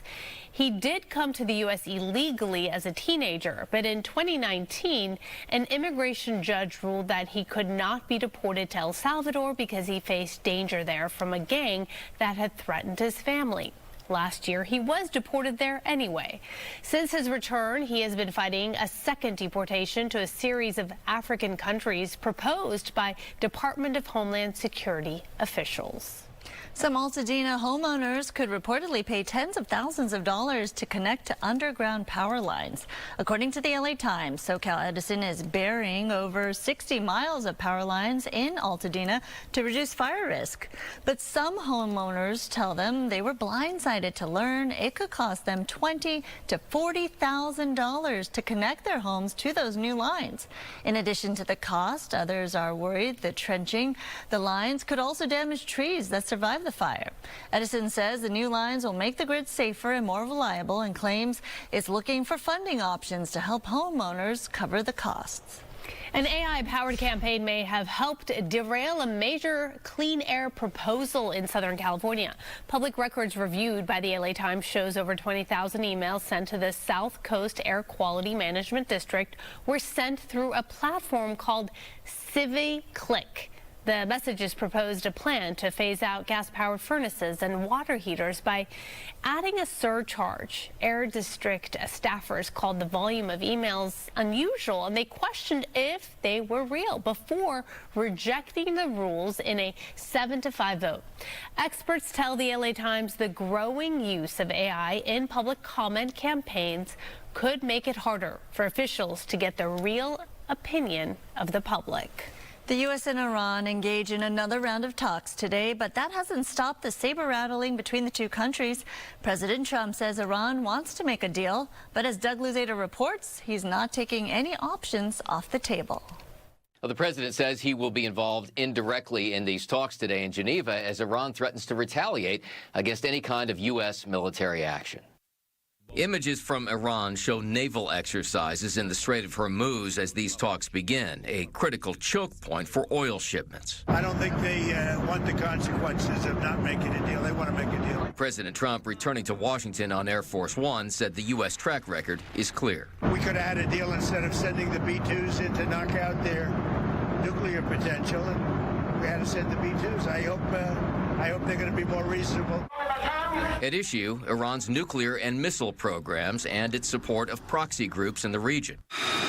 And while the U.S. is giving talks a chance, a second U.S. aircraft carrier, the Gerald Ford, is heading to the region. All of those ships with their missiles, with their aircraft, and all the bases that have been receiving aircraft, they're all designed to conduct a combined attack. There were major protests around the world over the weekend pushing for regime change in Iran, upping the pressure on the president. He told the Iranian regime, if you massacre protesters, you're going to pay a terrible price. The president of the United States can't say words like that and put the credibility of the United States on the line without delivering.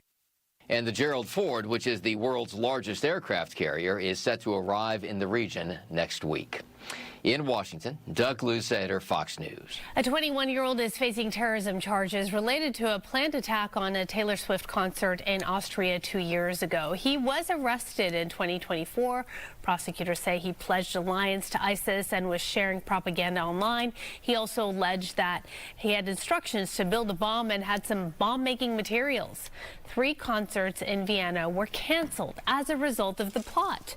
U.S. agencies provided intelligence about the possible attack.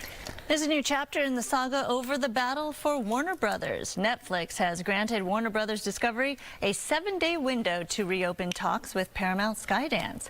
Warner Brothers Discovery Board had agreed to sell itself to Netflix for $83 billion. Paramount has been trying to buy the studio for more money. However, the Warner Brothers Board is still recommending to shareholders that it take the Netflix offer. A March 20th WBD shareholder meeting has now been set to vote on the Netflix deal.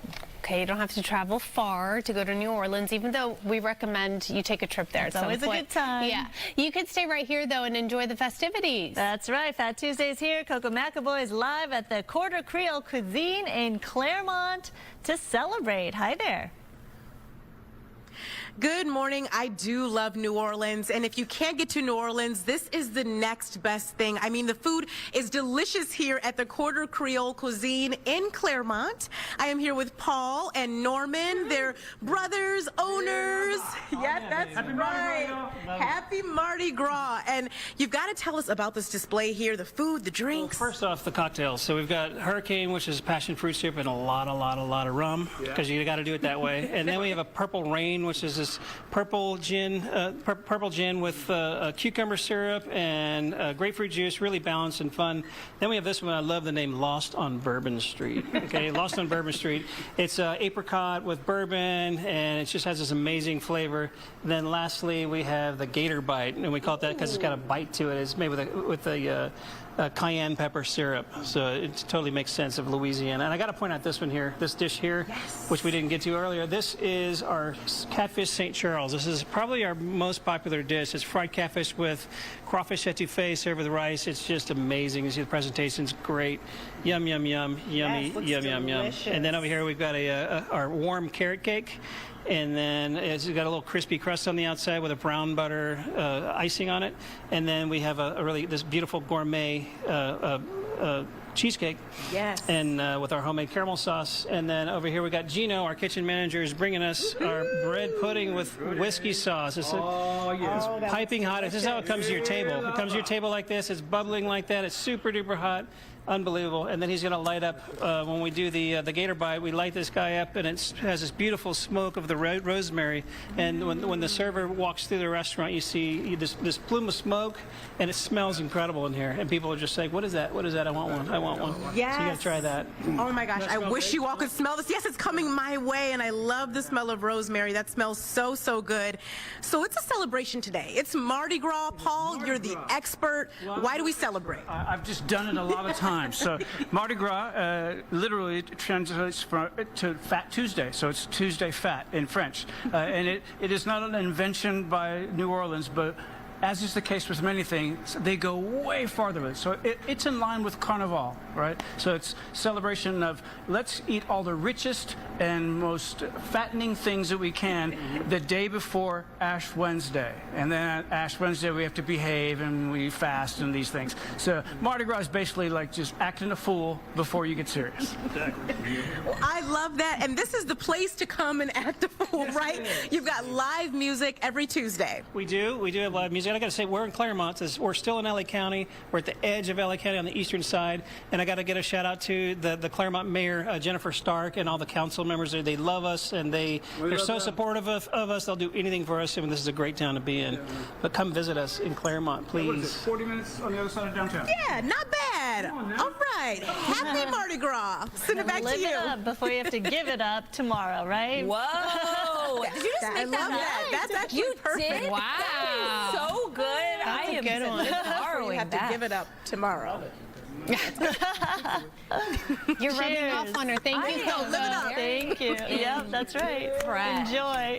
Are you giving How many years did it take for you to rub off on her like that? See, she's just like naturally. Yeah, that was so great. It's very contagious. Are you giving anything up? No. Life is too short. I don't give anything up. My grandma goes, I'm 90. The priest said Yeah, I don't have to give anything up. I said, okay, that's good. Because I can't keep anything. So I think I might lean into your thing that you do on the weekends. What you tried to do, Didn't you? Yeah, exactly. How many years it's have you award been saying season, that? and I'm trying. Not doing social media on the weekends as much. I might lean back into that. It's like people's resolution to drink more water every year. Right, every year. Right. Good morning to you. Good Day LA Entertainment is sponsored by Yamava Resort and Casino. Pop quiz. He lives in a pineapple under the sea. SpongeBob SquarePants. And now it's coming to our living room above water. I'm talking about the one, the only, say it with me again, ladies, SpongeBob SquarePants. I'm taking you to the underworld. Are you sure he's the one? He's the key to unlocking my curse. What are we laughing about? Tom Kenny's so good as the voice of SpongeBob. You saw this one in You theaters. liked it? Yeah. You did? My son liked it. Well, that's all that I enjoyed matters. the nap. Yeah. It's an expensive nap, though. It is expensive nap. The film that made a splash in theaters for the holiday season is now streaming on Paramount Plus. The SpongeBob movie, Search for SquarePants, hit the streamer today. So grab the Patrick in your life and watch it this week, or you know what, just save it for the weekend. Sandra, will you join me in a little big guy? Oh, yeah. Big guy. Big guy. Big guy. SpongeBob, big guy, pants okay. Remember pants? Yeah, pants My okay. kids are doing it. I still can't grasp it. Really? We've been doing it for about a month. You've been doing it. There's no we, and I still can't grasp it. They'll get it. They'll get it. So less than a week after Valentine's Day, the clothing brand Reformation is not celebrating love, ladies. They're celebrating Splitsville, and they called their lawyer, and you know her name, and you know the game. Introducing the Divorce Collection from Reformation. Oh my and you God. gotta That call is very funny. Very funny. None other than Laura Wasser is the face and one of the biggest names amongst divorce attorneys. Let's just say several stars have her on speed dial, including Kim Kardashian, Angelina Jolie, Britney Spears, and Johnny Depp. Okay. The collection includes a top that says dump him, and the slope right there, and it comes in different colors. And the slogan is, we called our lawyer and she doesn't want you to settle. Right? Good. That's good. Cheeky and good, complete with dresses, accessories, shoes, and looks like you just won in court. Very funny. Yeah. I like it. The divorce collection. Can you imagine like you're newly divorced and then Reformation hits you with the divorce collection and you're thinking, hey, yeah, representation matters for everyone. That's true. That's true. All right, I think we're going to take a break. We'll be right back. All right.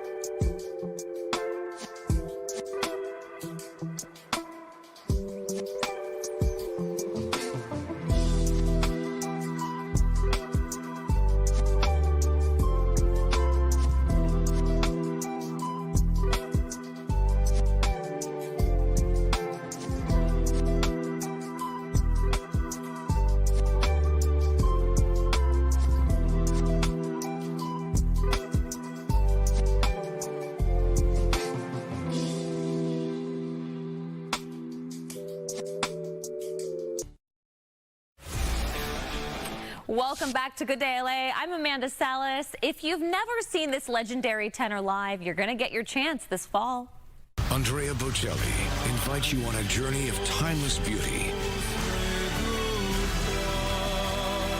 Celebrate the 30th anniversary of Romanza, the world tour. Oh, I love it. Andrea Bocelli is bringing that amazing voice to the Hollywood Bowl September 15th and 16th, and tickets are on sale at AndreaBocelli.com. Well, how would you like to get hooked up for free? Good Day LA wants to hook you up with 4 tickets to see Bocelli at the Hollywood Bowl on September 15th. Enter for a chance to win on our website at foxla.com/contest or scan that QR code right there on the screen. Good luck to our viewers. Now tossing it over to our Bella Maria. Oh, grazie, grazie. We have some rain in the forecast, in case you didn't hear. We had Storm 1 that rolled through here yesterday, last night, and there's still some leftover instability and some sprinkles, so there's still a chance for some light passing showers. Greater chances as we get into tonight and during the overnight hours in Topanga Beach. A little bit of a lull, I'd say later on the day tomorrow before the next system moves in on Thursday. planning ahead to the weekend, just some clouds maybe, but much drier conditions. So hang in there, okay?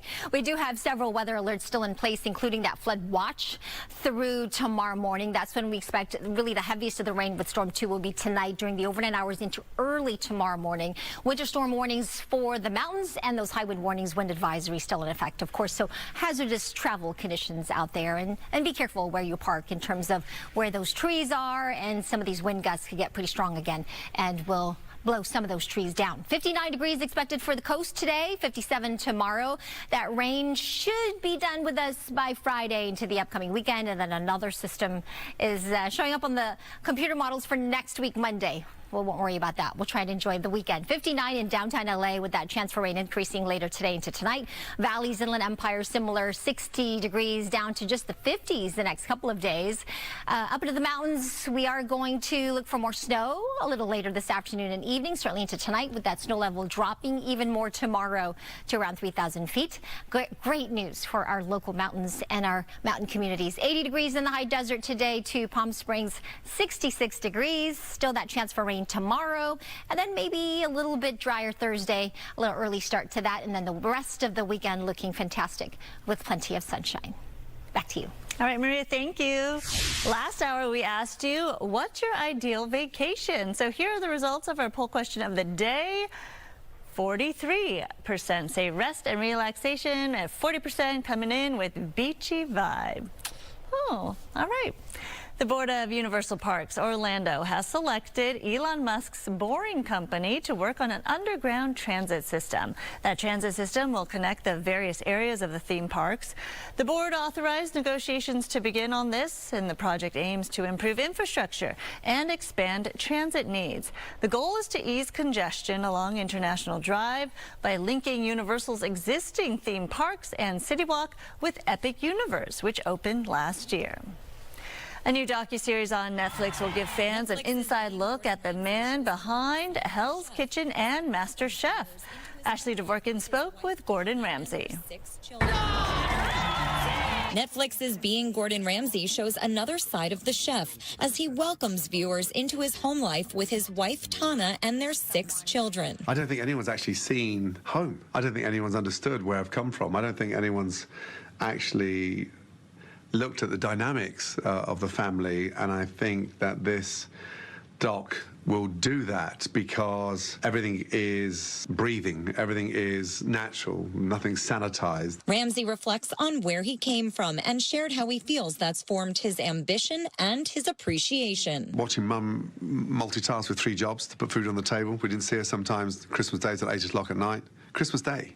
Not waking up, having, a moment with Mum, but not seeing her to 8 o'clock at night. Being offered food stamps at school and then having to stand at the other side of the cafeteria because that's where those cheap lines were. I think that molds you. I think that makes you super grounded. And secondly, I'll be honest, my mum would kick my if I started thinking that I'm Billy Big Bollocks and I can do what the hell I want to do. The show joins Gordon at work, too, as he opens 5 culinary experiences at London's 22 Bishopsgate. Why do you feel it's so important to keep challenging yourself at this point in your career to take big risks? Honestly, I think I'm scared of slowing down. I think I'm worried about not having that kind of pace because I enjoy it. I do it properly and I work bloody hard at it. So do I want to be sat on a beach in Cabo, lunching and dinner every night and drinking? No. Do I want to work hard and then compete in triathlons and get on my boat and go fishing? Yes, I do. There's so much riding on this. Being Gordon Ramsay premieres February 18th.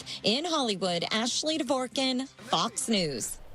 All right, coming up, a new poll rates the friendliest cities in California. And spoiler alert, Southern California did not rank very well. All right, you're looking at a live picture of Santa Monica right now where you can still see those clouds. Look at that surf. Maria's up next with your full forecast. Rain is coming.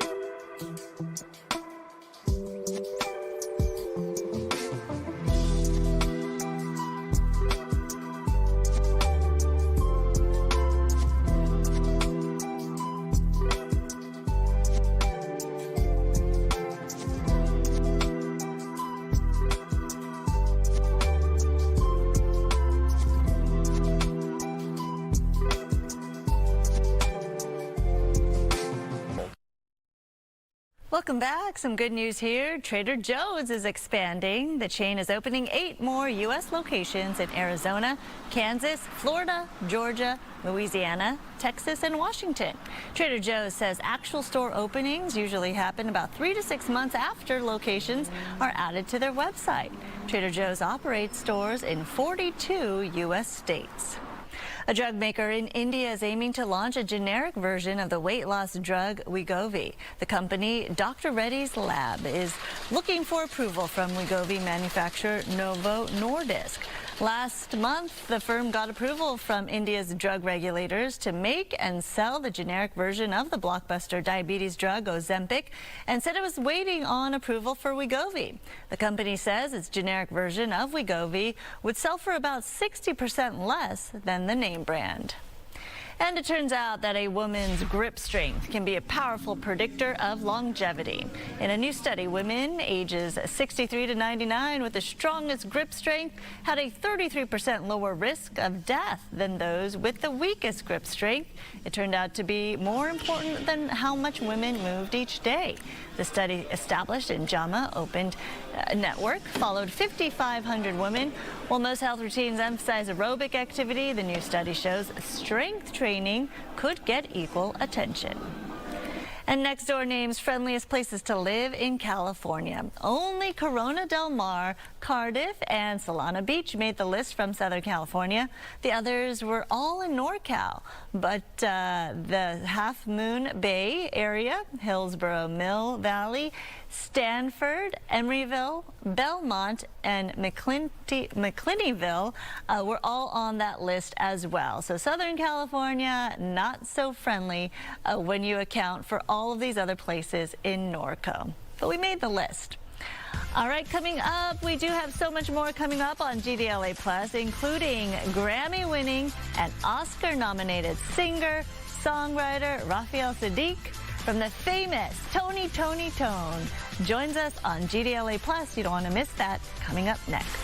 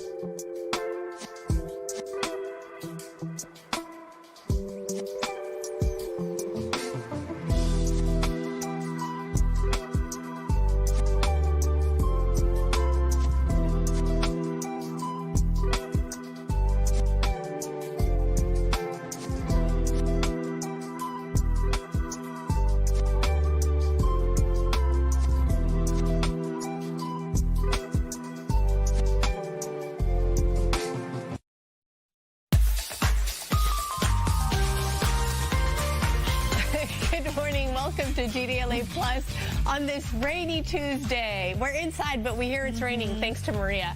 Are you guys staying dry out there? Maria's got you covered with the forecast. She's sticking around a little bit later today because it's been a busy weather couple of days, right?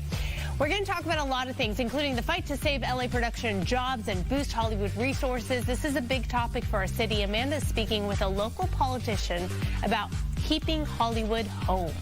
And he's nominated for the Best Original Song Academy Award. Raphael Saadiq is here to talk about his work on Sinners. Nice. I just saw that over the weekend, actually. Before all that, though, Maria. Yes. Hi. Hi. Happy Lunar New Year. For those who celebrate, today does mark the beginning of the festival, and we've got some clouds out there. Yes, we have been busy tracking the storms, and Storm 1, for the most part, is leaving us alone now. We do have some clouds, though, and just a chance for some scattered light showers. Nothing like what we saw yesterday. So it is the year of the fire horse, and we are off to a good start. Just picking up some light showers on the radar right now. So depending on where you are, you could be seeing just some clouds and maybe even a little bit of sunshine or some very light to moderate showers, especially down south into parts of Irvine. Right now, I see a little patch of moisture moving in to South OC. We have had some impressive rain totals over the last 24 to 36 hours. So far, Lytle Creek over 3 inches, Topanga 3 inches as well. Porter Ranch 2 inches as forecast. Ontario an inch, and that 91/100th of an inch of rain in Anaheim yesterday and last night actually was a record for the date. So there's Storm 1 moving off to the east over the desert southwest, and we just, like I said, just a chance for some passing showers today. Now, as we look to Storm 2, which is still upstream, that's going to bring us even colder air. Look at all the snow in the Sierra Nevada. So this will bring us quite a bit more snow as we get into tonight, tomorrow morning. That's when the bulk of Storm 2 will move in. So, of course, another round of rain, heavy at times, especially during the overnight hours into early tomorrow morning. And then that storm will move off again, leaving us with a slight lull or just some passing showers for the rest of Wednesday. And then Thursday, Storm 3 moves in. This will bring us another round of rain. This will be the weakest, though, of the 3 storms, so I don't expect any major impacts from that, but the chance for some more flooding, of course, still there, considering how much rain we've already gotten. 56 degrees was the high temperature yesterday for downtown LA, and we registered almost 2 inches in downtown. That's very impressive. The monthly total so far, 2.66 inches, and for the season, we've already surpassed the entire season's total with 16.77 inches. So our surplus has grown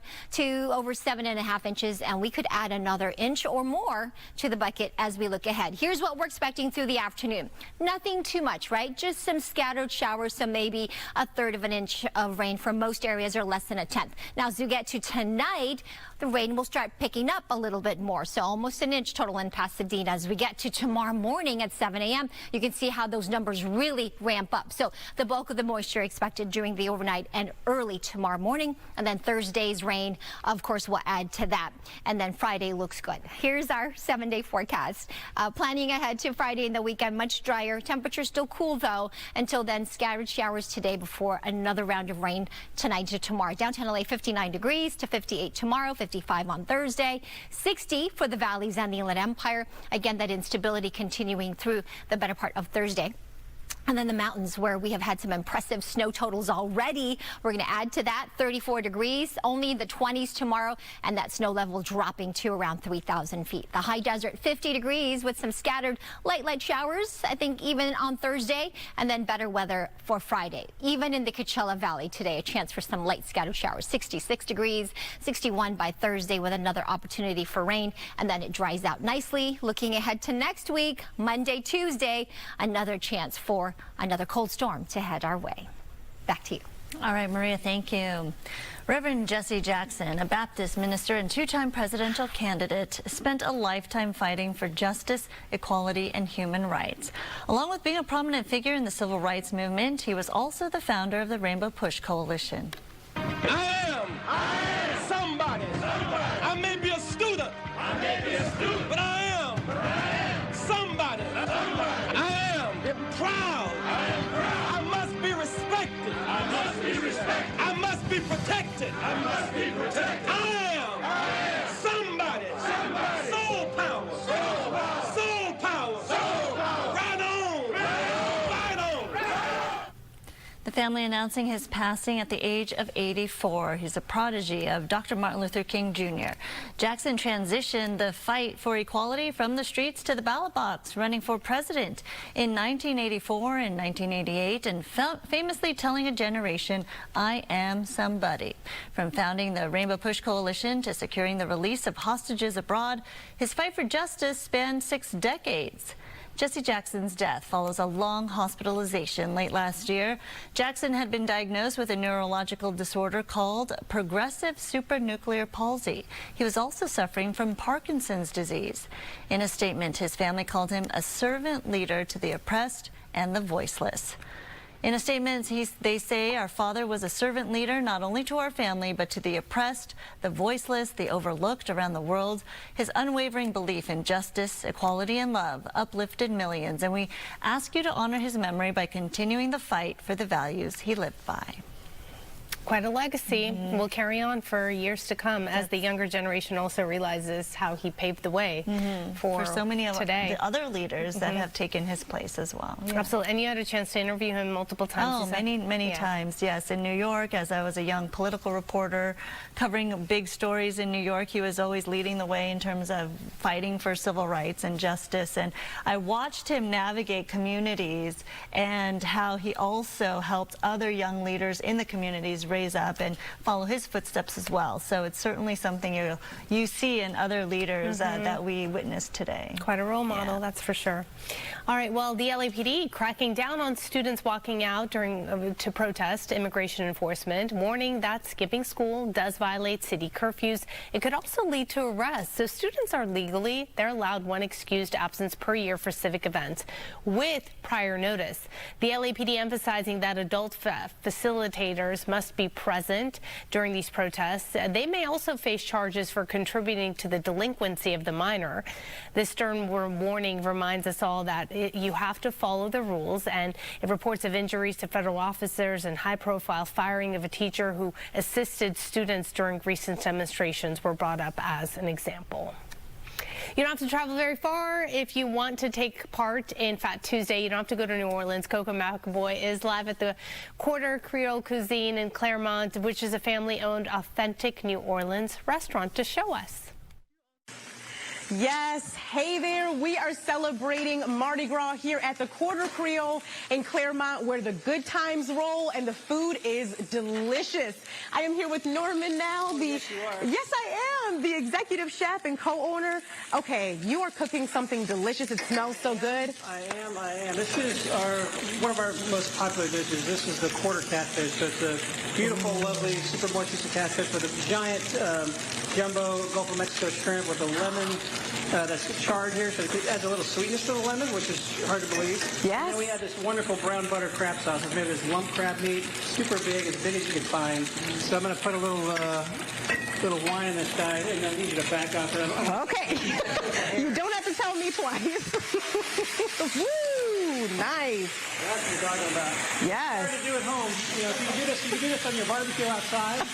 You get the little burner that you never use. You can do it on that. But typically, you're going to do this in a commercial setting.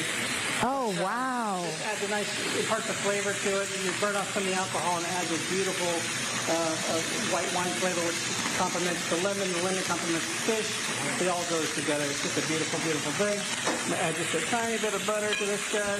That looks like delicious butter. Yeah. Butter.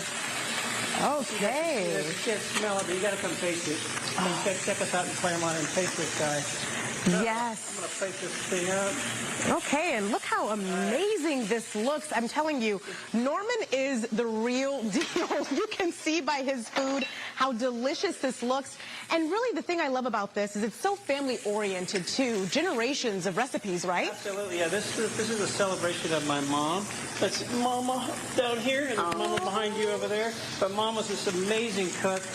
And everybody in the neighborhood in New Orleans, where she grew up, thought that she was the best cook in the neighborhood, and that's saying a lot. We're talking about New Orleans cooks here. So here's our brown butter crab sauce. All righty. Lump crab meat is huge. Oh my gosh. You can get. That looks delicious. Fantastic. Buttery brown. So we take the butter and we brown it. So okay. The butter just imparts this nutty, almost like a candied flavor to it. It's just amazing. Whole different thing. So that's one of our most popular dishes. You got to come check it out. All right. I love it. Happy Mardi Gras to everyone out there. They have live music every single Tuesday night here at the Quarter Creole in Claremont. I'll send it back to you. Looks so good. Probably smells so good too. All right, coming up, he's a Grammy-winning singer and songwriter, and he's nominated for an Oscar this year. Raphael Saadiq is in the Yamava Lounge. Come on out here and join us.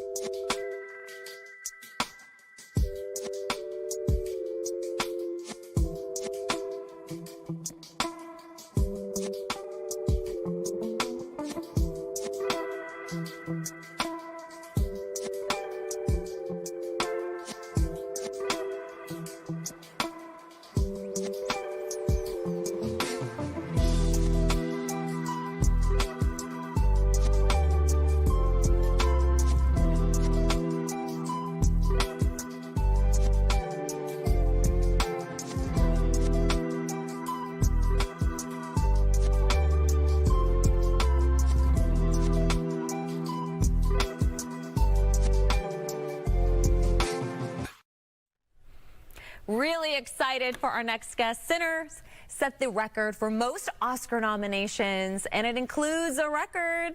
Our +1, Raphael Saadiq, is nominated for Best Original Song for I Lied to You. I lied. Something I've been wanting to tell you for a long time. It might hurt you. Hope you don't lose your mind. When I was just a boy, about 8 years old, threw me a Bible on that Mississippi road. We are so excited to have the Grammy-winning singer-songwriter and Oscar nominee Raphael Saadiq in the studio with us. Yes. Thank you so much. Thank you. Thank you. You were truly born to do this. Yes, I was. And it started at such a young age, 6 years old, right? Give or take. 6, 7. I was in a lot of blues clubs at a young age, yeah. Give or take. Now, look at you. You're getting ready to go to the Academy Awards for this iconic film. Tell me how, because Ludwig selected you to work on this. I am such a fan of his, and Game recognizes Game. Yes, true. Is that true? Yeah. So he knew he needed you. Tell me about how that came to be, and you being part of the Sinners group. Well, I got a phone call from a friend named Dominique, and she said, Ludwig, he was looking for me. I didn't know what for. I went by his studio, hung out. He has a beautiful studio. We hung out, and he told me about the movie. He put Ryan on the phone, Ryan Coogler on the phone, and he gave me the script to the director. And he's from Oakland too. We're both from Oakland, and they told me about it. It's going to be a very small film. It's not like but we need this song. We're leaving in 2 days. To shoot it. Oh my gosh. So I said, cool, I should go to the studio and work on the song. And they both said, no, we would like it if you did it. Right now? Right now. What? Yeah. Stop. What? And you said, okay. I had no other choice. But being with, Ludwig, he's such a professional too. And we're both producers. So we both picked up our guitars and we jammed for maybe 2 hours. And we came up with the guitar lick and then started writing and then started singing it. And that was that. You know what? It actually maybe turned out better that way. Sometimes when you have more time to prepare and you're a perfectionist, now you have the pressure of like creating something that's supposed to be so big. Maybe just the pressure is always better. Spot. I work better under pressure. Ooh, on the spot though, on the spot. But what do you have what if you have writer's block or songwriter's block? And you're under the gun like that. I really don't believe in writer's block. I know that sounds crazy, but I don't believe in writer's block. I just believe you go get something to eat, go have dinner, get some do something else. People that write all the time, they say they have writer's block. I don't really get writer's block because I love music. You're not supposed to write music every day. You just write when it comes. When it comes. And it Words are powerful. You can't use them. So I have to say, I just saw the movie this weekend. I did. Thank you. Yes, you're welcome. I know it was like embarrassing. I hadn't seen it yet, and we have had Sefo Hanyan on several times. I'm like, okay, I need to get on this. So well done, and the music really did stand out to me. It's almost like a character in and of itself is just the music. Yeah. Yes, very powerful. The music. I mean, they're being very authentic to blues too. They went to Clark's. In Mississippi, they got all the best blues players. They had music from Howlin' Wolf. The character that Michael B. Jordan plays, Stack Lightning, is one of my favorite songs. Smoke and Stack, right there? Smoke and Stack by Howlin' Wolf. And, Wang Dang Doodle, and also the other song, Pig Poor Robin Clean. It's a lot of, great music. So what Ludwig and his wife came together and did, they made sure that they wanted authentic music, because they could have put a needle drop in that scene, but they really fought to put original song in it. But thankful for me, Ryan and Ludwig was very cool in the way they presented it to me. It didn't feel like pressure, but I knew it was some pressure. But I didn't know where the song was going to go. We just wrote it and we played it. And how long were you in there until it was done? Well, maybe 3 hours. Oh, wow, I did 3 hours, and then I never saw this. I never heard the song until I screened the movie at IMAX. Oh, wow. So then what did you think? Did you get chills? I didn't know what I was watching. That scene is so crazy, like the ceilings burning. It took us to go back and screen it in my hometown at this theater called the Grand Lake Theater, which I walk by every day of my life. and I screened it there too with all the people in Oakland, and that was crazy. The audience was crazy. Wow. So that time I got a chance to watch people and see what their response was. I really like the way Ryan Coogler thinks, and I'm going to say this because not because he worked on Black Panther, but it really was the Avengers of everyone that's great in their field. He had you and Ludwig for music, Ruthie Carter for costumes. He had Michael B. Jordan, Delroy Lindo. I mean, the best of the best for this film, but also highlighting new talent, new artists like Miles Canton and Wunmi, like just so many great artists. Being a part of the Cinesphere and seeing with the day that the nominations came out, what was your reaction being so close to it, but seeing how it was so well received with everyone else? Oh, well, I think I might have got a phone call, but I felt very fortunate and very blessed to be a part of such a great cast of people and making history with the Academy. I like to take it in very slow, so I didn't rush the feeling. I got in my car, I drove to my normal spots where I get coffee, and I just ordered my coffee and looked at everybody like, you don't know what I know, but I just took it in, but honestly, I'm just honored to be a part of so many great people, actors and creative people, and I work better around creatives, great creatives, and being in a room with Ludwig and knowing that Ryan, chose me to do it, I felt like I had to, hold up my part, and I always tell people, that old cliche, stay ready, you don't have to get ready, but I'm making music all the time, every day, so I felt like I was made for this song, because the first song I ever played with my sister Janice holding up a broom over me when I was like 7 years old, to B.B. King's The Thrill Is Gone. I was playing a broom and all the brooms was like gonna, and so I've been listening to blues my whole life. I hung out in a lot of blues clubs in Oakland when I was like 12. I used to have to be inside of the closet until it was my turn to play. And so You're too young. I was too young, and this lady bartender would give me like Shirley Temples and drinks. So I think, everything happens for a reason. I was doing it so young, and then, who would know, like this guy who also grew up in Oakland, Ryan, who grew up and become a film director and then called me for an amazing film and a blues song. So I just feel very lucky and very fortunate. Yeah, and what a film it is. Going back a couple weeks to the Grammys, my goodness, they had such an amazing tributes, but the D'Angelo tribute. Yes. How, so I'm going to ask you, how does it feel? It feels, when we went to rehearse, a friend of mine, Sharkey Isaiah, who's like sort of like an MD, but a great artist, great musician, and he brought his band, D'Angelo's band, the Vanguard, and so we had Pino Palladino, Anthony Hamilton, that all originally sang with D.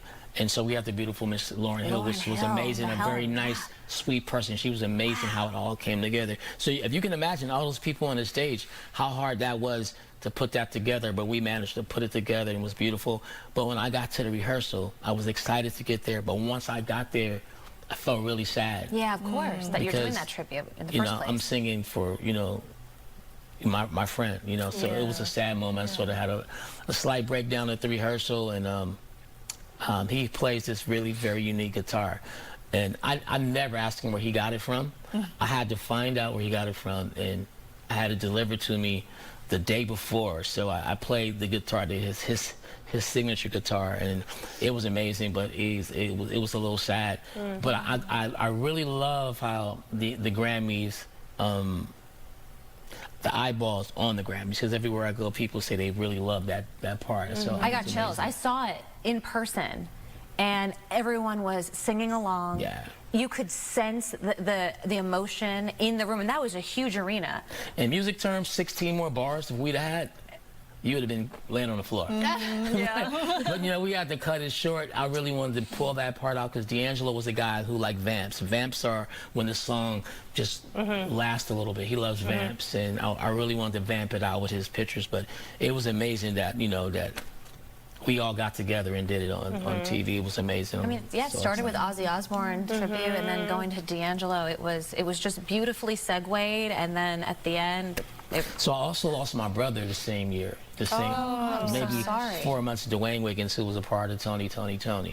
So the whole thing, I'm thinking about my brother, losing my brother, who really taught me how to play. And that same year, before he died, I lost my sister. Oh my goodness. Linda. So it was Linda, Dwayne, and then D'Angelo. So I had a hell of a year. But I knew they were looking down and smiling on me because they know that I'm a worrier, but I'm a hard worker. And I thank the Grammys for like giving us that platform to honor D. It was amazing. It was, it was excellent. It was beautifully done. Thank you. Yeah, beautifully done. Yeah, thank you. So let's talk about the next award show. Okay. Okay. Let's do it. Well, we're talking outfits, so yeah. My outfit. The drip. The fit. Yeah, the drip. I'm hoping I got a couple of places that I'm looking at to.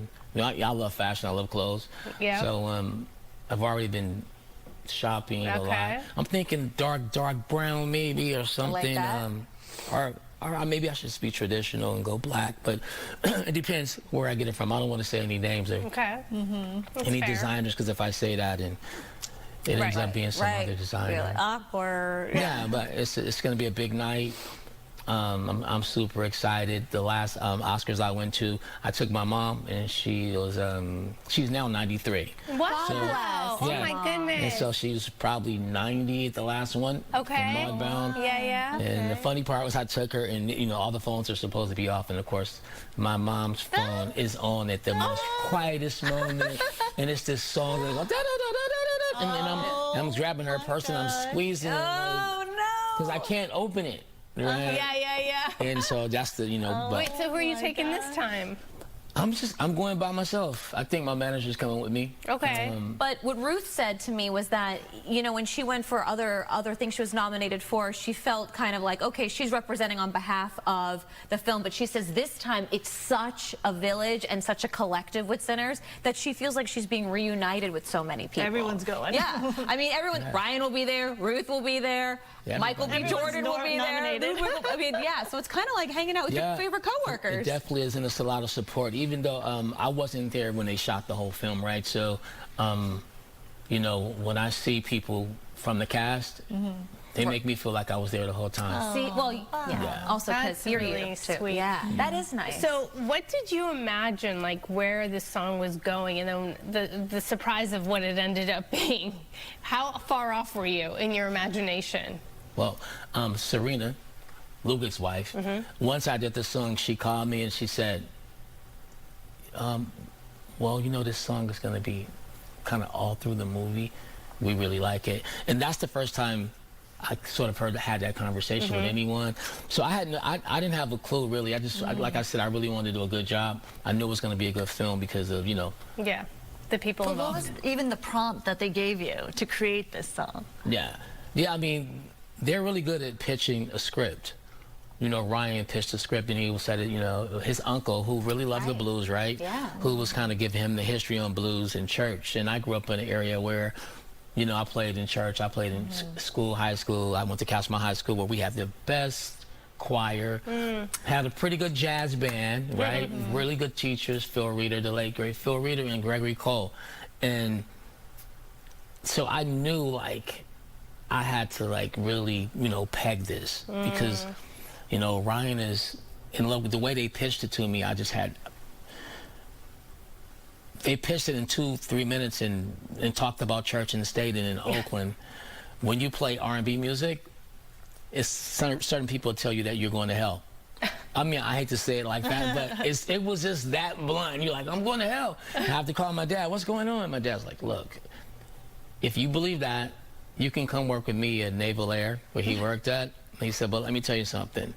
The same key of E sharp in R&B music is the same key of E sharp at church. Hey, there you go. So when Ryan told me the story, I knew the story oh so well. And I was like, oh, I know this story. And then the character that Miles Canton played, when it opens up and he's talking to his father, felt so familiar to a lot of my friends who had dads and for preachers. So you nailed it. It made sense. You nailed it. It was meant to be. It was meant to be. And I not a lot of films can say this going into the Oscars, but it already won.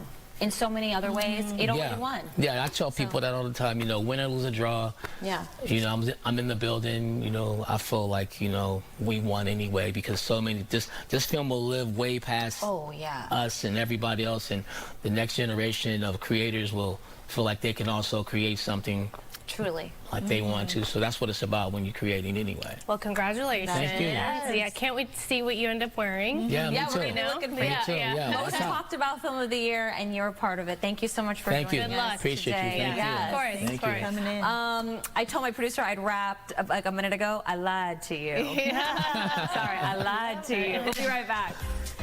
Cool. That song is so good. It's a fun song. I love.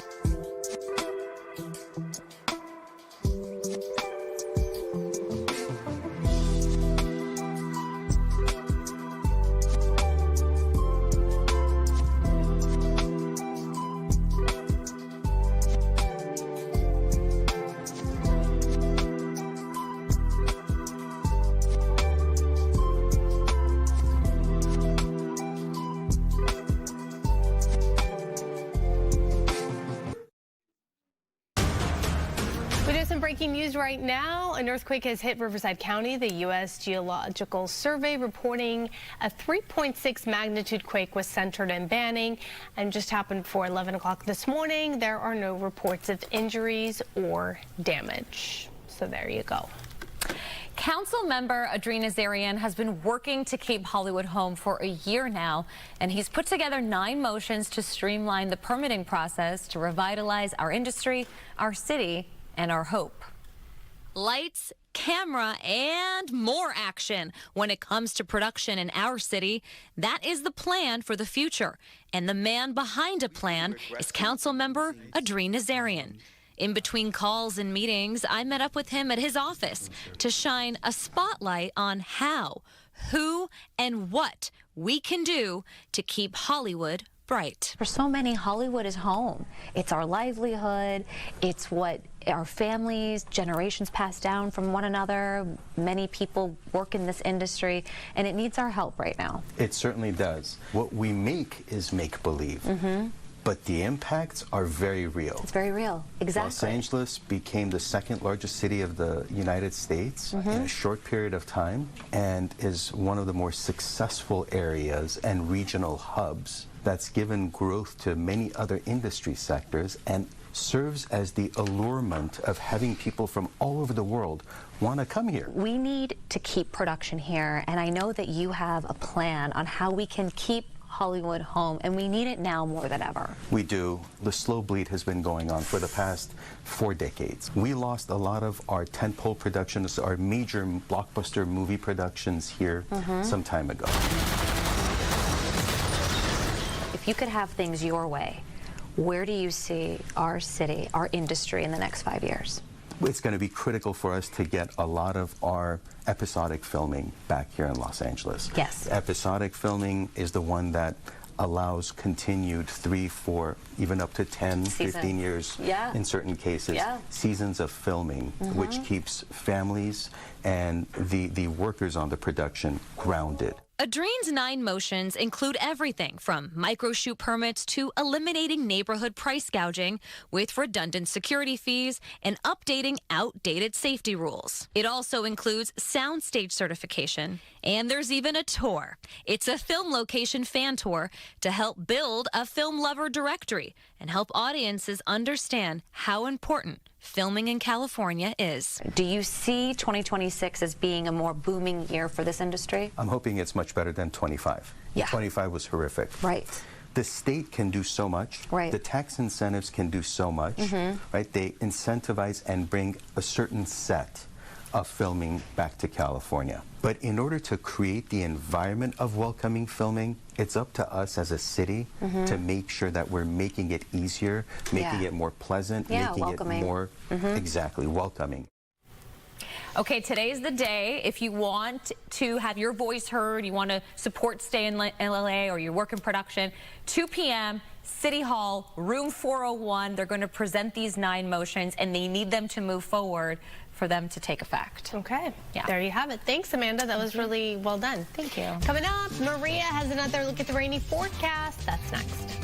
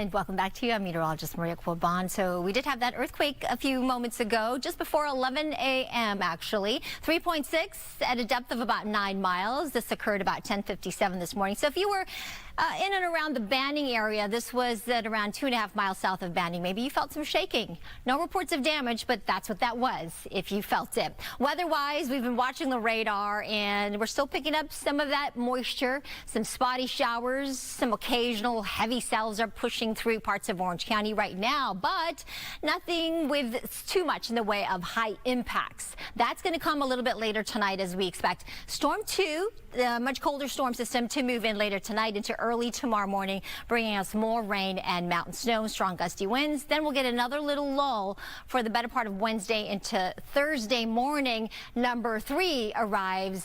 And then after that, once we get through with Storm 3, we will look for a much drier weekend. In the meantime, though, we still have winter storm warnings in effect for the mountains. 6,000 feet, 1 to 3 feet more of snow through this next couple of days. 4,500 feet, about a foot. And then that snow level is expected to drop to about 3,000 feet by tomorrow with 1 to 4 inches of additional snow. So really hazardous driving conditions. So that's why we have that winter storm warning for the mountains. Make sure you check with traffic conditions and, of course, bring your emergency gear. Wind-wise, 76, 75 mile per hour winds expected, potentially in parts of the Antelope Valley, the mountains. We're looking at 40 to 50 plus miles per hour. So that's why it is so hazardous to drive up to the mountains, that coupled with the blowing snow. Flood watches in effect for this area here, shaded in green, LA County, Ventura County. We do expect some heavy downpours again later tonight into early tomorrow morning. High surf as well along the coast. Just keep that in mind if you're planning to take a walk along our beaches. 6 to 10 foot sets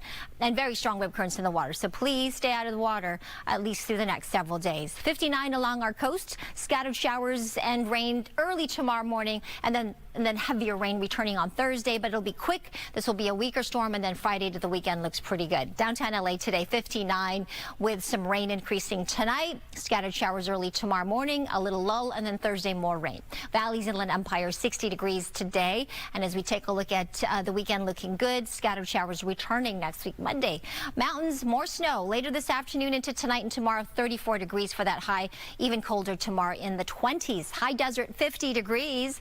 And as we look at the Coachella Valley, even there a chance for some showers out all the way in the desert. A high of just 66 today, down to just 60 degrees tomorrow. And then the weekend looking good.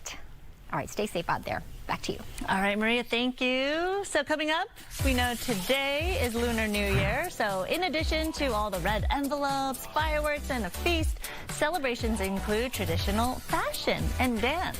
We'll show you coming up next.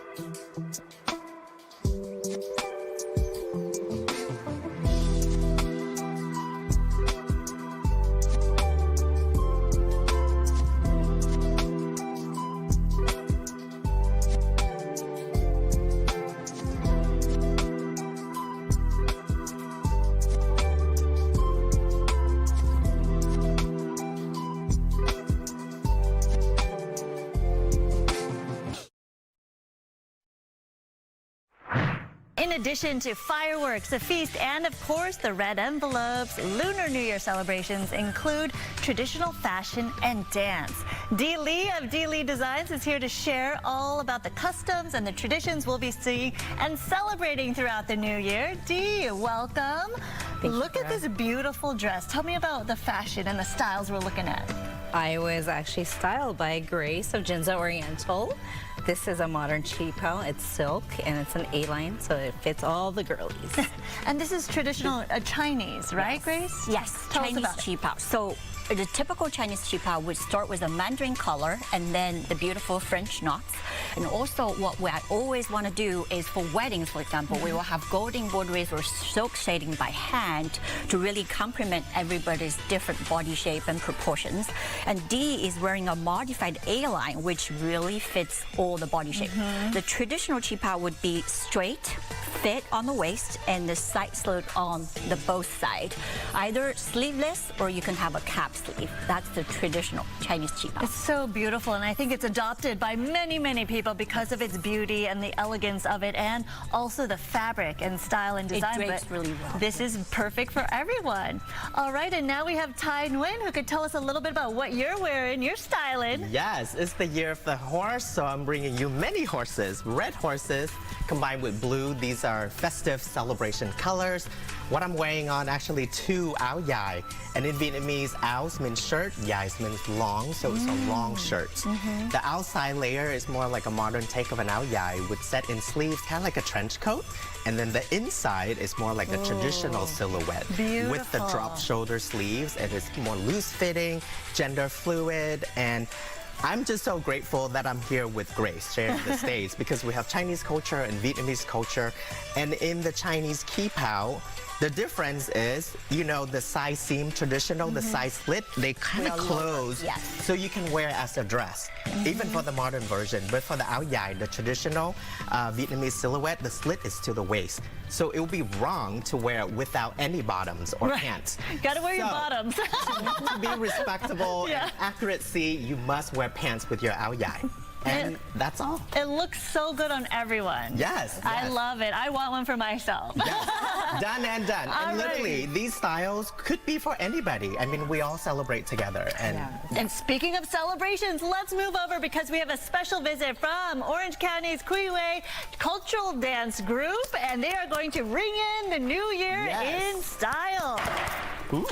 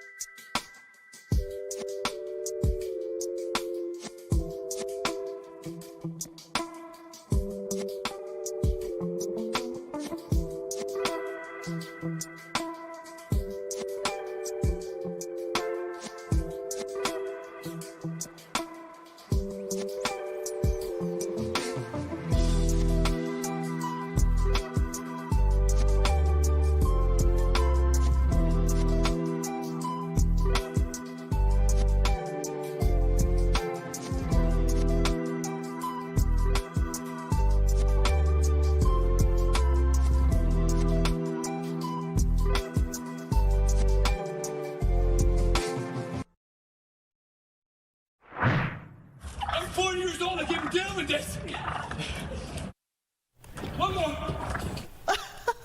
Oh my gosh, Araxia, this is your nightmare come to life. I know. Oh my goodness, Truly. he's getting a workout in delivering those packages.